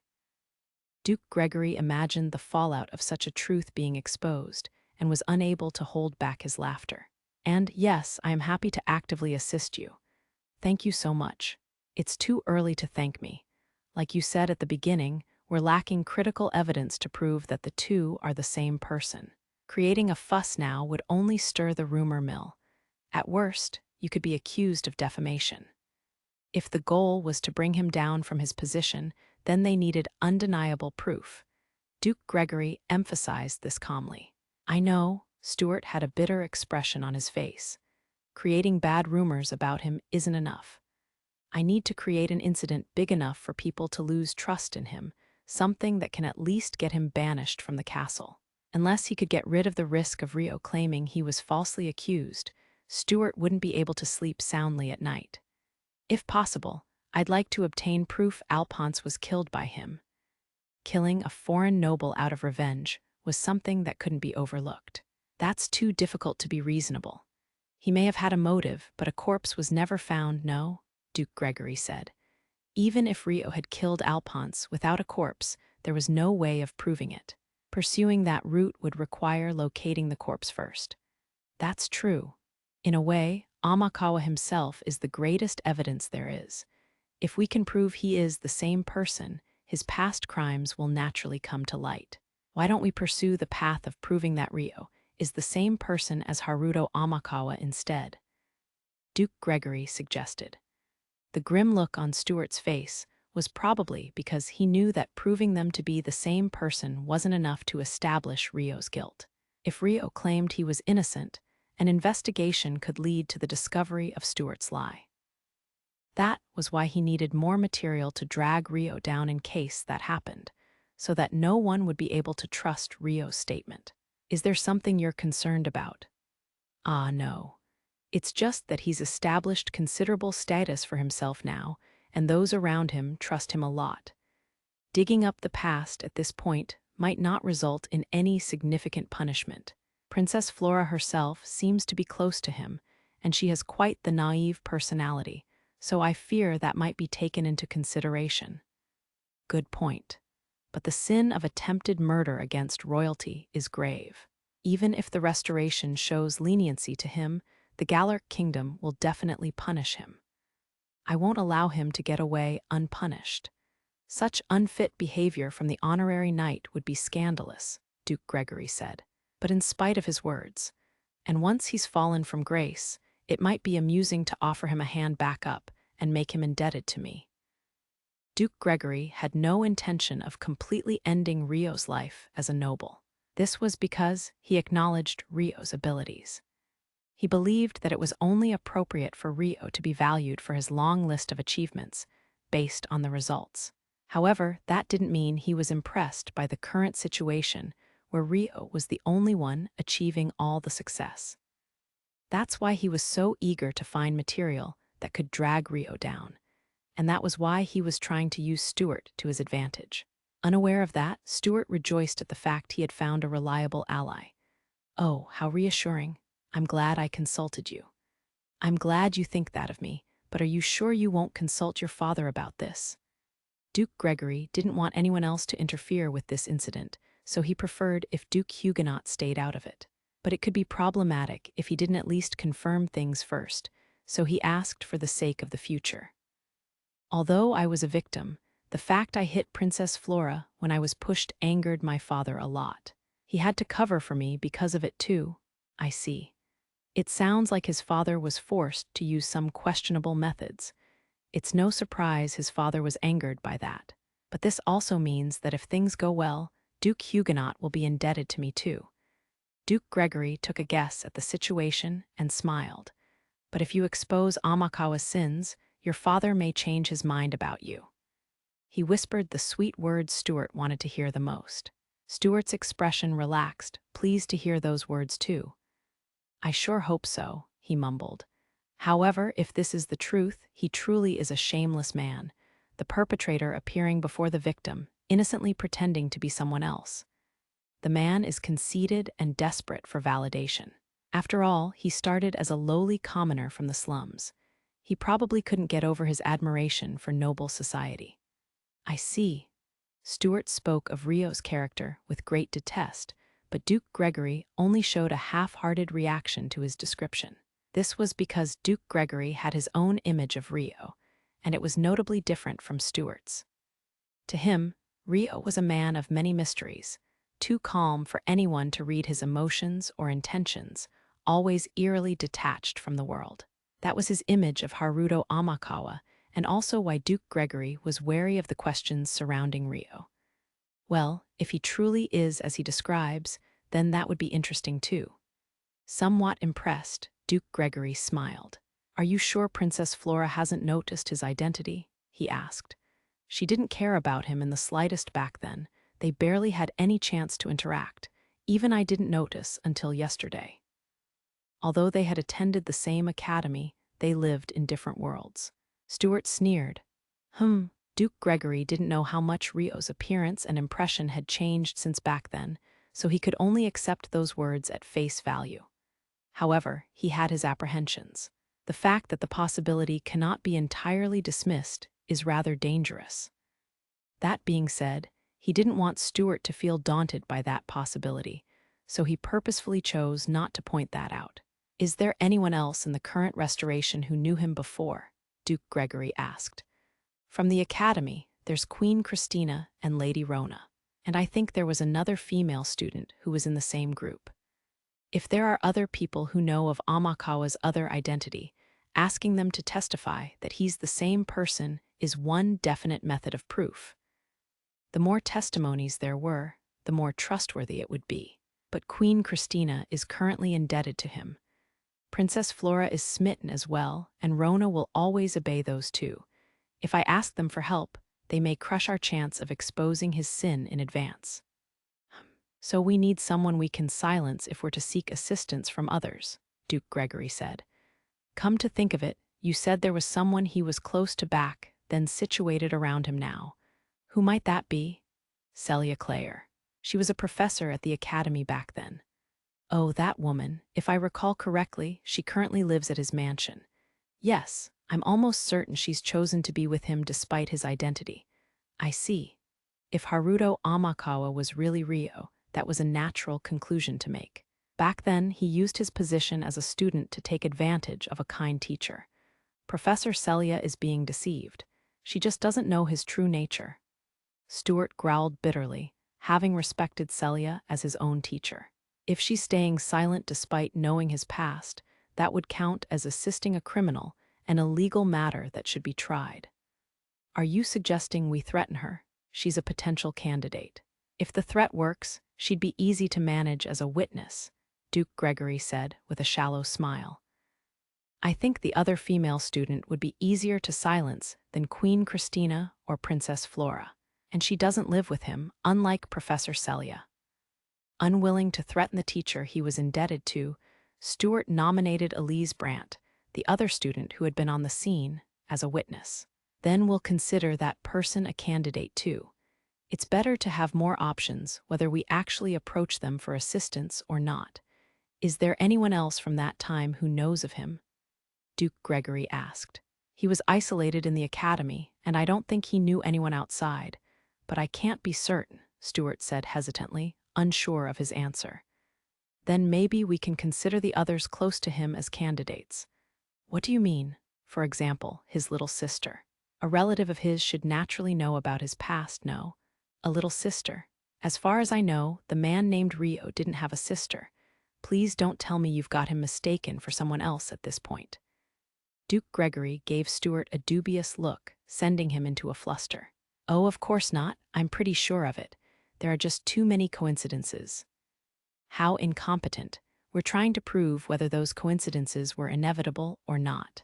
They were trying to use those coincidences as the basis of their evidence. But in a way, that was nothing more than an assumption that abandoned all logical reasoning. It was by no means easy to prove objective inevitability. Doing so could even require the use of dirty or high-handed methods." Duke Gregory looked down on Stuart harshly, wondering if he understood that. "Well, it's fine. Either way, in order to bring him down, we'll need to make an attack eventually." In any case, it was Stuart who would handle the matter. All Duke Gregory had to do was encourage him to move for him. "Right. In fact, it might be better for you to just show up in front of him." "Why is that?"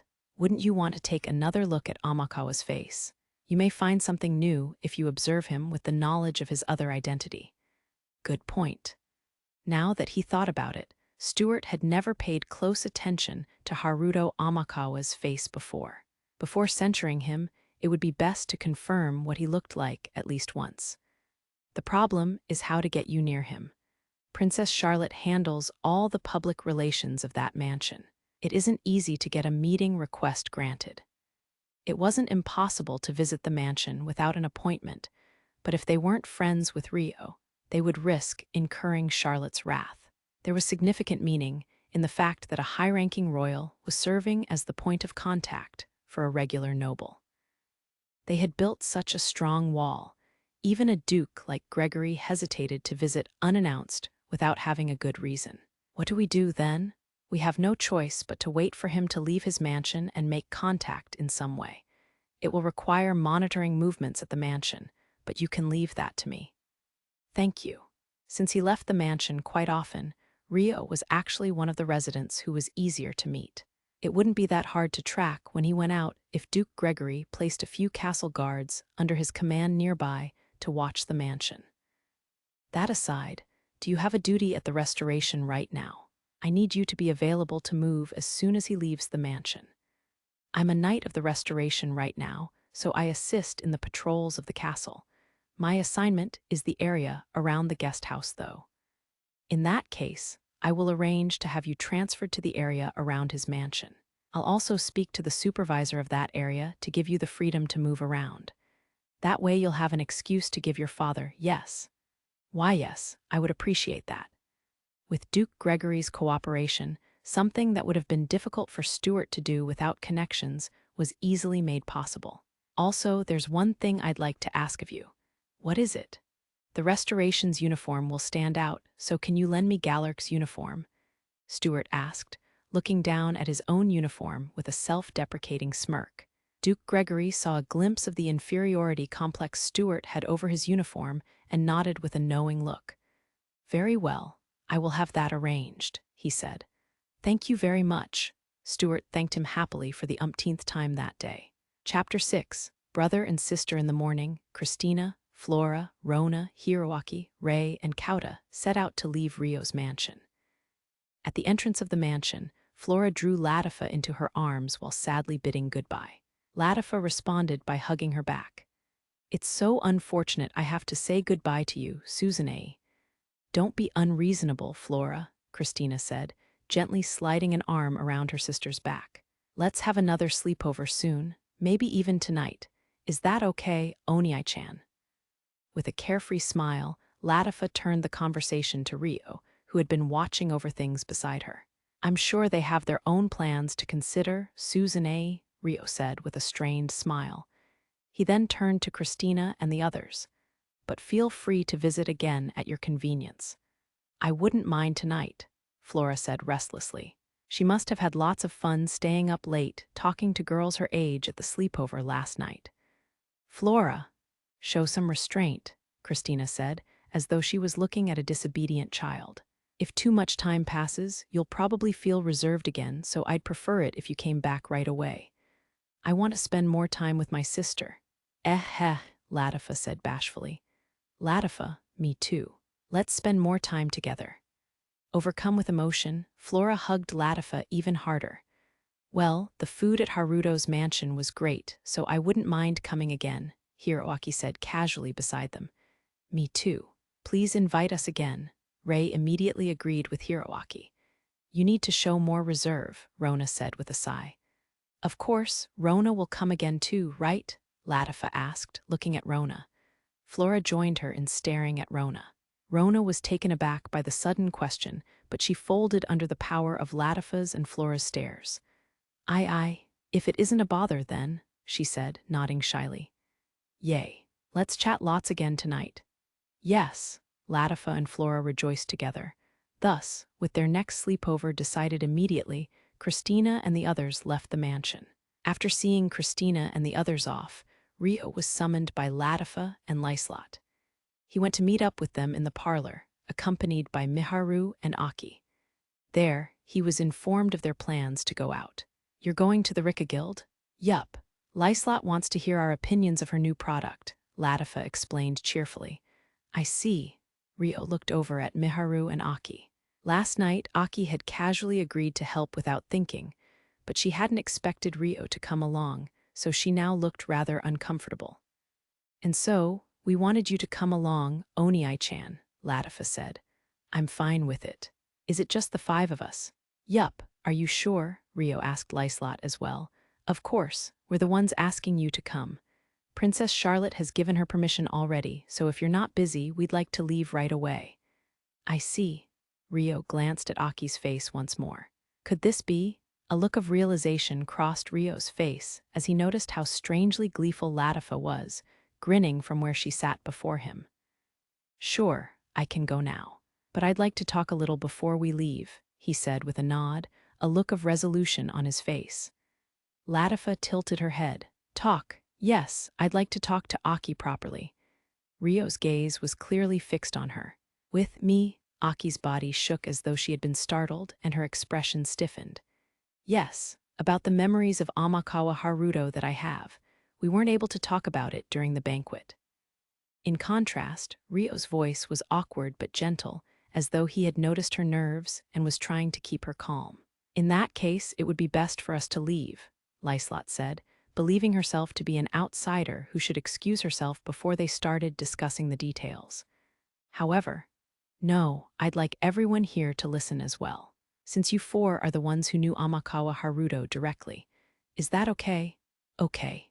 Lyslot nodded with a serious look. Miharu and Latifa also gave their silent agreement. "Is that okay with you too, Aki?" Rio asked. "I don't mind." Aki averted her eyes from Rio and nodded, squeezing the hand of Miharu beside her. And so Rio began speaking. "As you all know, I have Amakawa Haruto's memories. But as I said during the banquet, I consider myself a different person from him." Displeased with Rio's words, Aki pursed her lips unhappily. "Can you tell me what you're thinking, Aki?" "What do you mean, what? You just said it yourself. You're not Amakawa Haruto. Why should I have to tell someone who has nothing to do with me what I think of them?" Aki said scathingly. "I don't consider myself Amakawa Haruto. I can't lie about how I feel regarding that. But I realized I shouldn't be running from his memories either. I want to face the life that he lived and the traces he left behind. Even if you tell me that there's nothing I can do," Aki said with a frown. It was at that point that Miharu called out to her with a look of determination. "Surely you have an opinion about it, no?"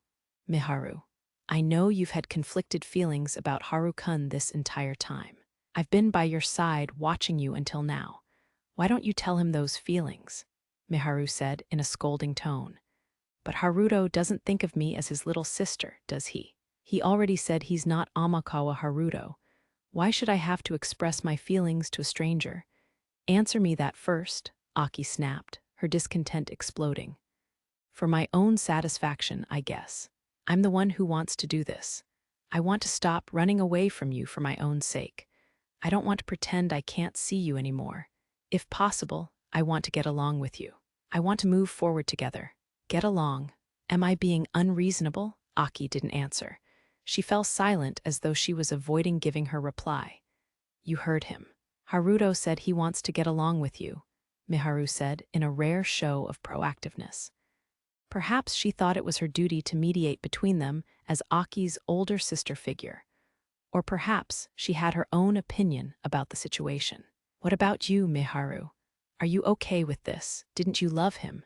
You're still in love with Amakawa Haruto right now, yet the person with his memories is saying he's not him. What does that mean? Did you fall in love with someone who isn't Amakawa Haruto?" It was a clear attempt at diverting the topic, but there was no doubt that was another source of Aki's discontent. "Yes," Miharu said in a clear voice. Aki was wide-eyed with shock. Rio's eyes also looked surprised. "At the banquet, I realized I couldn't think of Haruto and Haru-kun as different people. I told Haruto that I wanted to be with both of him." "So why?" "I think I understand now. The reason Haruto feels like he's a different person to Haru-kun. I was told I was Lena in my past life, and I consider myself a different person to her. That's why I know what it's like when people ask you to be someone you aren't," Miharu said with a bitter expression. "Miharu." Rio's eyes widened. He was being told he didn't have to be Amakawa Haruto by no one other than Miharu herself. It was like a weight had been lifted from his shoulders. What about you, Aki? How do you feel about Haruto having Harukun's memories? I want to know too, so please tell Haruto properly. Miharu looked at Ryo as she urged Aki to talk about her feelings. I hate Amakawa Haruto, Aki muttered, averting her gaze. Why is that? Miharu asked gently. Because I had to watch Mom suffer after the divorce. I don't know why they divorced, and I know my hatred is misplaced. But I also know he wasn't there when we needed him. He wasn't there for me when I needed him. Aki was looking downward like a sulking child. Yet even then, she was able to voice her entire heart. Although it wasn't to Haruto, she was telling her feelings to Ryo, who possessed his memories. You were lonely, Miharu said, verbalizing Aki's feelings. No, that's not what I'm saying. I still get mad when I think about it now. I just hate him. Aki pouted without looking at Ryo. But that doesn't mean I hate him. I'm grateful for what he's done for us, and I feel bad for all the trouble we caused him during the banquet, she added. I think what he says is right. He isn't Amakawa Haruto, and I agree with that. But what? Miharu slowly urged Aki to keep talking. But hearing him say they are two different people was also irritating. Although she could understand, she couldn't give a clear explanation. Aki vented her honest but complex feelings. Ryo was about to respond with a serious expression, but why? Latifa, who had been listening silently until now, questioned Aki first. Why were you irritated? What did you want Oniai-chan to do for you? I don't know, Aki snapped with a hint of self-derision. Did you want Oniai-chan to be Amakawa Haruto? No. I literally just said I hated him, and that I think of them as different people. Then, did you want him to think of you as his little sister, even though he's not Amakawa Haruto? What? Where did that come from? Aki said, turning red at Latifa's question. That's what I got from what you were saying. No way, I'd never want that, Aki denied vehemently. Besides, she was about to say something but stopped. But what? I don't think I'm suited to being a little sister. It's happened twice now. Two people who became my older brother chose to leave me, probably because I'm annoying and dishonest, Aki said, scorning herself sadly. That's not true, Miharu said immediately. We may not be related by blood, but you're my adorable little sister who I wouldn't trade for the world. Aki smiled happily. Thanks, Miharu. What about you, Oniai-chan? Latifa asked Ryo. What do you think of Aki? What kind of relationship do you want with her? What kind of relationship, Ryo thought carefully without giving an immediate answer. Everyone waited for his words without interrupting. I think you're very important to me. It's my wish to live happily with everyone, so I want you there too. That's why I'd like us to join hands and live through both the tough times and fun times together, Ryo said, revealing his true thoughts. Oniai-chan. Latifa smiled happily and turned to Aki with a look of expectation. What do you think, Aki? What do you mean, what? Oniai-chan is saying he can't be happy without you, so he wants you here. I don't need you to spell it out for me. Aki raised her voice in embarrassment. Do you hate being with him? I don't. I'm glad he includes me when he thinks of everyone, though I do wonder if it's okay for me to be accepted when I'm like this. It's fine. Of course it's fine. Oniai-chan is saying even if you whine and waver, we'll carry those anxieties with you and overcome them together. Right? Latifa looked up at Ryo. Yeah, so you can keep hating Amakawa Haruto if you want. You can vent those feelings at me without holding back. Why? It may be convenient for me to say I'm a different person, but it's unfair of me to pretend I can't see you suffering over him when you're right next to me. The memories and emotions of Amakawa Haruto definitely exist within me. That's why, as the person who inherited his memories and feelings, I want to face you properly. Ryo stared straight at Aki without any hesitation in his eyes. Isn't it a nuisance for you to have to deal with these irrational feelings of mine? Aki asked, averting her eyes timidly. Was she refraining from venting her feelings, or was she feeling guilty or afraid? I don't think you're a nuisance, Ryo said to Aki gently. Why not? Aki asked in disbelief, eyes wide.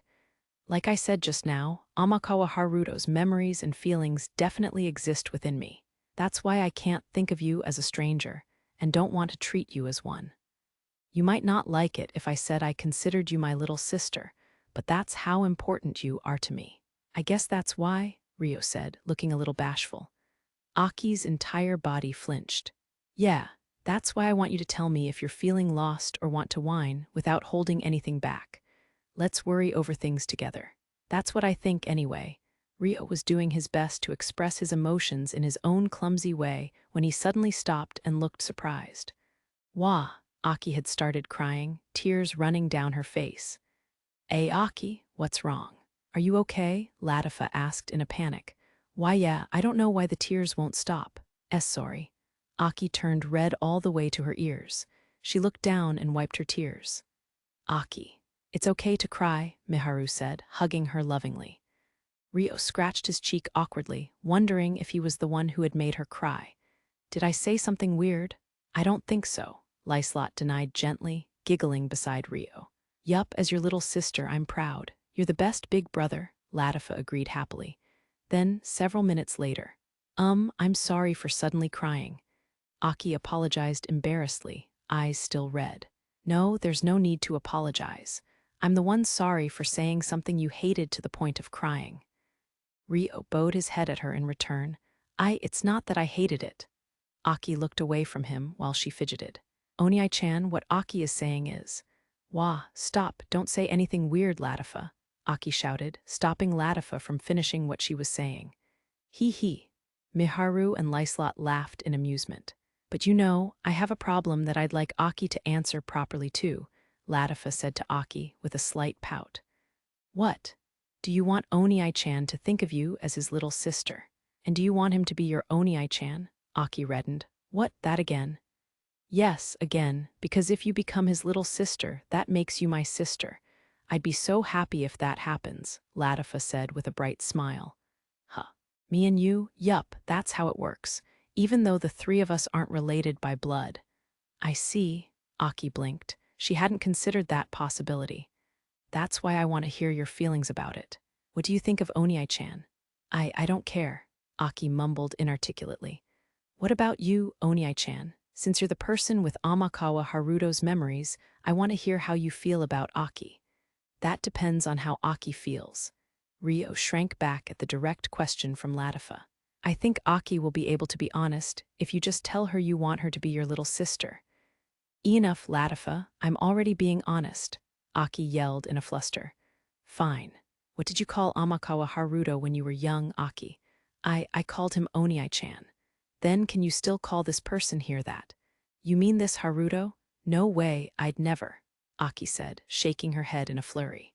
What about brother? What? What are you even going on about? About what you could call Onii-chan. What do you mean? I said I don't want Haruto to be my big brother, Aki yelled, face red. After that, Rio and the others boarded a horse carriage and left the castle. Their destination was the branch of the Rika Guild located in the capital. As guests of President Lyslot, the group was given VIP treatment by the store attendants. That being said, they weren't there to spend money today. They were first led to the office to assist with the development of the new products. A wide range of women's clothing being designed by the Rika Guild lined the large table in the room. I think this one needs more volume in the frills. I really like the tiered tulle skirt, it's so cute. I think this one is cuter. Latifa, Miharu, and Aki all gave their opinions here and there. Rio and Lyslot sat on some chairs a slight distance away, watching over the three of them. Thank you for today, Lyslot, Rio suddenly said to Lyslot beside him. For what? Lyslot tilted her head like she had no idea what she had to be thanked for. I'm guessing what happened today was because Latifa came to you, right? So that I could talk to Aki. Lyslot's eyes widened slightly before she smiled somewhat shyly. You saw through me, but there's no need to thank me for it. I did want to gather opinions about the new product line in development. Thanks to you, I was able to have a proper talk with Aki. Not at all. Even if I hadn't done anything, you would have approached Aki yourself. I have nothing to take credit for. No, I was able to gather the courage thanks to you setting the table for me. If you hadn't done so, I would have taken much longer to do it. I think you were very cool, just like an older brother should be. Lyslot praised Rio with a giggle. Aha ha, I'd like to buy you something as thanks. But now that I think about it, this store is yours. You can get anything you want here. In that case, please buy something for Latifa instead. She was really worried about you and Aki. The gaze Lyslot watched Latifa with was filled with affection. But after hearing that, Rio decided he had to thank Lyslot properly even more. All right, he said with a peaceful nod, grinning broadly. Meanwhile, at the Gallic castle, Stuart was rushing to Duke Gregory's office in a fluster. Enter, excuse me. Stuart entered the room, panting, with a tense look on his face. Take a deep breath first. Those clothes look good on you, by the way. Duke Gregory paused with his pen in his hand and welcomed him calmly. Thank you very much. Stuart looked down at his uniform and thanked him with a pleased look. His badge was that of the Restorations, but the knight uniform he was currently wearing had been loaned to him through Duke Gregory's connections. At a distance, it was easy to mistake him for one of the Gallic Kingdom's knights. So, I'm assuming there was movement regarding what we discussed before. Yes, he's left the mansion. Oh, and is he on his way to the castle? No, he boarded a horse carriage headed for outside the castle. How interesting. Excluding attendants, another 4 residents of the mansion boarded the carriage with him. I assume they're either going shopping or to meet up with someone. I see. In that case, this is our chance. If it's outside of the castle, we can run into him without guilt. Now shall we go scout things out and give our greetings? Duke Gregory's eyes glinted ominously at the chance that had fallen on their laps right away. 2 hours later, the Ricca Guild's pasta was delicious. The group had finished eating lunch at the Ricca Guild's restaurant, but before they returned to the office to resume their assistance with product development. I'd like to do some shopping, Rio said. What are you buying? Latifa asked, tilting her head. That's up to the 4 of you to decide. It'll be a gift of gratitude. Of gratitude for who? For Latifa and Lyslot, who planned all of this. And for Aki and Miharu too. Rio shrugged lightly to hide his embarrassment. You say that, but me too. Aki and Miharu were bewildered, as they thought they had no reason to accept a gift. I said I was fine without one, Lyslot said reservedly. I'm in the mood to give gifts to you all. Please accept it. If you don't think you have a reason to do so, then think of it as a show of appreciation for always thinking of me, Rio said bashfully. Latifa looked up at him hesitantly. Are you sure? Yes, of course. Thank you for acting as the bridge between us. Rio gently patted her head. Tee-hee, then I want clothes, something I can wear whenever.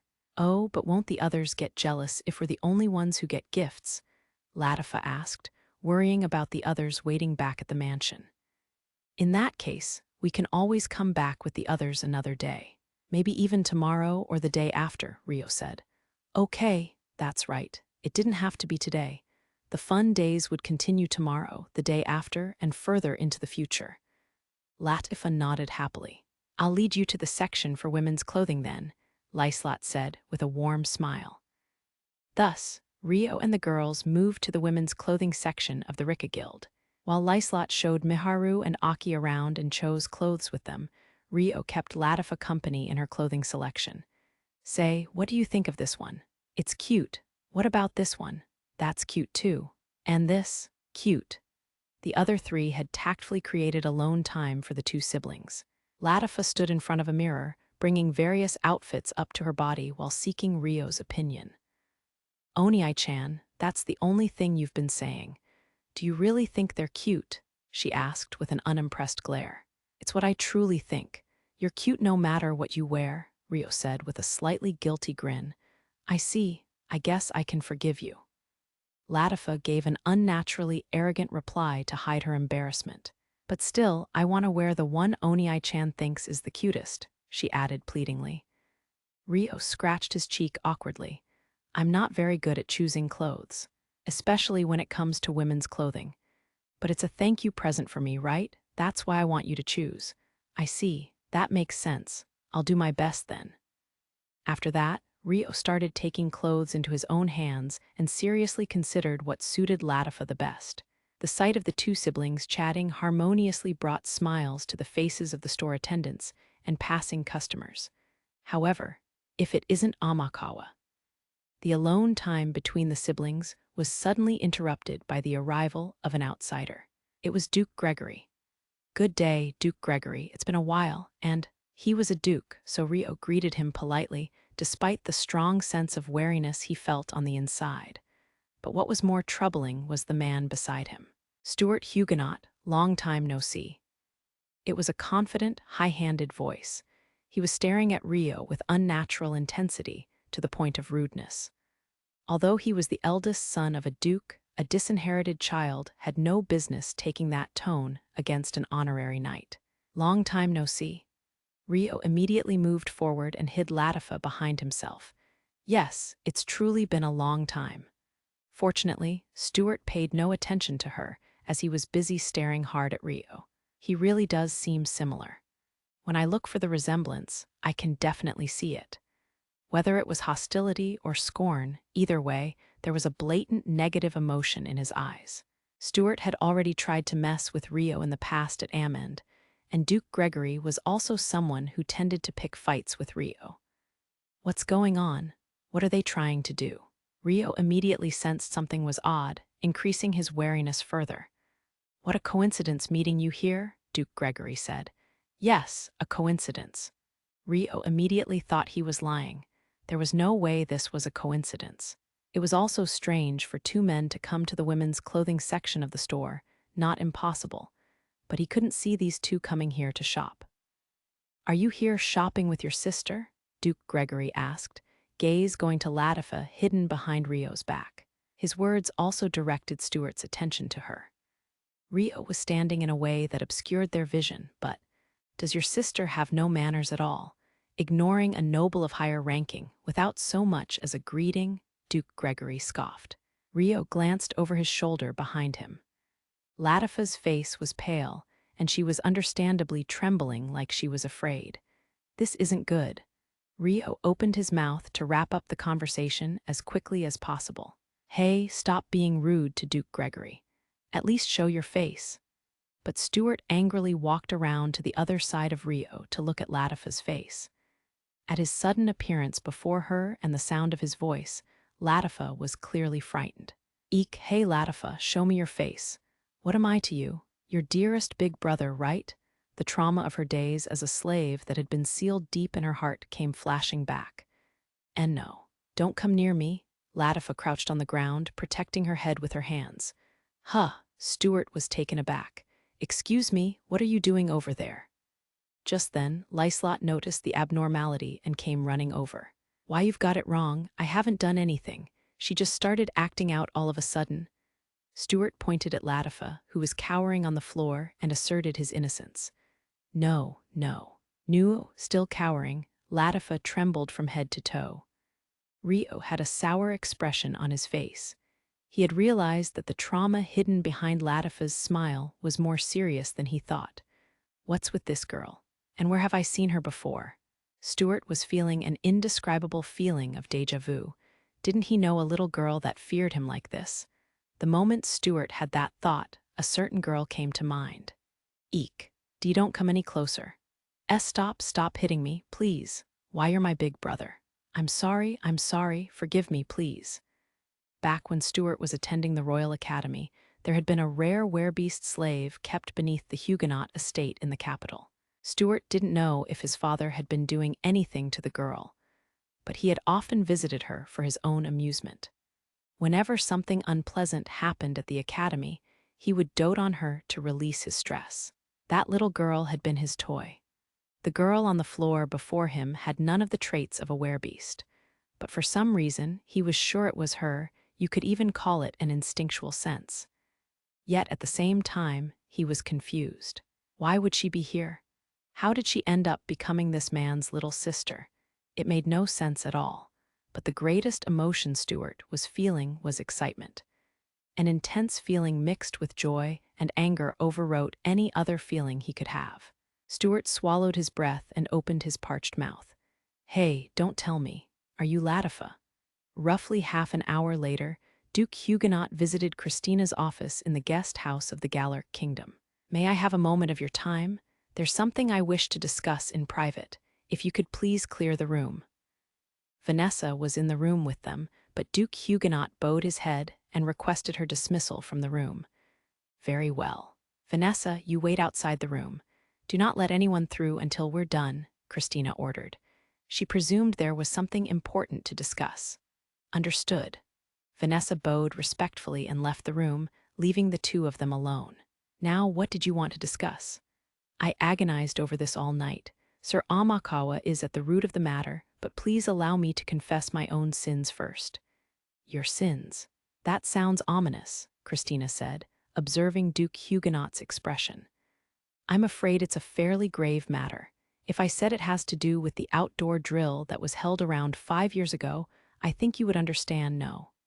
Christina's face turned grim. Just then, someone knocked on the door in a panicked manner. My deepest apologies for the interruption. I'm coming in. Vanessa entered the room. What is it? Entering despite the clear orders not to let anyone in meant something unavoidable had occurred. And sure enough, King Francois has summoned both of you. An incident has occurred, and he needs both of you present immediately, Vanessa reported with a panicked look. Chapter 7. Where fiction lies a short time before Christina and Duke Huguenot were summoned by Francois. Rio and the others had left the Ricca Guild and boarded a carriage back to the castle. Stuart and Duke Gregory were also heading from the Ricca Guild back to the castle on their own carriage at the same time. As soon as they reached the castle, both parties immediately went to King Francois's office, as there was no other way of settling the situation that had gotten out of hand. Why are you here? What's the meaning of this?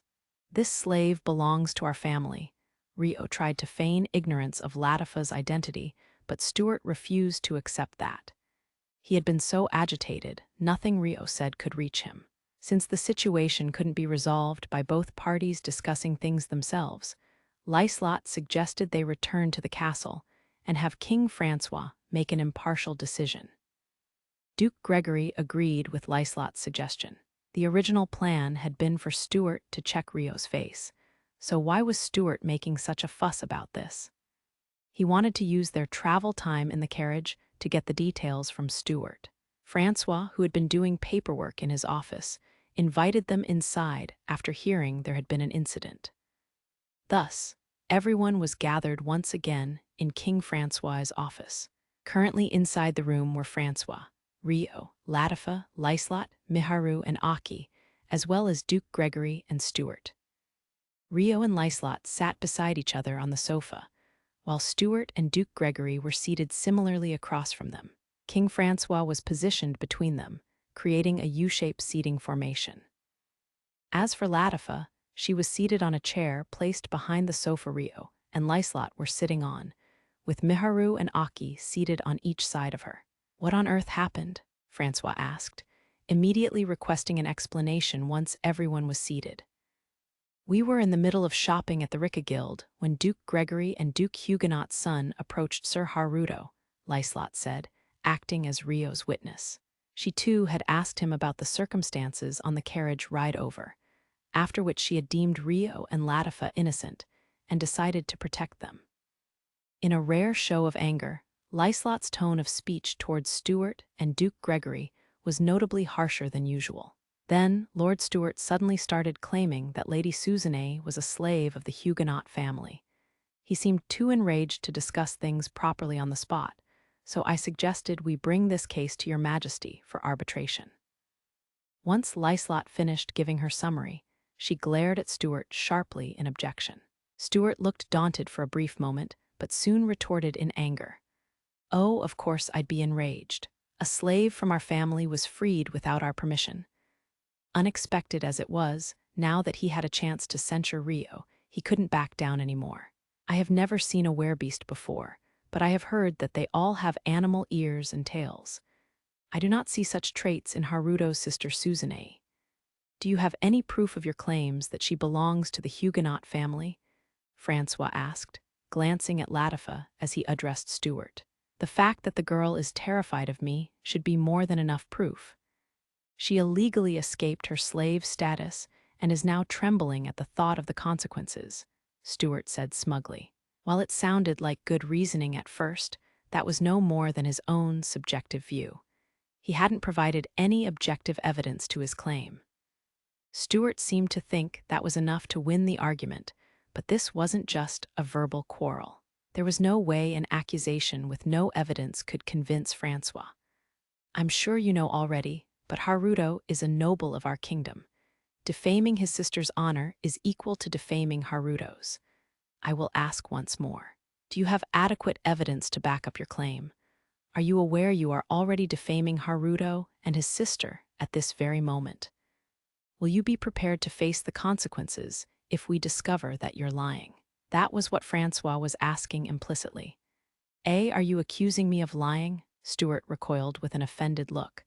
I'm saying the truth cannot be confirmed without proof. If you need proof, then I'm a witness. But Susanne has no traits of a werebeast. You said your slave was a werebeast. I know she has no traits of a werebeast, but all her other features are identical, enough to conclude she's the same person. Even so, as far as I'm concerned, that's just your mistaken assumption. In that case, please confirm it with Amakawa himself, Your Majesty. Ask him if Susanne over there was actually a slave of the Huguenot family before, Stuart said insistently. His encounter with Latifa had created an unexpected commotion, but it was too late to turn back now. There was nothing he could do but push on forward. HMPH, let's see if you can lie to the king through your teeth. The moment you do, your sins will become that much graver. Once the king has lost trust in you, I'll expose your past. It's a two-pronged approach. Besides, Stuart was certain of his success.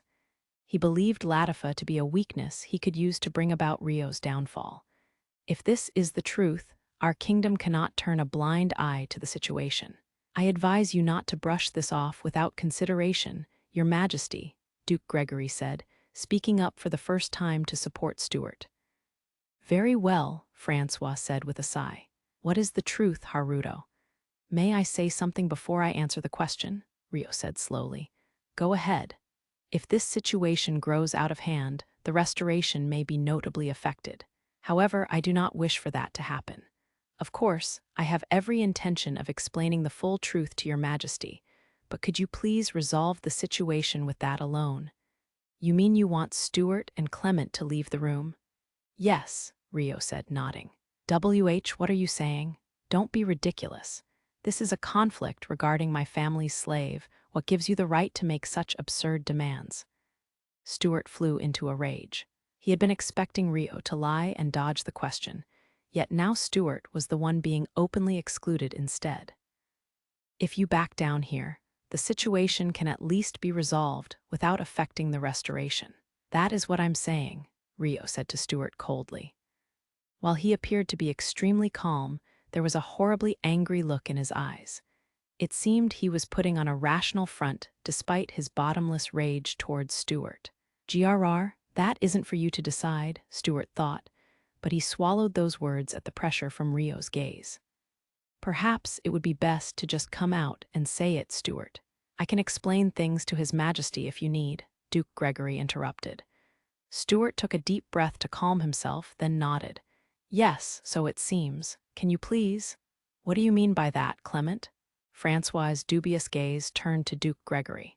It has to do with the reason we appeared before Amakawa in the first place, Your Majesty. During the attack on the castle yesterday, someone called Amakawa by the name Rio. When I mentioned that to Stuart in passing, he said it was a name he was familiar with. Duke Gregory observed Rio's reaction as he gave his explanation. Stuart took the chance to sneer at Rio triumphantly.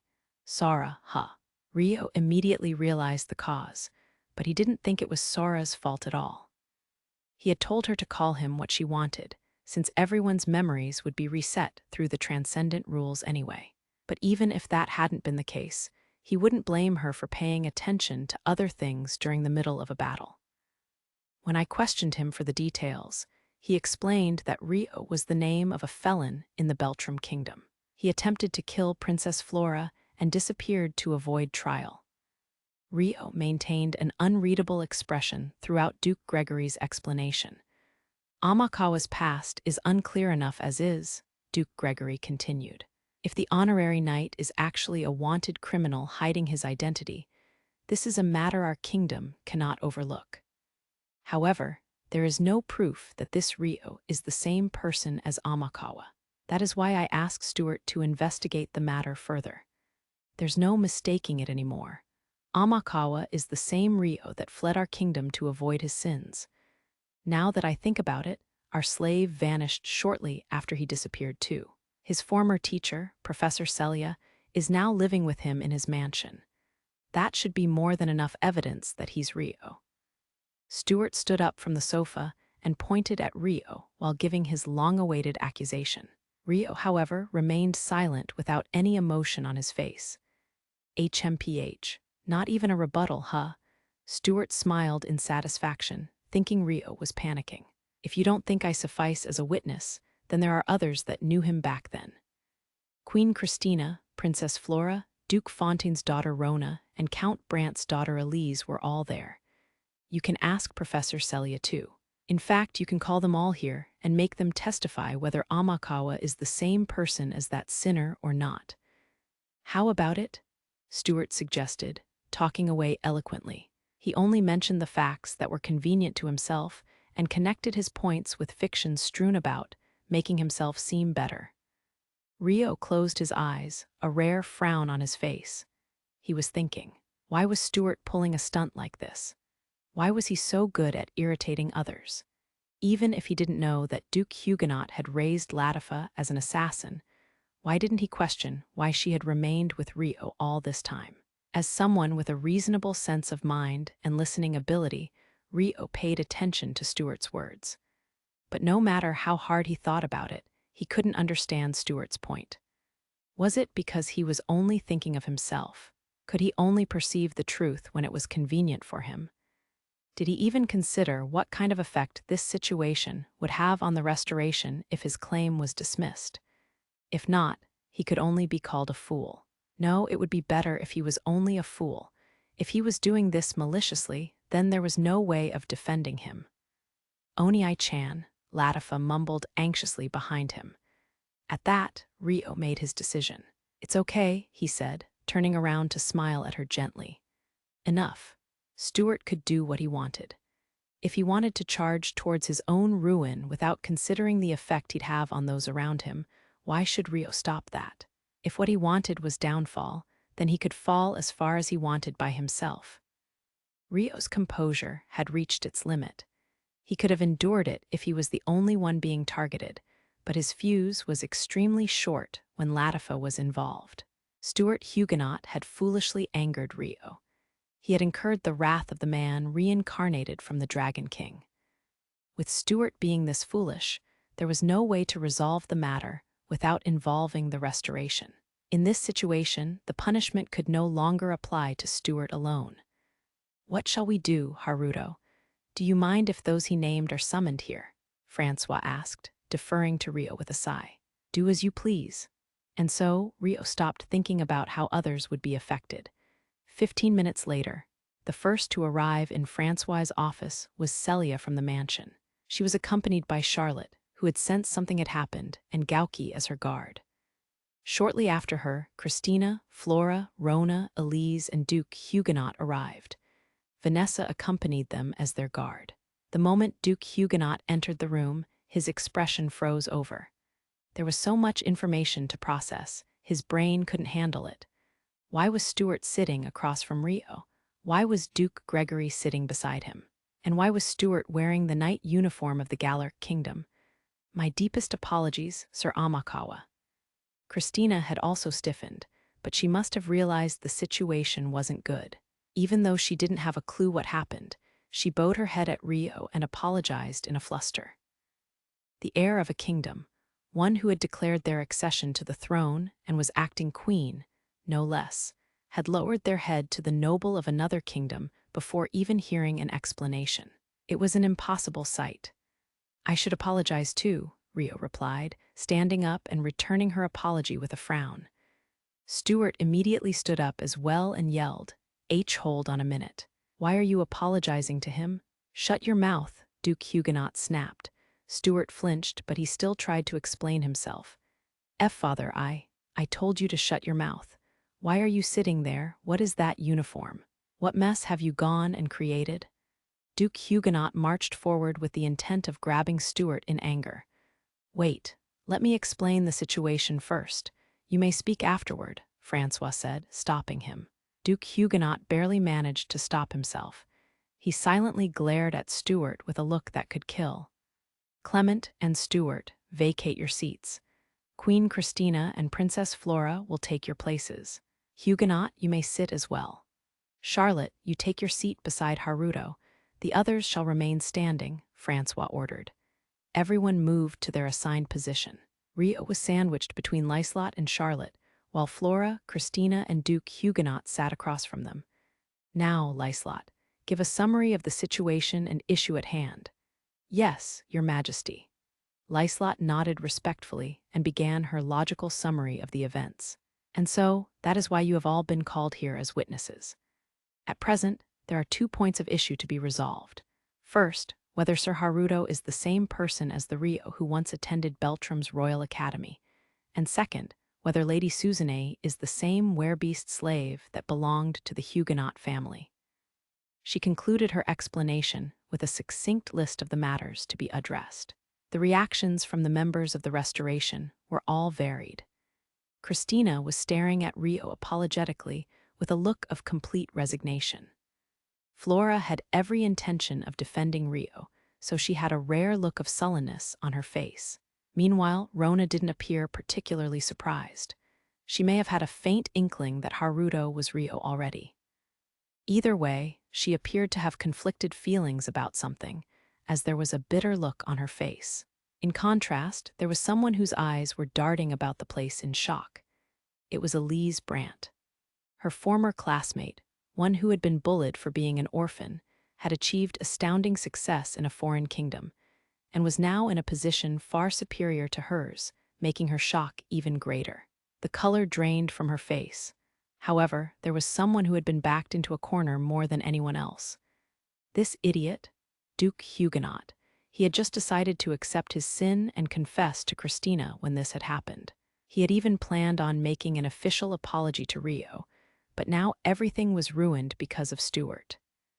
For some reason, Latifa, whom he had sent out as an assassin, was here as well. This must be what it meant to be struck by a bolt from the blue. Did this idiotic son of his have something against him? Duke Huguenot turned to glare daggers at Stuart behind him. Stuart let out a squeak of fear. But this wasn't the time to be distracted by that fool. Duke Huguenot opened his mouth to apologize to Rio when, "First, let's hear the statements from both parties," Francois said first. In that case, please allow me to give my statement first." Stuart hurriedly requested the chance to explain himself first. The father he feared had arrived, and the air in the room was different to what he had expected. "Wait a moment. Instead of having this fool talk, allow me to explain things." Duke Huguenot interrupted in a hurry. "However, why not? Let the fool speak," Charlotte interrupted with a cheerful smile. Wah, Stuart was flabbergasted by being so openly called a fool. "If you miss this chance, you'll never be able to speak again, no? I think it's fine to give you the time to make one last struggle in vain as a parting gift to the afterlife." Even though no verdict had been given yet, Charlotte's words assumed Stuart's defeat.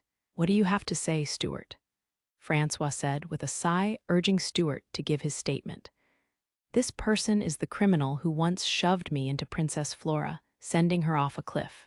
On top of that, he stole our family's slave and keeps her with him now.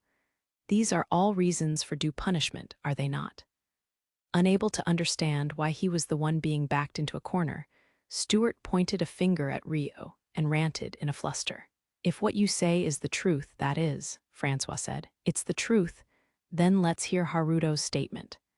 Francois looked at Rio calmly.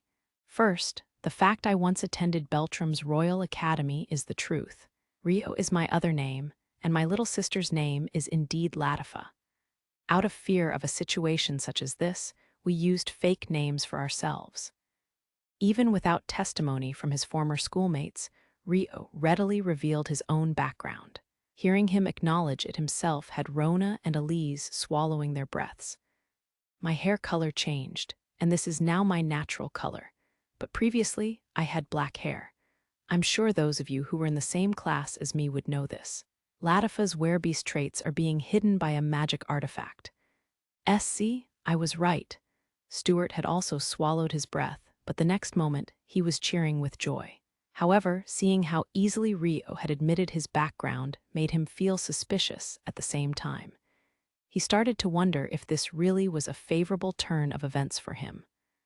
However, I have objections to everything else. First, I have no recollection of pushing Princess Flora off a cliff, and I believe I had an adequate reason to release Latifa from slavery, Rio said, appealing his innocence. Liar, this man is lying, Stuart immediately wailed. It's true that the only means we have of proving this is human memory, Francois said. That's right, that's why there's no way of proving his innocence. I was the one who was shoved first, so I know. There were other male students who witnessed the whole thing and testified. That was why he was deemed guilty. You can't overturn that ruling now. Just prove it if you can, Stuart said through his gloating smirk. No, Sir Amakawa is innocent, Christina objected. Yes, Sir Haruto. No, Sir Rio never pushed me, Flora chimed in immediately. Ha, what are you? Stuart stared at the two princesses in astonishment. Princess Christina, back then you said you didn't see who it was that shoved me. Princess Flora, you also said you didn't know who did it. He said to the two of them in confusion. Indeed, I didn't see who did it. But I'm saying I believe Sir Amakawa over you. I also believe Sir Rio. Christina and Flora both supported Rio unanimously. That's ridiculous. That doesn't even count as a witness testimony. Stuart expressed his anger at the purely emotional argument. No, there was a witness. However, Duke Huguenot interrupted him with a look of resignation. What do you mean? Francois asked dubiously. I also had suspicions about Sir Amakawa's background after yesterday. When I investigated the incident once more, I discovered there was someone who gave an account that differed from the truth they witnessed. What? Elise, please describe what you witnessed back then with full honesty. Ignoring Stuart's spluttering, Duke Huguenot requested Elise Brandt's testimony. Everyone in the room focused on Elise. Elise was extremely flustered by being addressed so suddenly, but she didn't have the nerve to refuse to give testimony under such conditions. It wasn't Sir Amakawa who shoved Stuart aside, she confessed. Then who did? Francois asked. It was the male student who tried to pin the blame on Sir Amakawa alongside Stuart. We had just been attacked by monsters, so everyone was panicking. Stuart was injured in the commotion and sought help from the male student by grabbing at him. But when he was thrust aside for being in the way, he collided with Princess Flora. All Sir Amakawa did was save Princess Flora and fell off the cliff in her place. Why did you stay silent about this? Rona, who was standing beside her, asked, aghast.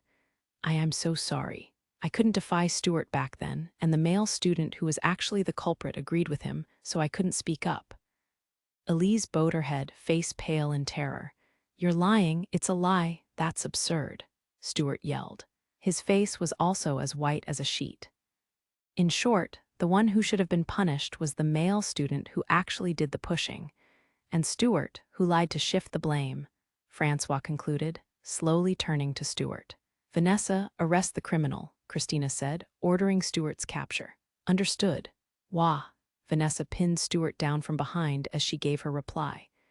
She then placed her entire weight on him, crushing him as he lay face down.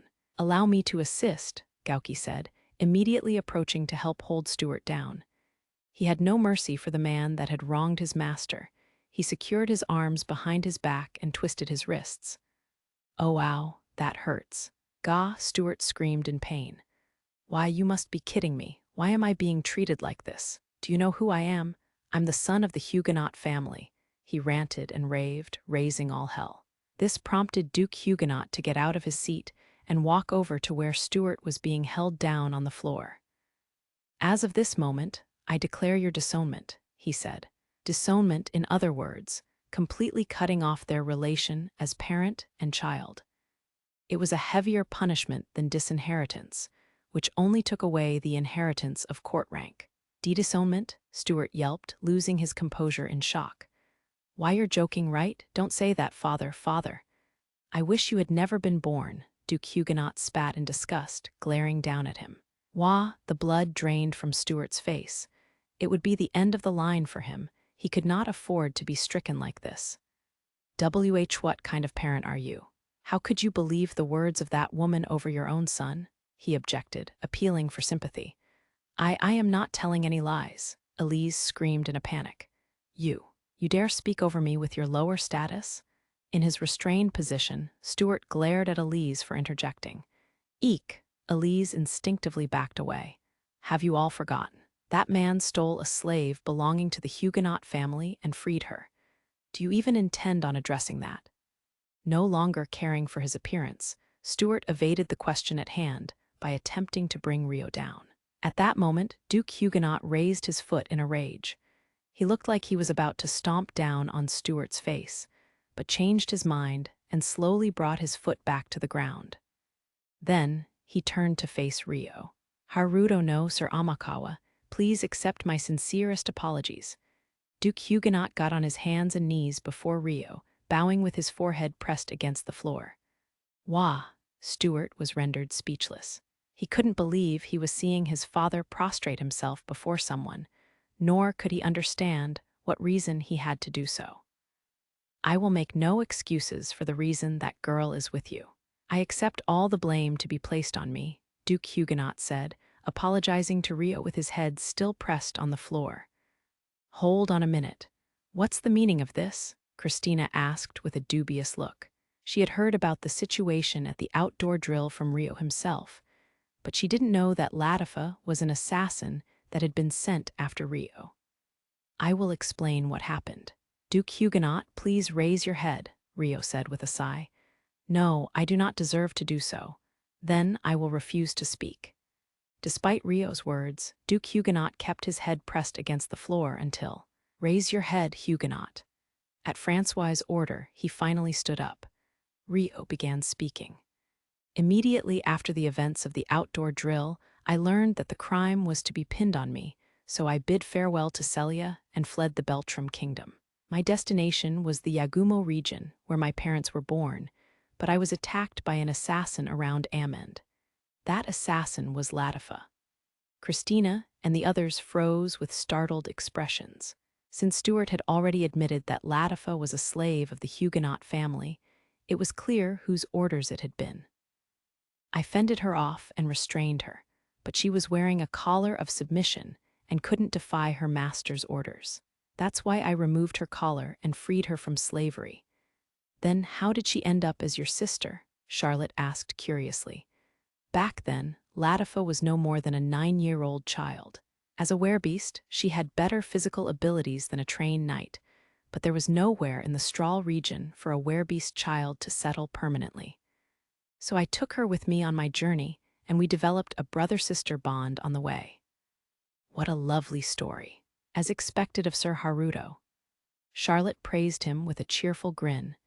In that case, what Sir Haruto did was justified self-defense. He has nothing to be blamed for in releasing Lady Latifa from slavery, she added in support of Rio and Latifa. Huguenot, was it you who ordered the assassination? Francois asked. Yes, that is the truth. Do you have anything to say to defend yourself? I do not. Duke Huguenot gracefully admitted his crime without making excuses. It wasn't because he didn't care. The look on his face said he knew there was no meaning in excuses at this point. At least state the reason you gave such an order. At the time, the war against the Arbor faction had intensified significantly.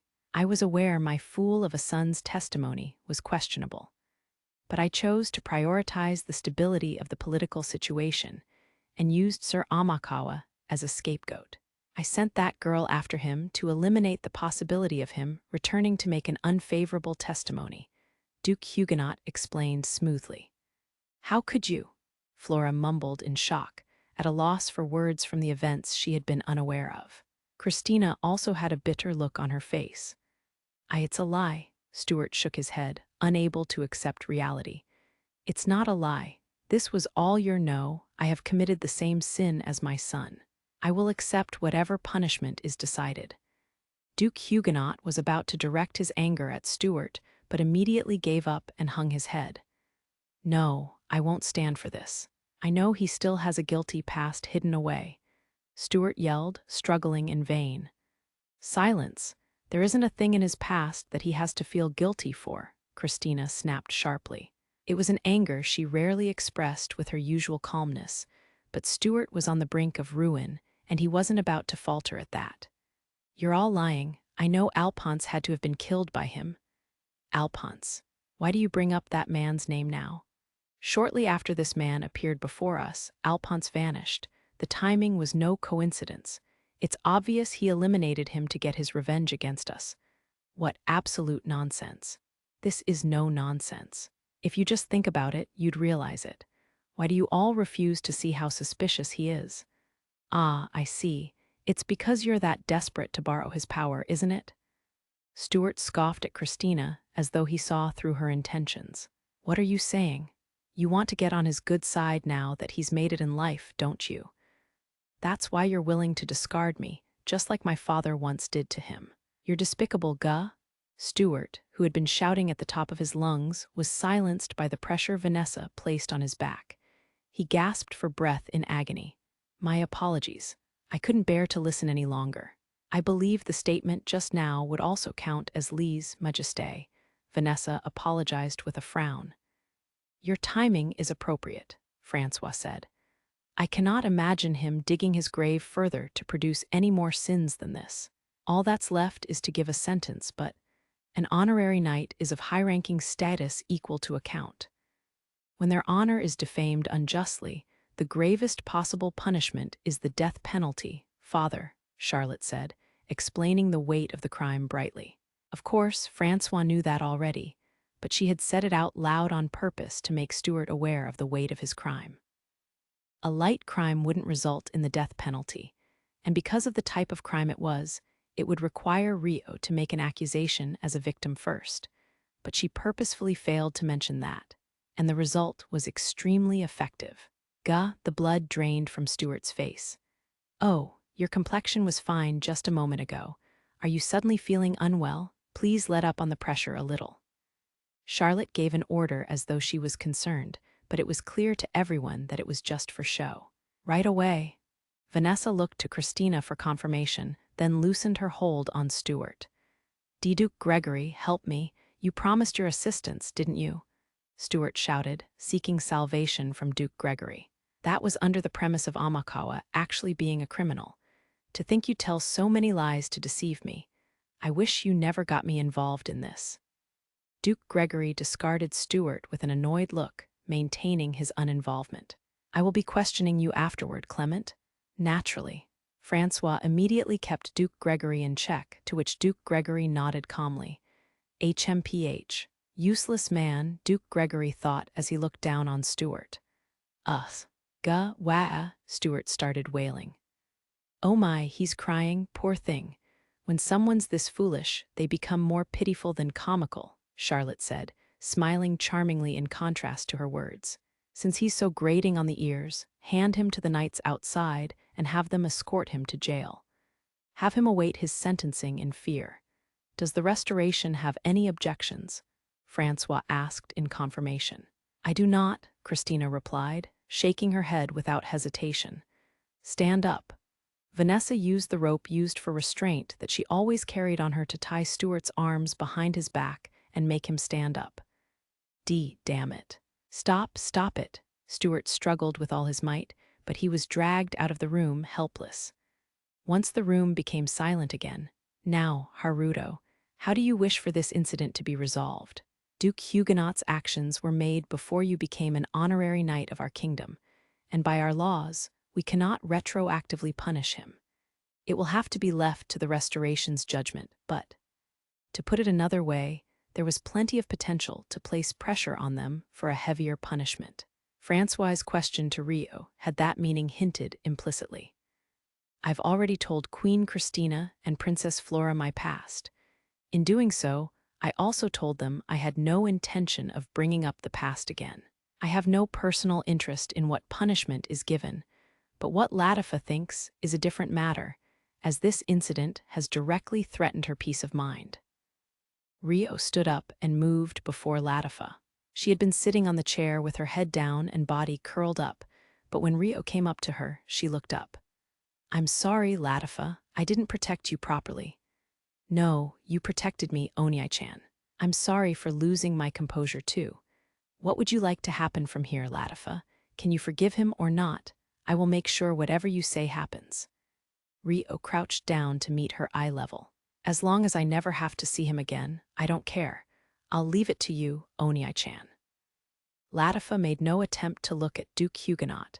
She probably didn't even want to be in the same room as him and was just enduring it right now. "You heard her. If you never come near Latifa or threaten her peace again, I will not ask for anything else." "And you're sure about that?" "Yes, I don't want to waste any more time bothering with this." "Heh, I see," Francois said with a bemused chuckle. He then looked at Christina and Duke Huguenot. "Then that settles it. In regard to Duke Huguenot, we will yield to the Restoration's judgment and not seek any punishment." "Thank you for the generous words. However, as a leader of the organization, Duke Huguenot must face some consequence for his actions. That is how severe his past is. You two may not care about the sentence, but I will be deciding one in the next few days." Christina bowed her head deeply to Rio and Latifa, expressing her intention to punish Duke Huguenot. "I will accept whatever sentence you decide. I will not run or hide either. And I vow to never approach Sir Amakawa and his little sister, Lady Susanne, ever again." Duke Huguenot was already in a state of resignation, bowing his head calmly like Christina. There was a brief moment where he looked at Latifa with a complex expression that differed from anger, but that emotion promptly vanished. "I shouldn't allow him to remain before the two of you any longer. I will remove him from the room immediately, but please give me a chance to give my apologies and report on the resolution at a later date." Christina offered to leave the room, leading the Restoration to the exit before waiting for Rio's reply. Duke Huguenot followed right after her. Flora was looking at Rio and Latifa like she wanted to say something, but she probably thought it was best for her not to be the one to initiate conversation.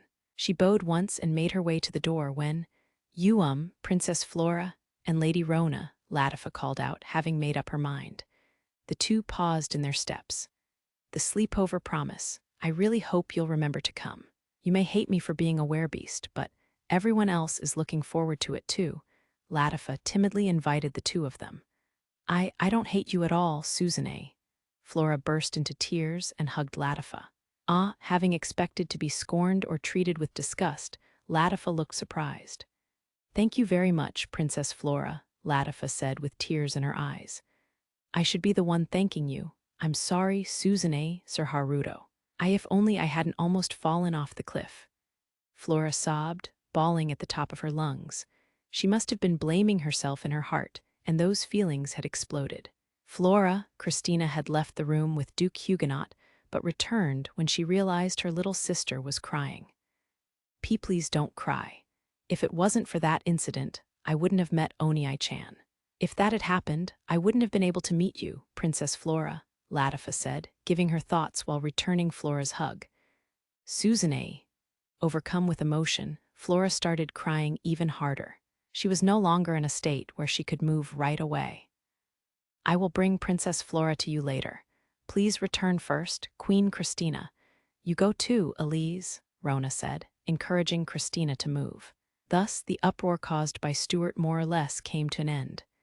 Chapter 8. Rainy Night Rendezvous then, later that night. Thanks to Latifa summoning the courage to speak to Flora, another sleepover was held.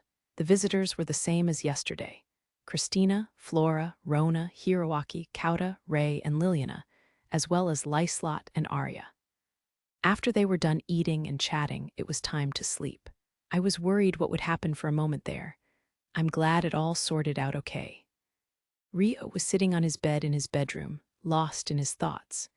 He recalled the sight of Latifa chatting happily with Flora and the others just now, and his mouth curled in a smile. Just then, a loud noise could be heard outside. "Rain, huh?" Rio stood up and moved to the window, opening the curtain to gaze outside. That being said, the rain clouds had covered the moon, so he could barely see outside. It was a sudden downpour out of nowhere. It had been sunny during the day, so rain this heavy was completely unexpected. For some reason, it reminded him of the incident today, dampening his mood. I wonder if it'll stop by morning. If it was still pouring in the morning, Christina and the others might have to delay their departure. Huh. As he was thinking, Rio spotted a faint shadow in the garden. Who's that? He immediately sharpened his vision through a physical body enhancement. He hadn't been mistaken after all. He couldn't tell who it was, but they didn't seem to be an insurgent. They were standing in the garden too openly for that. But he couldn't understand what reason they would have to be in the garden. Why at this hour, when they should be asleep? And more importantly, why in this heavy rain? The rain had only just started, so they probably hadn't walked out in the rain intentionally. Rio was so curious, he decided to go out into the garden. At night, naturally, there was no one walking in the garden of the mansion at this hour. With the exception of the person Rio had just spotted, that is. Rio used wind spirit arts to cast a barrier that would keep him dry, then approached the spot where he had seen the person. Then he found them. The rain was pouring so heavily, the sound of it could drown out any conversation. Queen Christina. When he came within a few meters of her, Rio realized that the person was Christina. However, Christina was gazing up at the sky with her back to the mansion, failing to notice Rio had approached her. Once he was within 1 meter of her. "You'll catch a cold," Rio shouted at Christina. Christina slowly turned back and stared at Rio in a daze. "Sir Amakawa, what are you doing?" Rio immediately widened his barrier to cover her from the rain too. "I wanted to feel the rain against my skin," Christina said, but Rio immediately thought she was lying. Rio had spotted the figure in the garden as soon as the rain had started. At the very least, she hadn't been in the garden because she wanted to feel the rain. Rio noticed Christina's body was trembling. She had to be drenched all the way through her clothes, down to her skin. The current season was winter. While winters in Galark weren't freezing cold, the current temperature was around 10 degrees Celsius. In the rain, it would feel even colder. And so, Rio used spirit arts to generate a warm wind to warm up Christina's body. "No thank you." Christina stepped out of the barrier Rio had created. "Why?" Rio immediately followed her, covering her with his barrier again. "I just said I wanted to feel the rain against my skin." Christina looked down and away from Rio out of guilt. Her side profile made her look awfully fragile. She looked frail enough to knock down with a light touch. Just what was she thinking as she did this? Is it because of the incident today? There was only one reason he could think of. "I was just thinking to myself. I'll only be here a little longer, so please go back first," Christina replied, turning her face away from Rio and walking out of the barrier once again. He thought that was definitely a lie. If he left her out here, he had the feeling she'd remain in the rain until she collapsed. Just then, for some reason, Lena's words flashed through Rio's mind. "You should get more disciples besides Sora. The first one I suggest is Christina Beltram." Did that have something to do with this? This situation, this scene, had Lena foreseen it? He was curious, but now wasn't the time for that. As Christina left, a feeling of rejection exuded from her back, as though she couldn't bear to be beside Rio. "I understand." Rio canceled the barrier that was acting as an umbrella and lined up beside Christina. His clothes were immediately soaked through by the rain. Huh.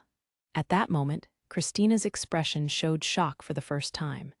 She paused in her tracks and looked at Rio's face beside her.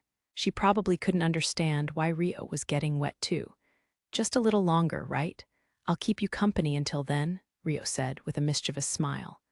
"Why?" Christina's dumbfounded gaze was fixed on Rio's side profile. "I just so happened to be in the mood to feel the rain too. What a coincidence." Rio looked up at the dark night sky without making eye contact with her. The rain was still pouring hard, but strangely enough, his voice could be heard clearly. "That's too much of a coincidence. There's no way." "There is a way, that's why it's called a coincidence." Christina was at a loss for words in spite of herself. However, she still looked like she wanted Rio to leave. But she was unable to voice that request and fell into a bitter silence. "This is just small talk, but I was talking to my little sister today," Rio said. still looking up at the sky. What were you talking about? Christina gave up and looked at the rainy sky as well, going along with his small talk. It was a talk about how it's okay to whine and rely on others when you're lost or troubled about something. Christina gasped and looked back at Rio's profile. Her eyes were trembling with sadness and surprise, and tears threatened to flow at any moment. I might be meddling in something that's not my business, but if you're willing to talk, I'm happy to listen, Rio offered gently. Please don't say that, Christina said, straining to speak in a voice bursting with sadness as she stared at Rio. Why? Because it'll make me want to rely on you. I'm telling you I want you to rely on me. Rio turned his head and stared right back at Christina. Christina's expression clearly wavered. I don't have the right. Christina lowered her head as though she was being heavily weighed down. Funnily enough, you don't need the right to talk to me. It's because it's you that I need the right. I don't want to show you my weakness either. Not to anyone, but especially not to you. Gaze still lowered, Christina murmured as though she was talking to herself. However, in that case, what if we each whined about one thing to the other? Rio patiently persisted. He spoke to her in a light tone, as though to hold up the weights dragging down her heart. At that, Christina finally lifted her head. What's the point of that? She asked weakly. Because I want to, Rio replied without hesitation. Christina's entire body jumped in a flinch. She then swallowed her breath. Do you hate the idea? Rio asked, peering into her face. It's not that I hate it. Unable to look directly at Rio, Christina averted her face. She found his question unfair. If he had asked her if she wanted to or not, she would have answered no. Then, since I was the one to suggest it, the person standing beside me is clearly bothered by something, but she refuses to disclose it to me. The thought of her troubles being related to the incident today makes me feel so concerned. I'm worried she'll spend the whole night standing in the rain. In order to spare me from my worries, please tell me what you're thinking. And rely on me, Rio said in a slightly joking tone, staring at Christina. That's unfair, Christina objected in a choking voice. My little sister likes to say that a lot too. Come to think of it, she said it to me just today. Rio chuckled awkwardly, scratching his cheek. Christina pouted, finally looking back at Rio at a distance where their shoulders could touch. However, at that point, Rio was already looking back up at the darkness to hide his shyness. Look this way. Look at me. Save me. Please. Christina quietly moved her lips. Those were indeed her words of weakness. They were her genuine thoughts. They weren't the words of a strong, high-minded princess that carried the future of her nation. She had always shut these words away in the depths of her heart. It was the weak, unreliable voice of a young girl seeking salvation. But the sound of the rain got in the way, and the words never reached Rio's ears. No, it was precisely because she knew the downpour would erase her words that she uttered them. Rio looked at Christina puzzledly, thinking she had said something to him. Is something the matter? He asked nervously. You're sure, right? The hesitation in Christina's expression had lightened significantly. She was no longer a small girl and had returned to putting on the face of a princess. Her gaze told Rio he was too late to back down. Of course, Rio said, nodding immediately. I was troubled by whether the decision I am about to make for the future is truly the best decision. I couldn't find the resolve to do it out of fear. What if it's a mistake? No, maybe I wanted it to be a mistake. Christina muttered her feeble complaints weakly. They were indeed her words of weakness and her true thoughts. You're the wisest person I know. I can't imagine you making a mistake. Thank you very much. When you say that, it gives me confidence. Christina smiled from the bottom of her heart. But even then, I don't have the courage to make my decision. So this might be shameless of me, but could I receive some courage from you? She asked, somewhat reservedly. Courage? Yes. When I think of the future, I can't help but falter in fear. So please give me courage just for a little while. That's what I'd like to rely on you for, Christina said, standing face to face with Rio. Of course, I'd love to help where I can. But how? Rio gave his agreement, but the request was abstract, so he brought a hand to his mouth to consider the method to go about that. It's okay, Christina interrupted, taking a step towards Rio. Huh? A soft impact hit Rio's body. I'll take it for myself. Christina clung to Rio, burying her face in his chest. Her wet skin and clothes stuck to him. Wah! Rio's entire body froze out of shock. Under the pouring rain, he could feel Christina's burning heartbeat against him. Furthermore, he could clearly tell Christina's body was trembling from the cold. Christina wrapped her arms around Rio's back as though to seek the warmth of his skin. She hugged his body towards her. Christina's soft body pressed against Rio's harder one. The next moment, in my opinion, the first new disciple you should get is Christina Beltram. Once again, Lena's words echoed in Rio's head. But Rio's mind was so blank, he couldn't process the words at all. Ha, ha. For some reason, the sound of Christina's hot breath was louder than the rain pouring down in the dark. The rain was cold enough to feel like it would freeze the moment it touched his skin. But the only thing Rio could feel was the almost burning warmth of the girl, who seemed about to freeze to death and vanish at any moment. At the very least, at this moment in time, he couldn't think of this frail, helpless girl as a princess carrying the future of a nation on her back. Rio gave Christina's cold, shivering body a gentle hug in return. Bonus short story Sleeping Beauty of the Mansion. One night in the Galark Castle, Christina participated in a sleepover at Rio's mansion with Flora. Ever since everyone regained their memories of Rio, Latifa and Flora had become closer than ever before, and these gatherings happened regularly. After arriving at the mansion, Christina was led to a guest room. It was the same room she always used when she stayed over at Rio's mansion. Thanks to that, she was completely accustomed to the sight of the furniture in the room, a plushie, which was why she immediately noticed the unfamiliar object by the pillow on her bed. Yes, it was a cute plushie. This plushie looks like Sir Amakawa.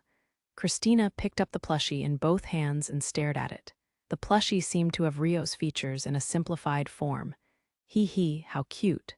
Christina chuckled softly, hugging the plushie to her chest. But did someone forget this here? If so, she needed to return it to its owner. Christina had just left the guest room with the plushie in her arms when she ran into Flora, who had left her own room at the same moment. Ah, Christina. She had a plushie of the exact same design clutched carefully to her chest. Oh, that plushie, Christina said. Was there one in your room too? Flora asked. Yes, by the pillow on the bed. Same here. I was worried someone left it behind, but was it placed there as decoration? Let's go and ask.